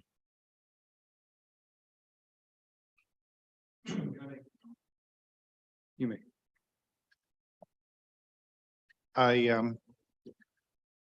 I'm intrigued when we hear commercials about cottage life and things like that, where they say, and parking is free like it is at the cottage. Because it's not. And I know of no place where there is free parking. And so the idea that current residents and families are not charged for the use of the parking, I think is a massive fail. I would suggest that if we were going to introduce that kind of concept, that every one of the 10 or 12 marinas we have on Honey Harbor would be looking for subsidies, because all of their customers would be looking for free parking. So I know in my case, I pre-buy many parking passes for my family, and it is not free. So I think that the idea of structuring parking and meter parking and all the rest of that is a very worthwhile strategy. But I don't see there certainly would be no appetite for anybody on the bay to hear that somebody else is getting free parking. Anyways, just a comment. Councilor Wojcik? I think and I'm not going to add anything to this outside of, I think in the report that we're going to get back, we should address our number one concern in front of council today, which is short-term rentals and Airbnbs when it comes to this parking too. Because you could have 8 cars show up to an Airbnb and we certainly don't want them parking for free. So just in addition to this report coming to us, let's address that as well too. Thank you. All right. Councilor Jarvis, or is that a public comment? Okay. Do I need to read the resolution, sorry, the motion as amended to add the words "and the impact on local businesses"? All those in favor? All right, that is carried. Thank you. Summer or winter break for council. Councilor Graziano, you've had enough already? Yes, I'll take one more. Thank you. In previous terms of council, councilors were afforded a 1-month break away from council meetings to allow for personal time that was uninterrupted by the requirements to attend a council meeting for that specific month. I know since then we've now implemented hybrid models whereby we can attend via Zoom, but the requirement of being present and reviewing materials in advance is still very much there. And with some councillors seeking to travel south during the winter or summer months to escape and recharge from their daily responsibilities, this motion is intended to foster an open discussion on whether council wishes to reintroduce either a winter or summer break in our future council schedules. And I also thought that perhaps not only do we deserve a break, but I think staff deserves a break from us as well. So if we doubled up on the month leading up to the break, and perhaps had 2 council meetings, one at the beginning of the month, one closer to the end of the month, we could achieve the same amount of workload, albeit having 1 month off, and that could be January or February or something along those lines. I know that we're all busy in the summer, but thought I'd leave it open to council to discuss. Thank you. Allow me the smart remark if we want to get staff a bit of a break, we wouldn't meet at all. They get everything done without us. And I don't doubt that they do a reasonable job, not necessarily directed in the way we'd want them to, but Clerk Way, I wouldn't be surprised if you have an opinion on this. I do. Thank you. So the current schedule is set up the way it is just because historically that's how it's been without a month off. I was actually wanting to bring forward a request in the fall when we approved the 2024 schedule to request that the month of January not have any meetings at all, committee and council included. So obviously we're thinking the same wavelength on this. That being, it's a struggle with the closure to get the meetings done for January, to get the agendas for all of us to be here. People travel, weather isn't always favorable, et cetera, et cetera. So if we were going to take a month off, I would suggest January from a logistics standpoint. I understand most councils takes the summer off, but for us, that's when we have our peak season. So I don't know if that would be our best interest, but again, the will of council, but that's like throwing my 2 cents. And you know, I see hands up. So council has some of the thoughts. Councillor Wojcik, please, followed by Councillor Cooper. So this was brought to my attention about a month ago, and I started thinking about what used to happen in council and what happens in neighboring councils. So I inquired around to see what was going on. And there is a myriad of different ways that they do this. One of the common threads was not so much to give council a break, but to give staff a break. And so they keyed towards the March break because most staff have kids and they want to get away in March. And Christmas was a big time too for the people that celebrate Christmas. And our staff are so engaged in getting stuff ready for us that at these 2 important times of year when they're also thinking about maybe taking their families away on vacation, I think it would be advantageous to both council and staff that we had a break. When those breaks are, doesn't matter to me being retired, but to the people that aren't retired, the timing of these dates, if we were to approve this, is very crucial. So we heard from the Clerk Way that maybe January is a possibility. I'm thinking March break and Christmas as a possibility. And that doesn't mean that we're not going to attend to the business at hand. As Councillor Graziano said, we could double up a meeting, one early in the month, late in the month of November, take all of December off, and same in February, take off in March. So there's very good substance to this resolution. I just think we need to have staff involved in the decision before we move this forward. And I think that the key point there, and which Clerk Way brought up, is that staff spend the 3 weeks prior to our meeting working on it. So if you want to give them a Christmas break, we take off January, not December. Correct. As one example. Okay, yeah, of course. Yeah. Councillor Cooper, please.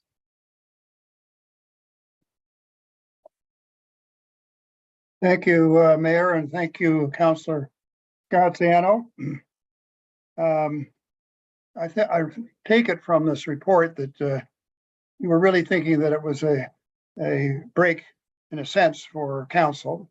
This is a relatively volunteer job. Sure as hell doesn't pay a lot. It's also nice for councillors to have some time with their families in the summer, which would be something to think about. You know, in terms of the staff being off, I don't think we're suggesting that the staff take a month off. I don't think that was any part of it really. So I think it's up to council to sort of decide when, if we did this, when it would be, you know, best for us and for our families. So and the other point I would like to understand is that it was mentioned that, you know, or I think it was referred to maybe by Councillor Graziano, or that, you know, that we can only attend so often by Zoom. I thought we were under the same rules as we were a year ago, which is you can attend when you want and whatever way you want. Although I think we have some rule about being there whatever % of the time. Has that changed? Did we vote on something I'm not aware of? Clerk Way, your memory is better than mine. I thought it was 50%. So it's encouraged to be in attendance in person 50% of the time, but it's not a hard and fast rule. Because council didn't want staff to have to deal with keeping track of attendance in that regard, and that strictly. So it's encouraged to be. However, if you miss 3 straight months of all meetings, then the Municipal Act kicks in and you're not doing your job as a council, but that's separate. Yeah. Yeah, so that's, you know, that's understandable if you're missing a lot of time and there's, unless there's some serious sickness or whatever. But as far as, you know, saying that if you don't come here after, if you don't come by Zoom, or if you don't appear in person after 3 strikes, you go into the stockade. Well, I don't think we really wanted to go down that road. So not that anybody suggested the stockade, that's my joking around, but I just think we need as councillors to think about when it would be best for people like ourselves. And maybe even most importantly, we should start thinking about who will be filling some of these roles in the future. And I think we want to be able to attract councillors, not scare them away. Thank you. You know, Councillor Cooper, we built a stockade just over beside the front entrance. So we do have a stockade available if required. I was aware of that, but I've missed it this so far, but I know others that have been put in there several times. Thanks. Councillor Jarvis, please. Well, I agree with the idea, the concept. I'm concerned because doubling up meeting time with, you know, 3-week lead up time for staff to get things ready means that it'd be a tough time getting 2 sets of council and planning council meetings in 1 month. So I don't think that's a way of resolving or helping out in the situation, but having some time off, especially for a lot of people with families, makes a lot of sense. I think in the past, it's nobody's been upset with a councillor being away from a meeting for 1 month's worth of meetings if they're off to doing things that are essential for the family and or for their health or whatever. And so I wouldn't be upset about that. I appreciate Clerk Way's comments about staff and Christmas And January is a period of a break, not such a bad idea. I'd consider whatever is the best proposal for everybody here, but I think I reiterate that if somebody, counselor missed a meeting because they chose to be away with their family or for health issues, I don't think any of us would be too upset about it. Just that thought in there. We'd miss you, Councillor Jarvis. Councillor Predko, please. Thank you, and through you, your worship. Again, I to reiterate what other people have saying, I think it sounds like a great idea. My only issues would really be along the same lines as Councillor Jarvis's. Apparently, I follow people who want to say the same thing just before me. But it's not. It's additionally how long our agendas are on any given month. So if we have a full 8-hour council day every month, and we're going to cancel one of those meetings, we're going to wind up having to make up another day of council meetings somehow to have the discussion and the approvals that we seem to need. So I don't know how we resolve that. I would hope that we could either have a longer day, or we wind up having 2 council days the following months or something, which I think just moves the burden for our clerk. So again, I would look for the staff to provide really what they think is workable on that front. I was planning on making a motion later in the summer when we got closer to the 2024 calendar discussion, but we can either make it as a friendly amendment to today's discussion, or we can just postpone it. But I had been wondering about whether or not Monday and Tuesday is the best day of the week for our meetings, and whether or not Wednesday, Thursday, or Tuesday, Wednesday would work better, especially in the winter months when all of the establishments in our township are closed. So if you're trying to meet with a business or a resident and you want to have a dinner meeting or something, there's nothing available. So if we moved it a couple of days later in the week, that would open up some other opportunities for socialization. And it would also give the clerk's office and other staff time to prepare for the Monday morning meeting, not on Monday morning. So those are my thoughts on that matter, and whether or not we add that to today's discussion or keep it for the future. I'm flexible. Clerk Way, your fingers are twitching at the button. You wish to respond? Why, thank you. I would love to respond. I have no preference on the days of the week for the meetings. If it wasn't a Monday, it would be a little bit less of a rush feeling in the morning. But I mean, I've had meetings every day of the week at some point in my career, and it's fine. It is what it is. So I have no preference that way. January agendas are generally light because staff aren't around to write as many reports because of vacations in December and the tight turnaround between our closure from council meetings before we are off before that Christmas holiday break. If we knew in advance as well that, you know, there was no reports over a certain period of time, we can kind of plan accordingly to help spread that out. And I agree that if all we're doing is moving a meeting to later in the month, it's not a break for staff, it's just a break for council. But if that's council's discretion, that's fine. And then what happens if we don't pass the budget in the December meeting? Then Julie and I will cry. And no, then we may be able to squeeze in a special council meeting just to deal with that. Like if there's something important that needs to happen, that's different, obviously. And we have proven in the past, we can have call it an emergency special council meeting 1 hour by Zoom or something if we have one item to discuss. Councillor Hazelton, please.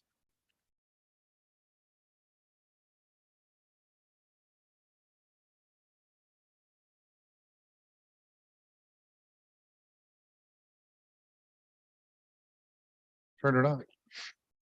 Wow. Anyways, starting again, I read the report, got all excited that it might be a month off. Never knew about it, never had it before, don't know when it was. But that aside, my personal interests in this are that we respect the fact that there's a lot of people that are off on spring break, and whether it be current people or future people. And then selfishly, US Thanksgiving. because there's a lot of people that respect the US major holiday. I'm wondering though, we have a no proxy policy at the moment, but if a councillor were to be able to use a proxy vote, then perhaps the councillor could take a month off and provide their proxy vote to another councillor on key matters so that their interest in particular topics could continue and their vote could be weighed even though they may not be able to be there. Just an idea. Thanks. Are proxy votes allowed by the Municipal Act? Any idea? Offhand, I think they are, but they need to be prescribed, but I would rather verify that than commit. Well, I don't think we should go down I've that road. never at this had moment. a council use one before, so No. I'm not familiar. Okay.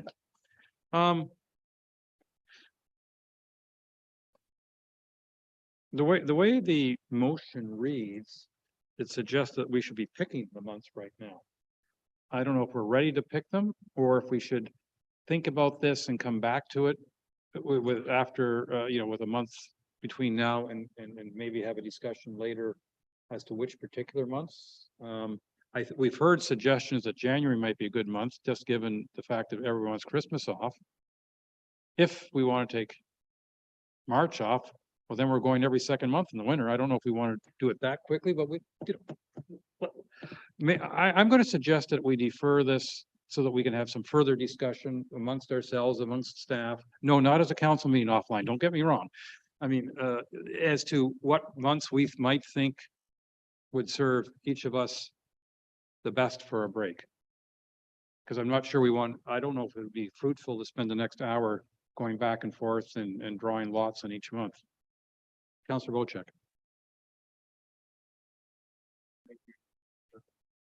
Just to recognize what Councillor Pretko had said, there was a lot of debate about we used to meet in the evenings. And it was changed to Monday because a lot of our councillors are from out of town and they're already here on the weekend. So to stay an extra day was not a big deal, but to go home and then come back on a Tuesday or Wednesday was a big deal. So that was just to address what you had mentioned there. But I think this is the right formula moving forward. I think if individually we contact the clerk and tell them what we think, maybe the next council meeting, we can bring this back on the table and have a fruitful discussion of what months during the year would be appropriate for this. So I'm key with that. Thank you. Councillor Cooper.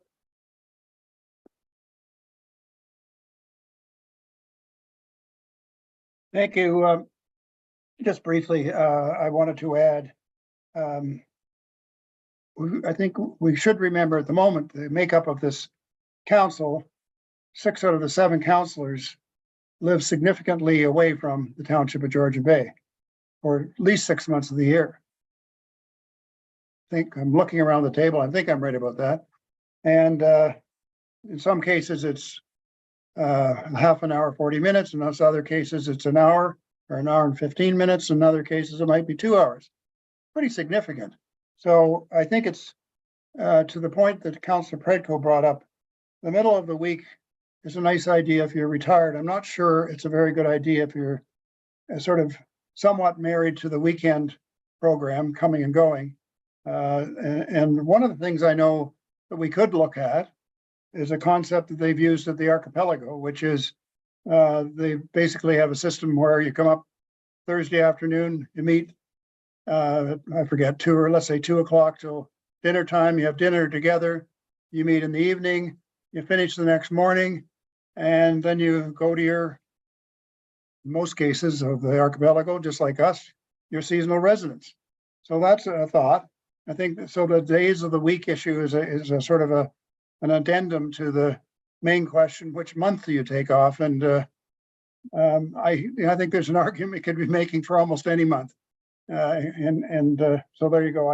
I think it would be, from my point of view, it'd be very nice to be off in the summer for 1 month, so that there's so much going on anyway. It would allow for more time to be with your community as opposed to spending a lot of time on council. So thank you. All right, thank you very much.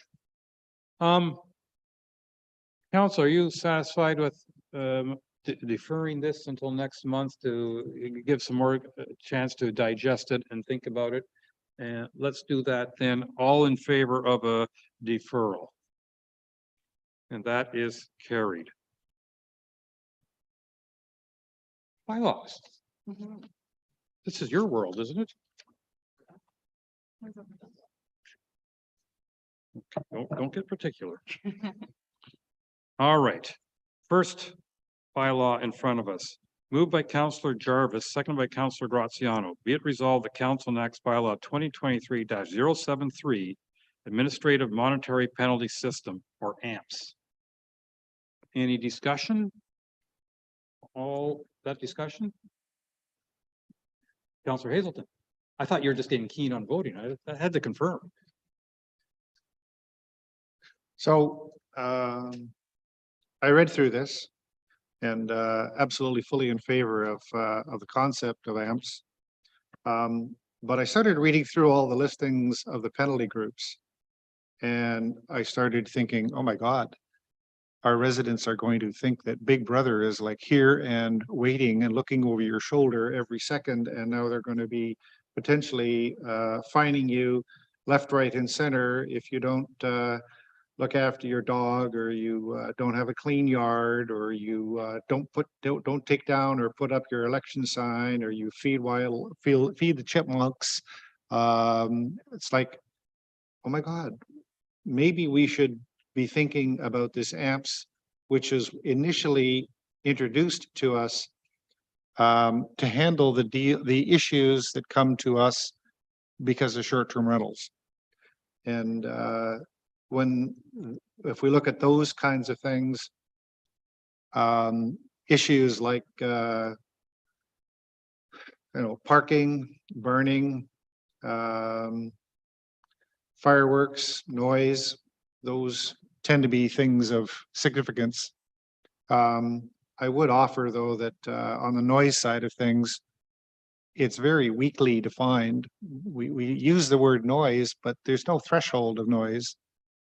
And we have we've gone through this process as we were trying to refine the noise bylaw, where we said, well, what's a noise? Well, some municipalities say, well, if I'm on my property and I can hear something and I consider it offensive from my neighbor's property, then it's noise, and it's definable and it's enforceable. But we have no concept of that in our noise bylaw.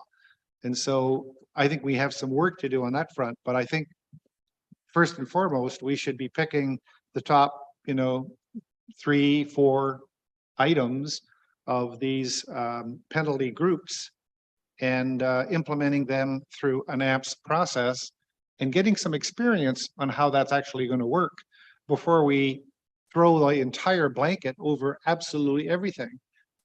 Did I put a pool fence in before I put a pool in? I mean, on and on and on.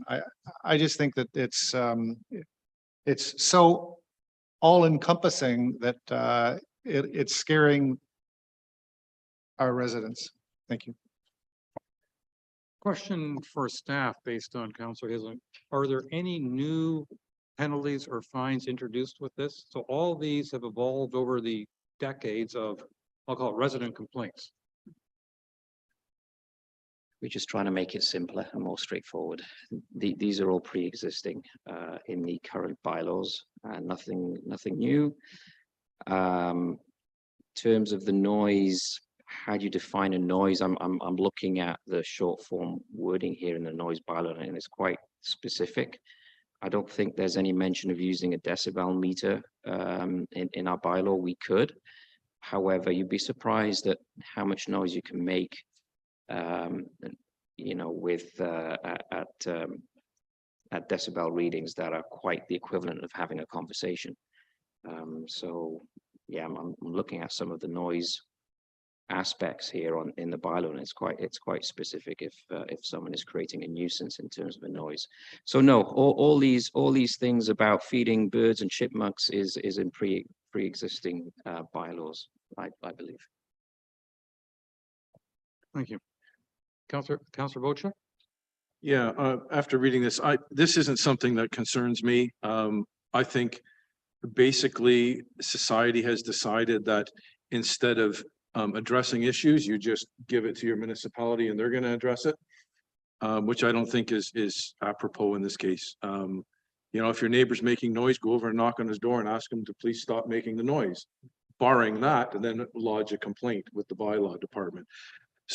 So I constantly see everybody running to the municipality to solve their little neighborhood issues. And I don't think that's the, people have to be able to stand up for themselves and address issues on their own. And if they don't have any avail, then approach the township to see if there's a bylaw in place for it. I have a lot of social gatherings at my house. We make a lot of noise. I go see all my neighbors before that. I let them know it's happening. I invite them to the event and let them know that there's going to be a lot of noise until 11 o'clock at night. And that's the way I address it. And I just don't think the easy route is to say, let the township handle. I'll just call the township, they'll handle it. And well, they don't handle it at 11 o'clock at night or 1 o'clock in the morning. They're not here. So be careful when looking at this and understand that we need to accept as residents of this township some responsibility for ourselves and our neighbors, and don't just always rely on bylaws. And so that's my 2 cents on it. But again, I'm going to repeat, there's no new bylaws in this. This is simply the switching the bylaw system to this AMPS system, which I think is, and we've discussed this before, is more practical, more actually financially fruitful for our township than the old system where Bracebridge got to levy the fines and keep a portion for themselves or reduce them at their discretion, not ours. So it's another big brother factor. Everybody's breathing down your yeah. throat. Everybody's watching where you drive. I mean, it's just the freedoms are leaving day by day by day, and I'm just not going to agree that government should control every election. I mean, and I agree with you 100%. Neighbors talking to each other is by far the most practical way to do things. Unfortunately, in some cases, some neighbors don't listen. And yes, you're absolutely right. Some of our residents delegate to us something they could have handled themselves, but I don't think today is the day that we're going to go through line by line every single bylaw we have and shake our head or nod. Any other discussion? All those in favor? And I have enough hands to say that is carried. Thank you.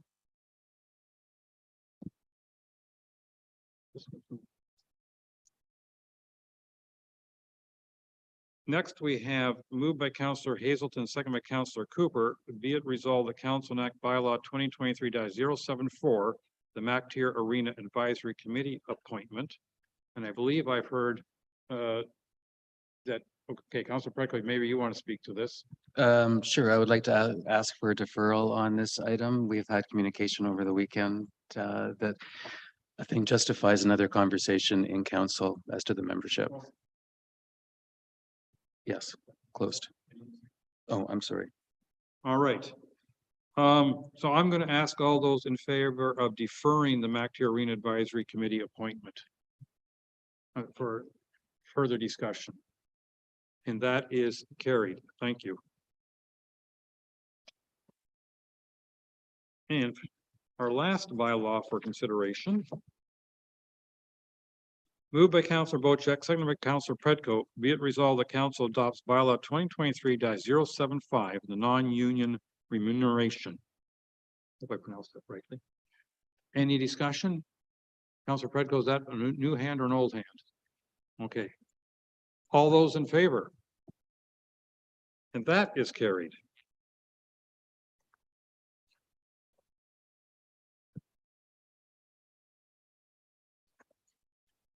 All right, and now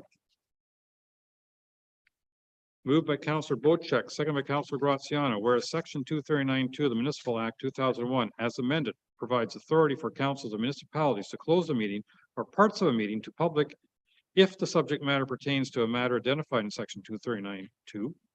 And whereas the Council of the Township of Georgian Bay deems it necessary to close this portion of the meeting in order to address matters under the following sections of 239(2). Council closed minutes of June 5, special closed minutes of June 6, special closed minutes of June 16, Special closed minutes of June 27. Food Cycler Municipal Contribution, and that's under the Trade Secret Scientific Technology explanation. And legal files listing, potential litigation section. Now be it resolved that Council of the Township of Georgian Bay moves into a closed session of council at 2:59 PM. If my pen would write, all those in favor? And that is carried. Thank you.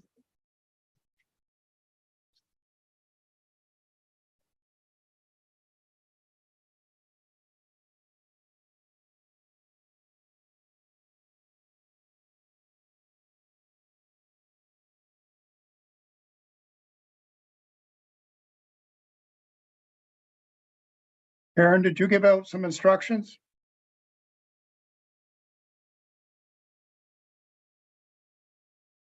You need to go to the secondary link, Counselor Cooper. Thank you.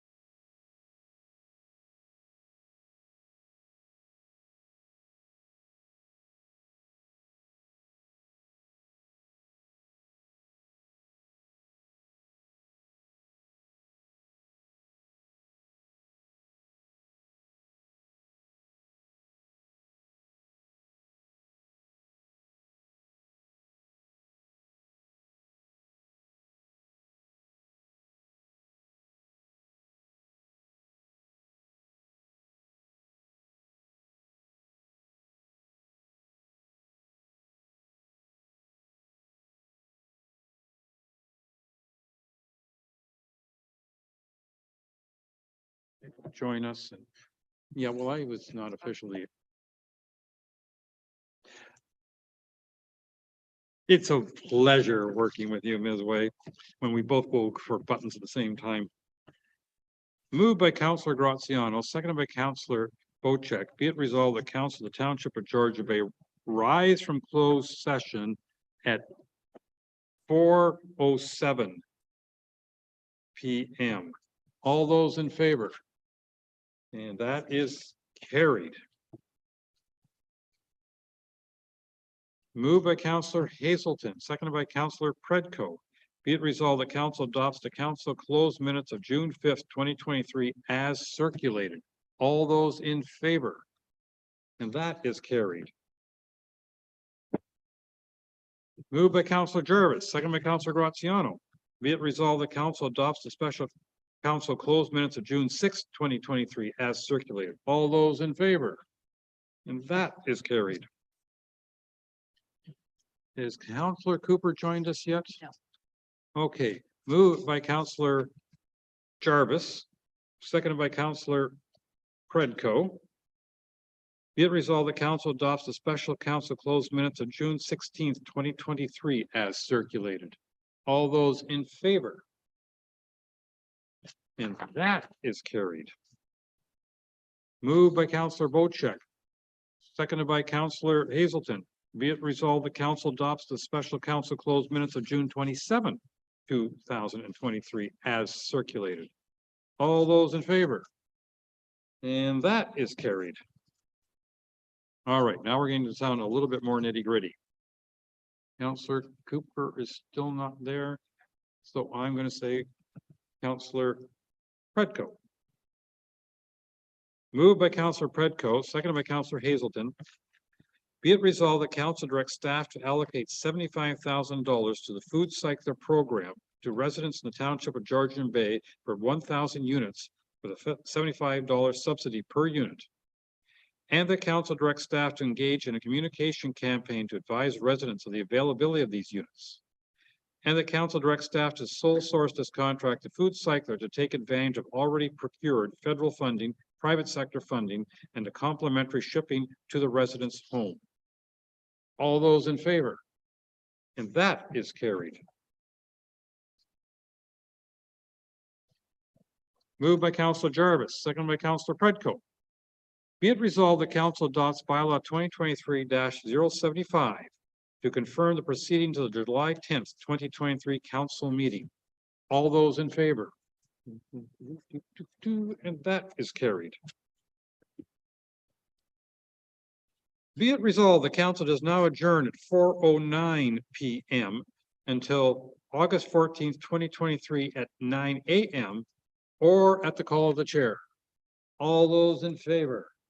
And that is carried, and we are now adjourned until tomorrow morning's planning council.